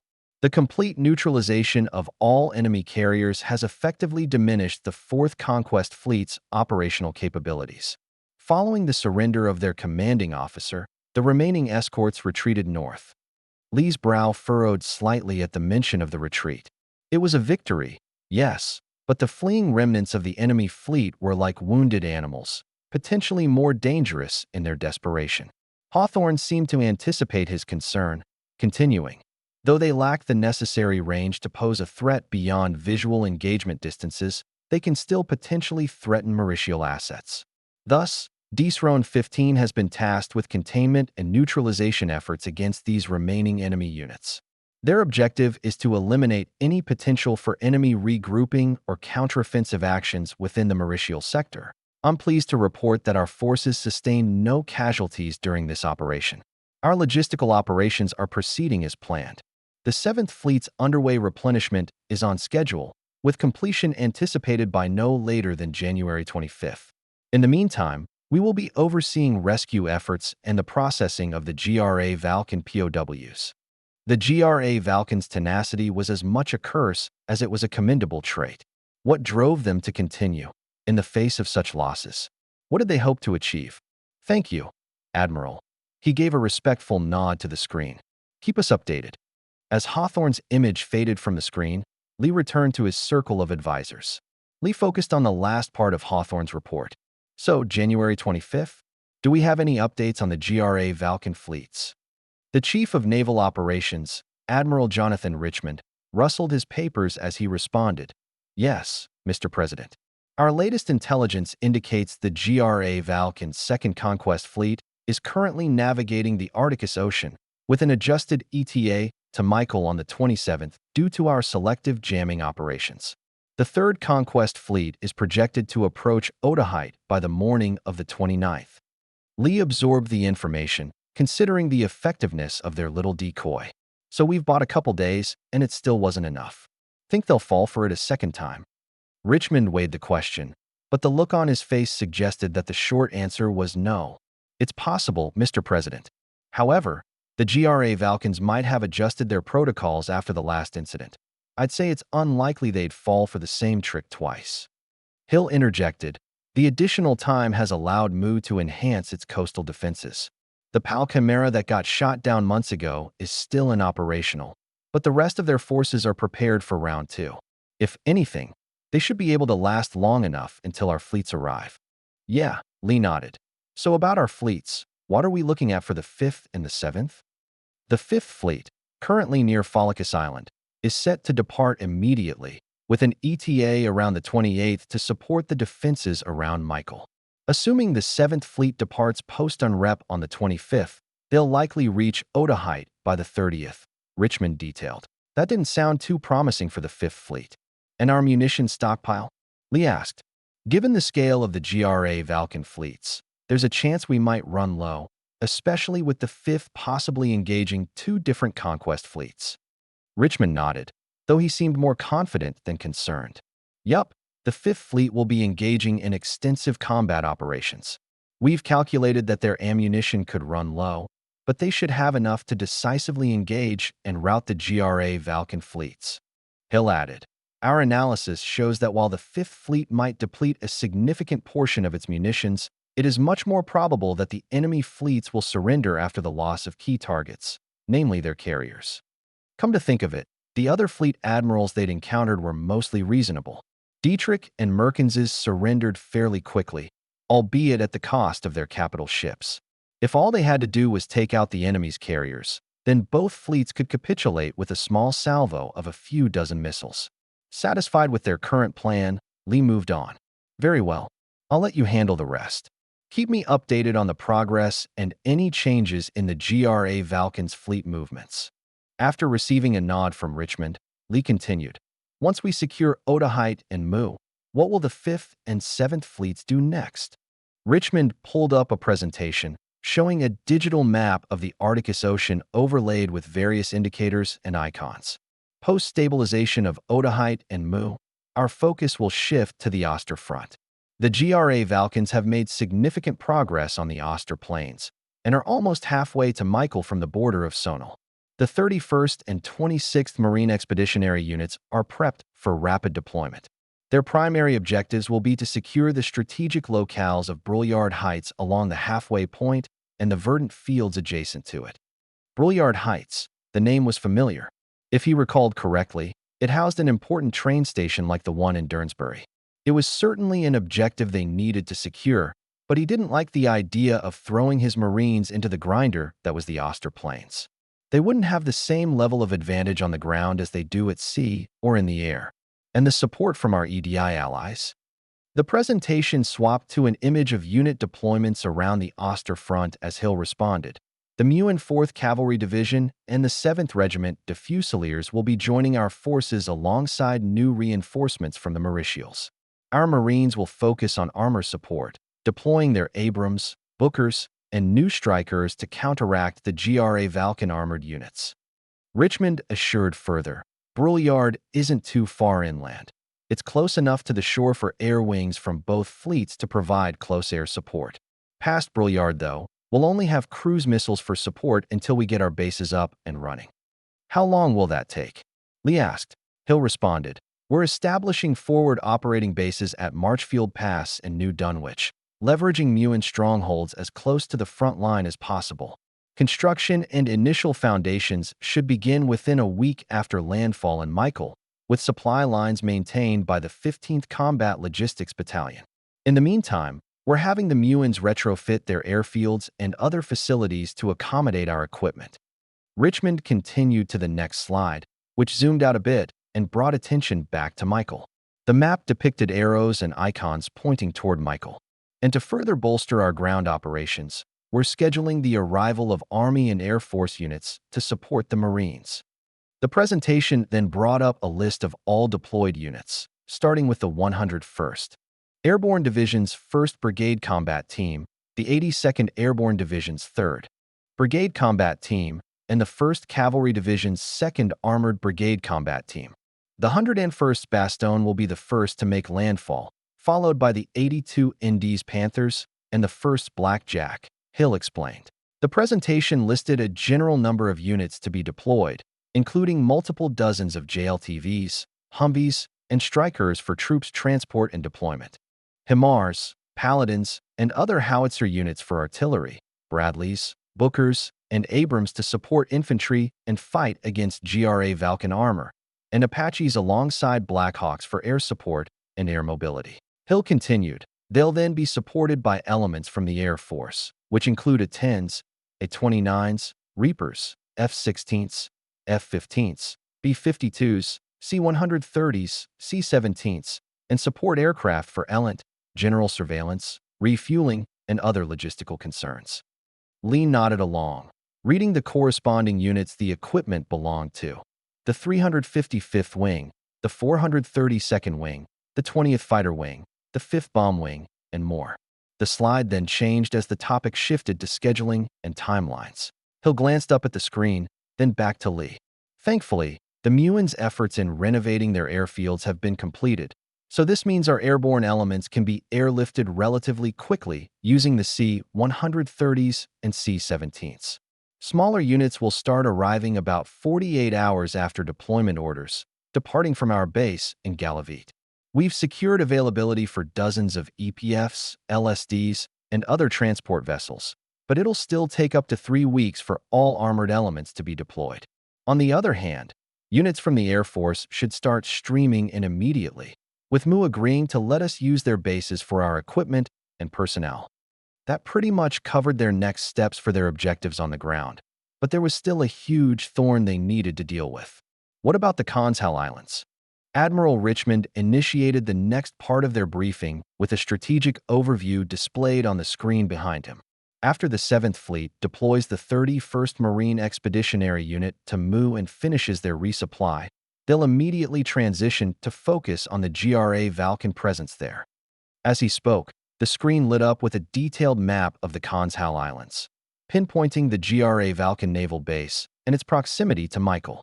Animated vectors illustrated the potential threat radius. Hill brought up the next slide, which showcased a phased plan. Our strategy involves a two-pronged approach. Initially, the 7th Fleet will conduct precision strikes against key assets within the naval base and its defending fleet using long-range missiles, significantly degrading their operational capabilities. The simulation on the screen depicted Tomahawk cruise missiles launching from destroyers, tracing arcs towards the Conshal Islands, followed by simulated explosions marking the intended impact on the GRA Valken targets. Hill continued, "Following the strikes, the 7th Fleet will establish a containment perimeter, preventing any GRA Valken naval forces from launching counterattacks toward Mauritial territory or reinforcing their positions in Mu. A company from the 2nd Battalion, 1st Marines will remain on standby for deployment if the GRA Valken forces do not surrender." A new animation returned to the 5th Fleet's role, back in Mu. Richmond pointed to the icons on the screen. Simultaneously, the 5th Fleet will remain engaged in supporting ground operations in Mu, ensuring our Marines and allied forces have the naval firepower and logistical support they need to secure objectives on the ground. Right. So that about wraps up our near-term outlook for our operations in Mu, yeah? Lee looked around, seeing a chorus of nods. Well then, what's next on the agenda? Secretary of State Gordon Hayden stood up, gesturing toward Fitch, Klein, and a representative from the Bureau of Political Military Affairs. The next item on the agenda revolves around the VIPs extracted from Ragna, who have just arrived here in D.C. Emperor GRA Lux and his family. Yes, Lee nodded. He was wondering what had happened to them after their rescue. Now he had his answer. I assume our guests are doing fine. No incidents with any of the Elysians around here, I hope. Fortunately, we've managed to avoid that so far, Hayden answered. They just settled in yesterday and are currently finishing a meeting with the Bureau of Political Military Affairs. Here are their next steps, he said, bringing up a schedule for each GRA Valken. Lee analyzed it. It was just about what he had expected, lessons to help them accommodate to their new lives here, even if temporarily, and various meetings with sections of the government. The DoD seemed keen on extracting intelligence from the likes of Pastal, while meetings with Fitch's and Klein's men were interspersed throughout the schedule of every GRA Valken. But what caught his attention most was the training regiment for the Crown Prince, GRA Cabal. He had visited months back, and judging from his personality then, he seemed much less of a warmonger than any other GRA Valken he was familiar with. Most importantly, GRA Cabal understood the difference in power between his nation and the United States, and saw friendship with the U.S. as the best path to take. GRA Cabal, he's in the Bureau meeting now? I wonder how that's coming along. Chapter 178, In Agreement.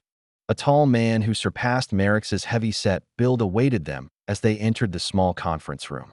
After the GRA Valkens took their seats around the table, the man stood and introduced himself. Mornin', I'm Colonel Bradley Thorne, Liaison Officer for the Bureau of Political Military Affairs. I'll be facilitating our discussions today. He then introduced a woman with sharp features, Dr. Serena Fieldstone from the Department of State, alongside a few other personnel, including a military strategist and a couple of aides. Seeing the GRA Valkens give nods of acknowledgement, he continued, "Glad you could join us. To begin, I believe it might be of interest to you to know the current status of your naval assets. Specifically, the 4th and 5th Conquest fleets have, as we had expected, ceased hostilities and surrendered." The American's words were blunt, carrying with it an air of suppressed superiority. It was a tone that Crown Prince GRA Cabal was all too aware of, a tone that he'd seen practiced many times among the ranks of Gesta's foreign affairs personnel. Yet, the American here seemed to at least be somewhat respectful about it, masking his pride while skillfully maintaining the demeanor that he had seen in Protocol Officer Mercer and the other American officials.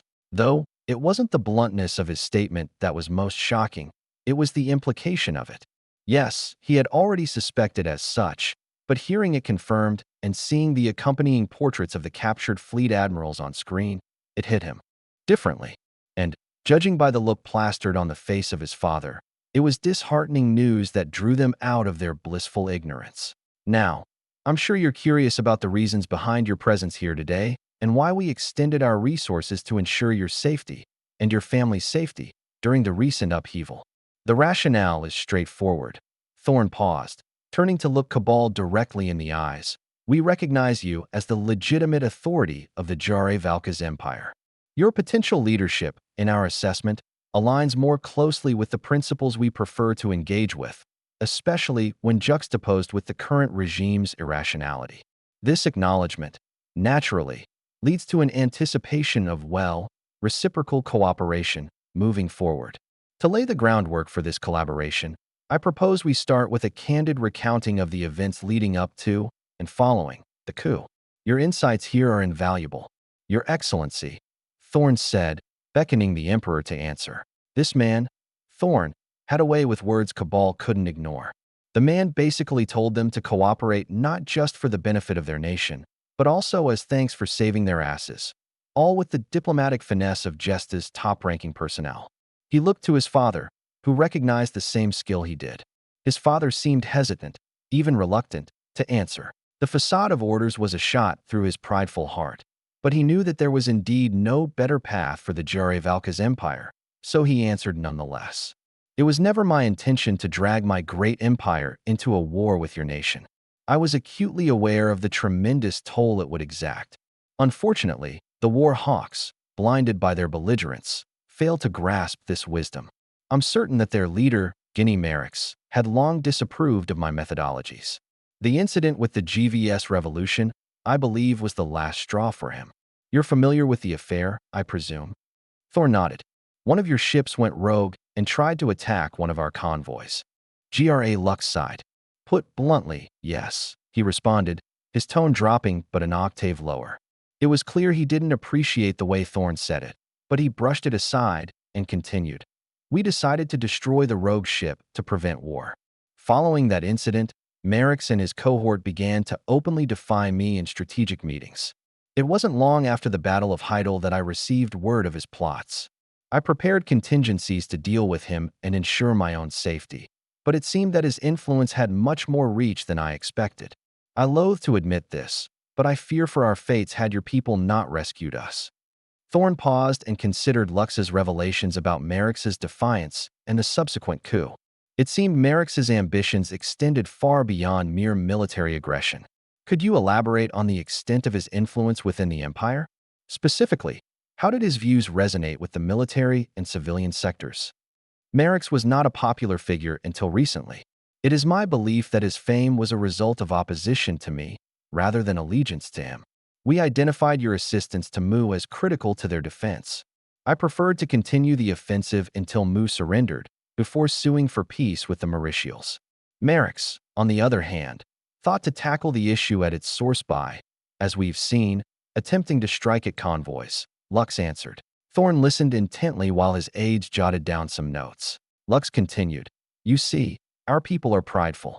Our empire is one built on conquest, and we have never known defeat. And so, most of us grew complacent, Merix especially.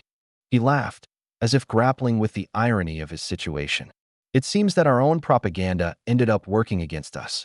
Our people could not fathom the concept of defeat, so they clung to Merix's baseless nonsense, and will soon reap the consequences of this folly. He took a break, sighing once more.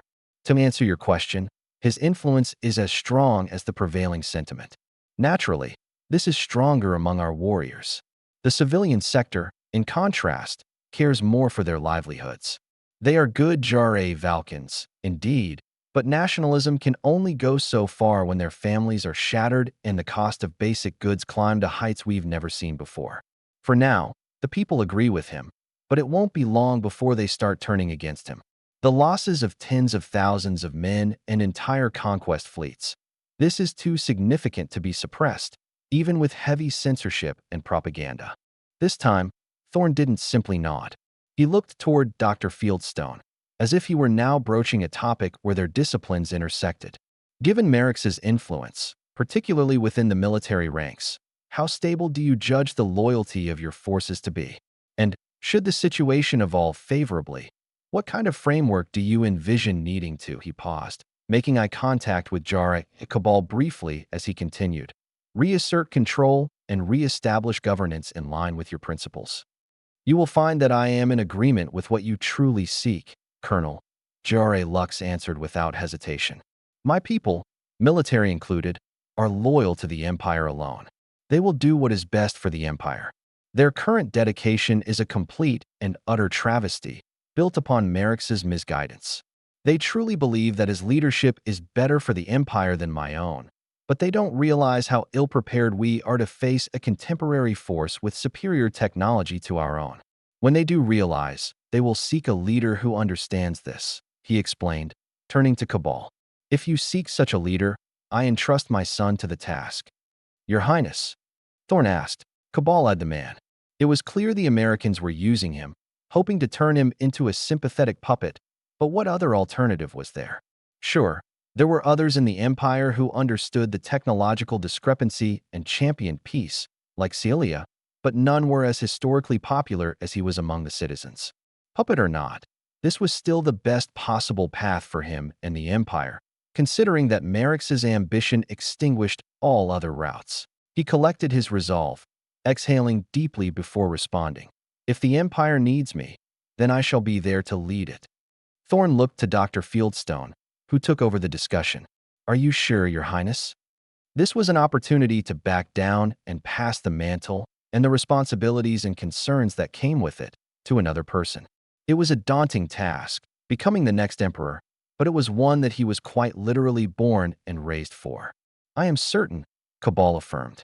Fieldstone seemed to breathe a slight sigh of relief, likely glad that they wouldn't have to arduously search for a new candidate to work with. That's good to hear, she said. In that case, we'll be making some modifications to your schedule to focus on your upcoming role. In the meantime, your father earlier mentioned that you were historically popular? Could you elaborate on that? He guessed that they wanted to gauge how effective their strategy would be, to what extent the citizens would accept him as a new ruler once Merix was deposed. He answered honestly, certainly. As Crown Prince, the spotlight was inevitable, yet my engagement with politics was minimal. My interactions with the media were limited, a wave to the cameras, a smile, a few token words. Reflecting upon it, the reasons behind my popularity elude me. It was something that simply existed. Dr. Fieldstone's expression softened. Your humility is refreshing, Your Highness. Anyway, even if the origins of your favorable public image are unclear to you, it's evident that there exists a positive foundation upon which we can build. She paused for a moment, thinking of her next words before continuing. In the coming days, we would like to work closely with you to enhance your visibility and engagement with both the GRA Valkan public and the international community. Countering Merix's narrative is a concern, but we also want to make sure that you're also supported by the various Elysian nations that have been negatively impacted by the war. Cabal pushed down a grimace. It had cropped up earlier when Mercer mentioned their security concerns with Embassy Row. He had almost forgotten about it amidst the Americans' relative hospitality, but it was still a present and stubborn threat they'd have to consider after Merix's inevitable surrender. Fieldstone then outlined a preliminary plan. To start, we're considering a series of carefully crafted public appearances and statements, which will be broadcast to both Elysian and GRA Valkan networks. She turned to his father. Your Excellency, could you explain your administration's use of propaganda and your relation with your country's media? GRA Lux began. Unlike your nation, we don't need the front of a free media. We harness the full might of the state media apparatus to orchestrate the Empire's narrative. Naturally, we use this to rally our people to a singular, noble cause and emphasize the glory of our military campaigns. Such measures were imperative to ignite a fierce sense of national pride, which, as I've said, worked against us. How difficult would it be to shake this narrative? Thorn asked. GRA Lux shrugged. Our dominion over the media was absolute, steering the public discourse with a firm hand. Public perception is not a thing you can dismantle so easily. Exempting the passage of time and the lack of letters making it back home, we would need to control the flow of propaganda over radio and television broadcasts, newspapers, and public speeches. The Americans' expressions soured slightly upon hearing this. As powerful as they were, it seemed even they weren't immune to experiencing the struggles of a difficult situation. Fieldstone looked to Thorn. Couldn't we just hack or override their broadcasts? We've got a plane for that, don't we? The EC-130J? Thorne replied, shaking his head. It's not enough. Even if we ran the plane straight through the heart of the GRA Valkan subcontinent, we still wouldn't have enough reach. And that's not even taking into account security. We don't have control over GRA Valkan airspace. Sending a squadron of fighters for escort, plus a refueling tanker, is an operational risk we can't take. GRA Lux observed the interaction. You would need to seize control of the Imperial Broadcast Corporation's headquarters in Ragna, he added. It was a direct path, but especially daunting given the heightened security following his rescue. Control the headquarters, and you control the narrative across the Empire. It was clear what needed to be done, a covert operation not unlike the one that resulted in their rescue. Thorne covered his mouth, releasing a heavy exhale. Security's bound to be even tighter than what we encountered during your rescue. GRA Lux simply nodded in response. Thorne looked down at the table, calculating the possibilities. How should we start? I have an associate within the IBC who you must contact if you wish to develop a strategy. Chief Technical Officer Marcellon Skeldadder. Chapter 179, Marcellon. January 22nd, 1641. Ragna, GRA Valka's Empire. Marcellon Skeldadder sat at his desk, his eyes fixed on the flickering television before him. The daily broadcast schedule glowed in the dim light of his office, showing questionable news about the Fourth Conquest Fleet's success near the Mauritial capital. The broadcasts once filled him with a sense of purpose, especially as they rallied against the divine kingdom of Cain, but now, it seemed that they were filled with lies that contradicted the battlefield rumors streaming in from the front lines. He leaned back in his chair, the leather creaking beneath, and rubbed his temples. The Imperial Broadcast Corporation, his domain for the past 2 decades, had been a powerful tool for rallying the citizens. They used to stream nationalistic messaging and military triumphs to fuel the people's pride in their empire, and technically, they still do. But now, with Chancellor Merix at the helm, something felt different. The broadcast continued to trumpet the empire's strength and righteousness. Yes, but there was a new edge to the rhetoric, a fervor that bordered on fanaticism. Merix, once a figure he had admired for his unwavering devotion to GRA Valkan supremacy, now seemed to embody an extremism that seemed counterproductive to the empire. As he scanned the lineup of carefully crafted news segments and patriotic programming, a heaviness settled in his chest. The truth was being stretched thinner than before. He couldn't explain how, but he could feel it, sense it. Reports of glorious victories and enemy surrenders felt hollow, lacking the concrete details and footage that had once lent them credibility. It was like the new narrative was being spun from wishful thinking rather than facts on the ground. Of course, it all started with Merix's mysterious rise to power. The public story, a thinly veiled tale of the emperor's sudden illness and subsequent withdrawal for the sake of the empire's stability, felt like a bitter jest. Marcellon knew Emperor GRA Lux, his vigor, his unyielding vision for their nation. The idea that such a man could succumb so abruptly, immediately after an attack, leaving his empire in the hands of Merix, struck him as a blatant lie. Where was the crown prince, GRA Cabal, whose face used to be plastered all over the newspapers and television screens? Where was Secretary Varden Kurtz, from the office of the sovereign? Or Zan Pastal, chief of the military? Senator Merix was far down the chain of succession. There was simply no way several of the empire's most important people simply disappeared, conveniently allowing him to take the reins of the empire. Each day, Marcellon disseminated Merix's narratives, mind and body moving automatically while his heart rebelled. With every announcement of the Chancellor's decisive actions and imperial directives, a part of him recoiled. It was as if he were betraying the emperor with every word he allowed to pass into the imperial waves. His eyes drifted to the framed photograph on his desk, a picture of his wife and 2 children smiling at the camera. They believed in him, in the work he did. One of them, his eldest son, was even about to finish high school. What would they think if they knew the truth behind the facade he helped maintain? How would he feel if he knowingly sent his son to die in an unwinnable war? He reached for his cup of coffee, now cold and bitter, and took a sip. The taste matched his mood. He set the cup down and straightened his tie, a reflexive gesture that did little to ease his inner turmoil. His spiraling thoughts were interrupted by a knock at the door. He glanced at the clock, realizing that the morning meeting with his technical team was about to begin. With a sigh, he stood up and made his way to the conference room. He was greeted by the familiar faces of his colleagues, each of them bearing the same expression of tired determination. The meeting began and progressed as it always had: a rundown of the day's broadcast schedule, a discussion of any issues or enhancements, and a review of audience engagement metrics. He found himself going through the motions, discussing technical specifications and production schedules with a detachment that surprised even himself. Who was he? He felt like a spectator watching someone else, a man who had once been so passionate about his work, now reduced to a hollow shell. A gentle tap on his shoulder jolted him back to reality. He turned to see Eirik, a longtime colleague and friend, standing beside him. Eirik had always been a quiet presence in the office, but there was a depth to his loyalty that Marcellon had come to respect over the years. "Can I have a word with you after the meeting?" he asked softly, his voice barely audible above the ongoing discussions. "There's something I need to discuss with you, in private." Marcellon raised an eyebrow, curiosity piqued by the unusual request. Eirik had never been one for secrecy, and the urgency in his tone was impossible to ignore. Just what did he want to talk about? He nodded, agreeing to the private discussion. As the meeting drew to a close, Marcellon lingered in the conference room, watching as his colleagues filed out one by one. As the last of them left, Eirik approached him.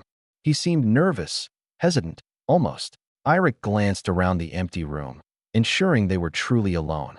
He leaned in close and whispered, "I have a message from His Excellency.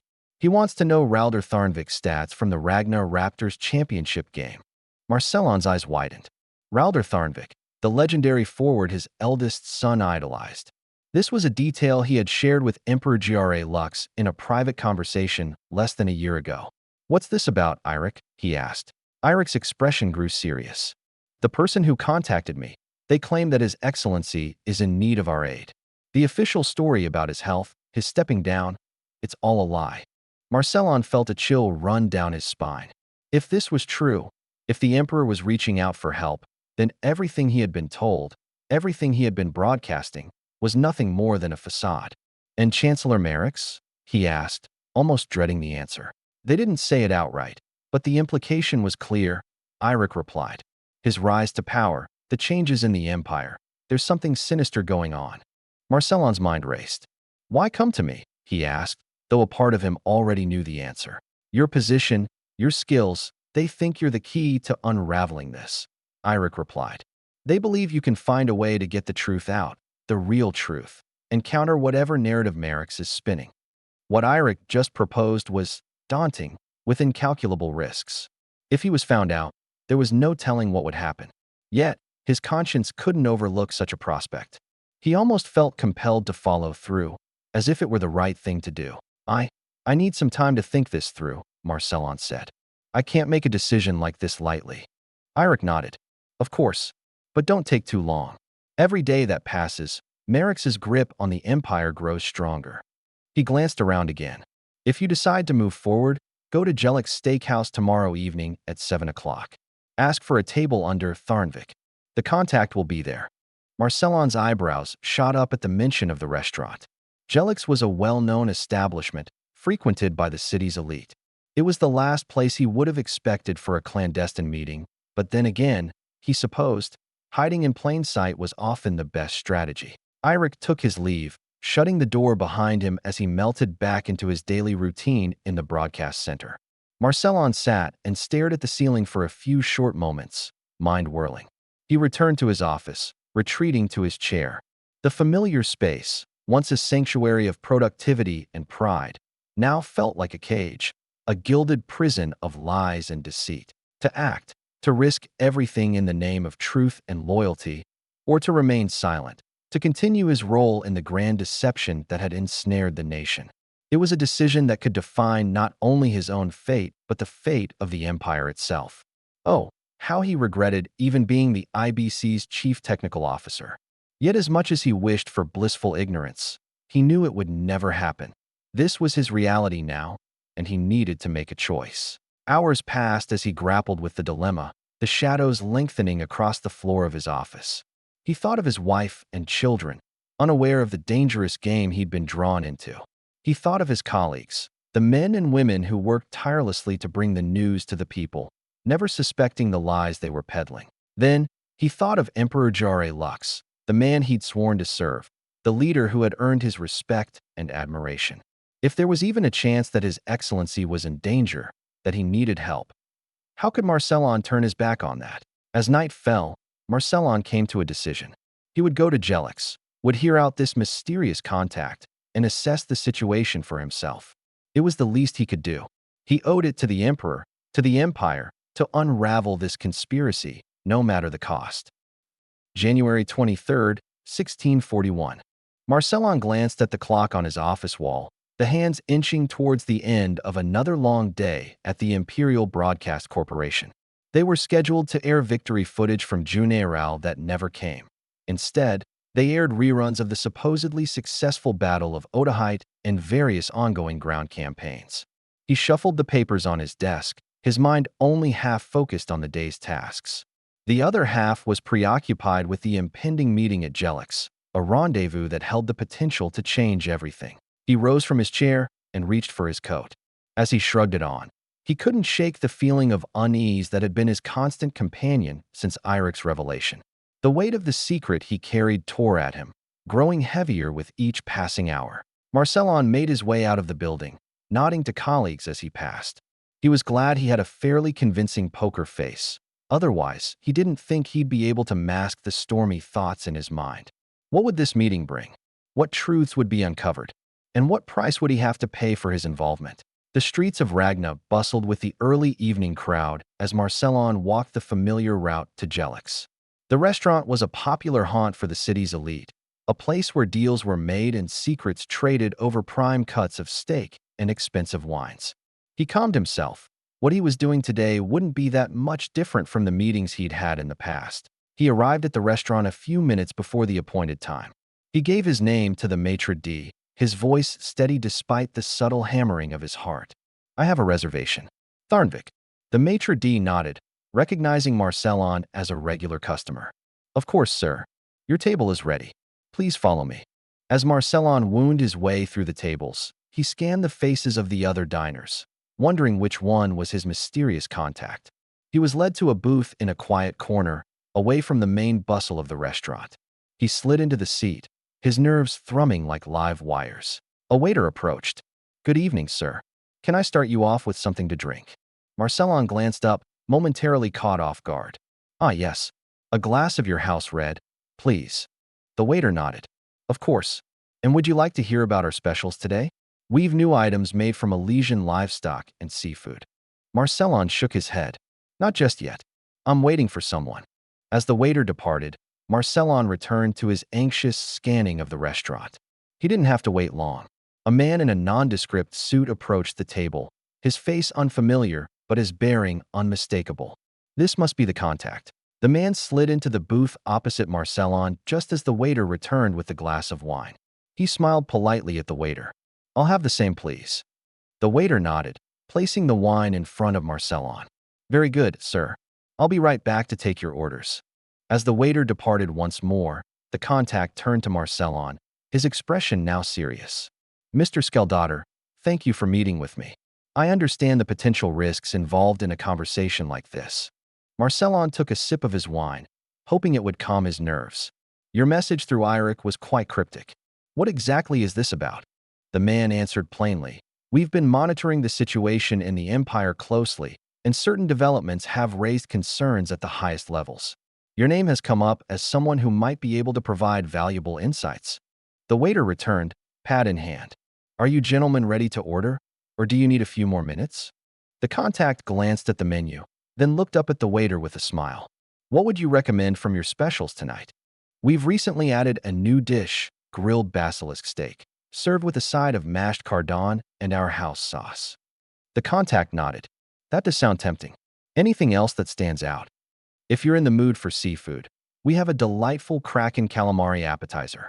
The Kraken is caught fresh daily, and we prepare it with a light, crispy batter.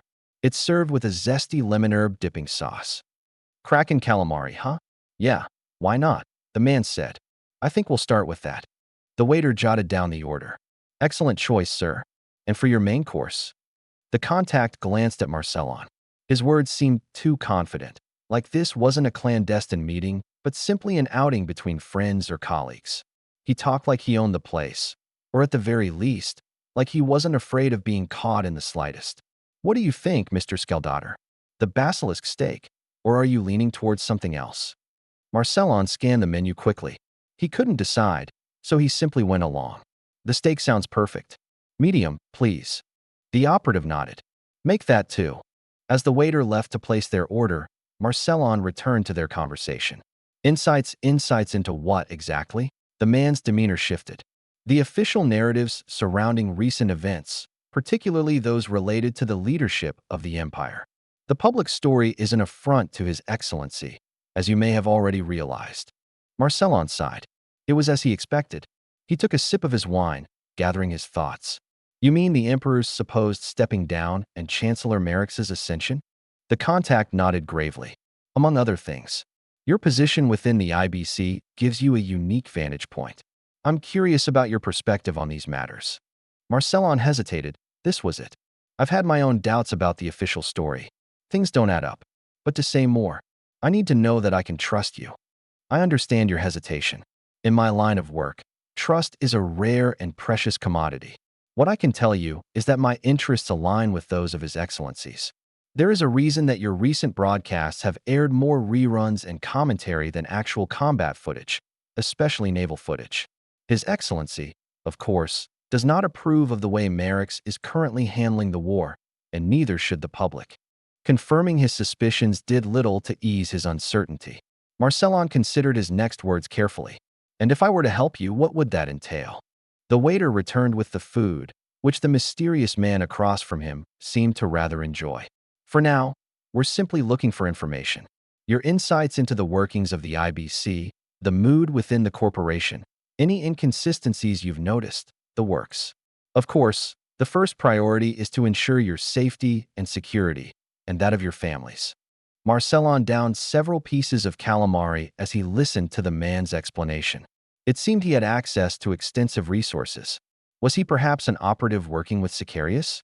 The elites within the Empire's main clandestine arm were known for their devout loyalty to the Emperor, so this would make sense. While his proposed measures for safeguarding his family were convincing, this was still a decision he couldn't close so soon. He took a deep breath. I'll need some time to think, to see what I can find out without raising suspicions. The operative agreed.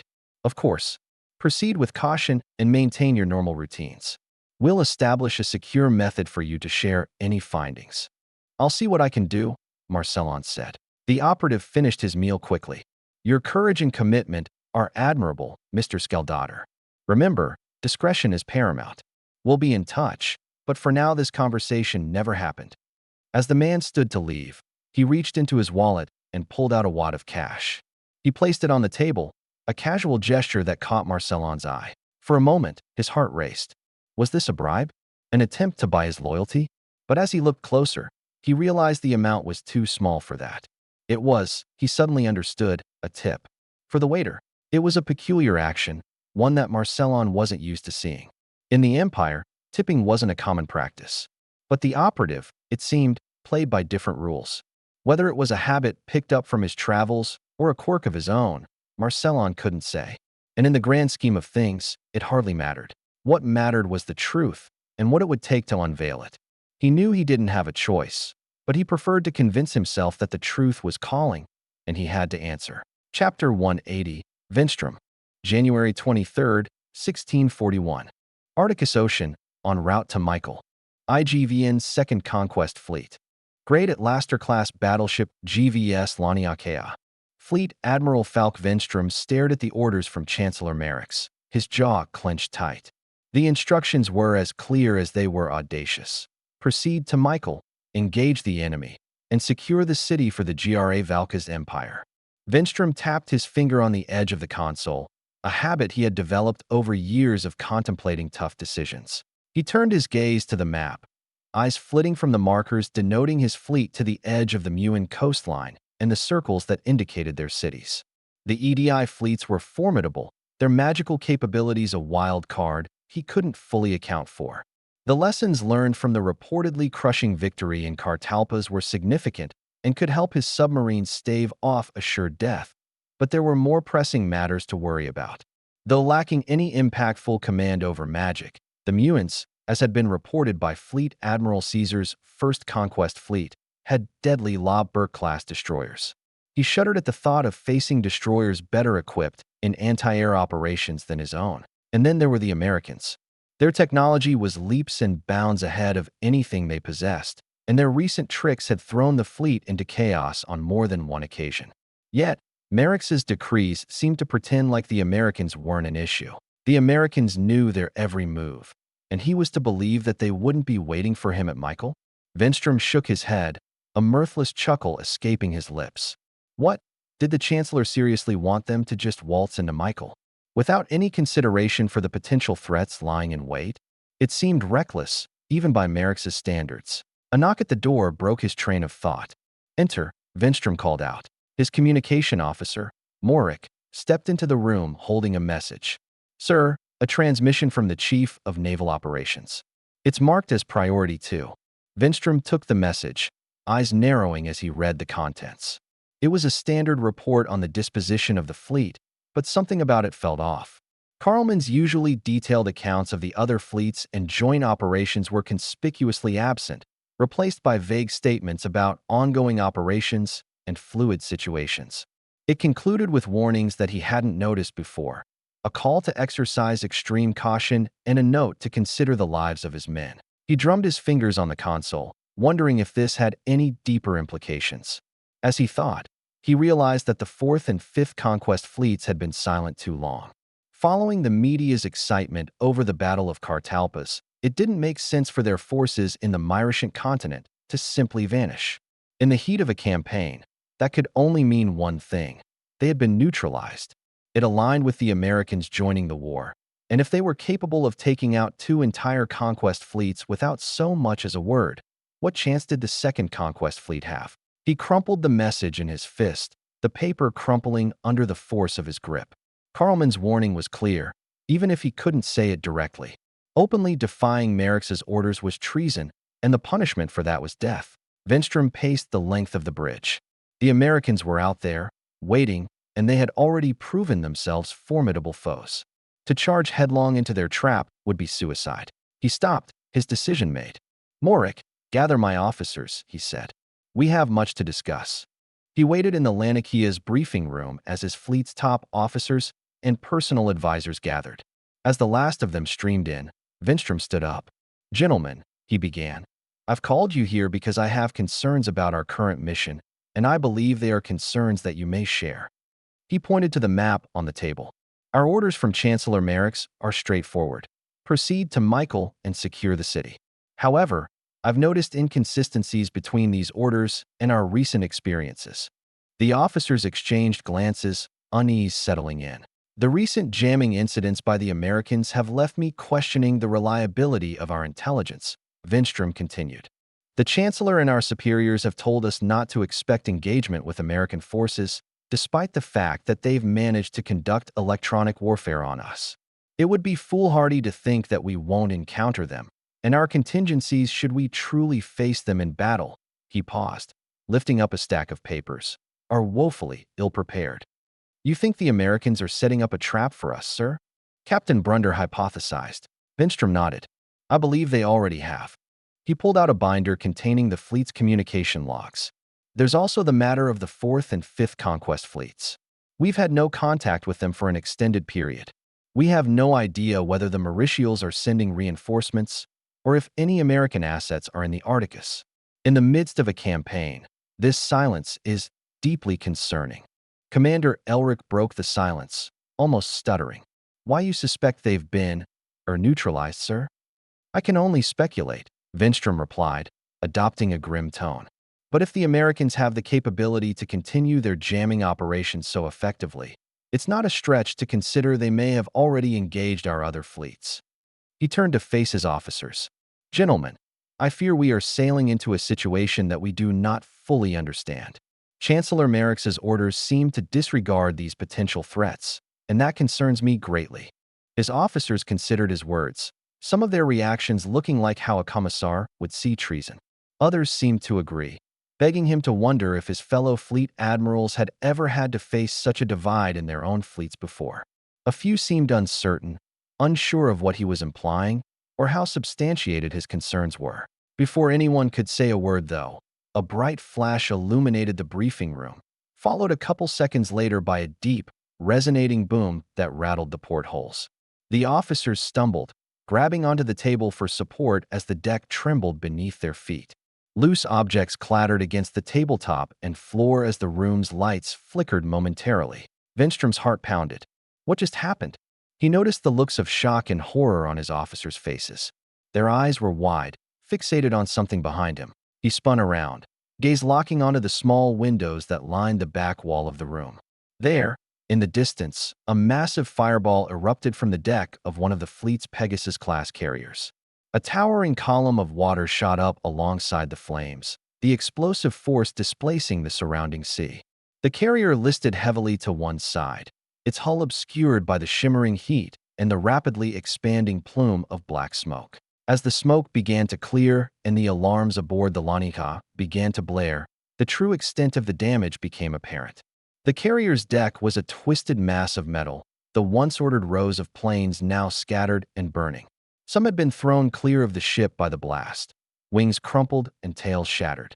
Others, still tethered to the deck, were dragged down with the listing vessel, disappearing into the churning waves. Vinstrom watched in horror as tiny figures, mere specks against the vastness of the carrier, struggled to escape the inferno.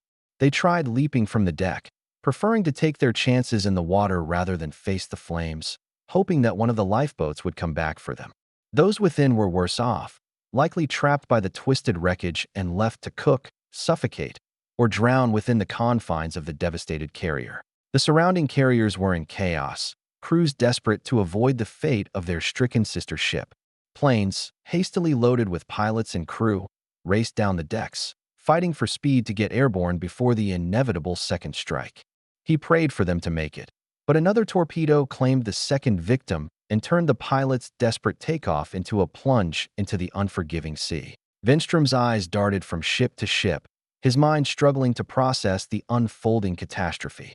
Another carrier began to tilt heavily to starboard. Planes, unseated by the angle of the deck, slid into the water like toys discarded by a petulant child. The sight was surreal, a nightmare made manifest.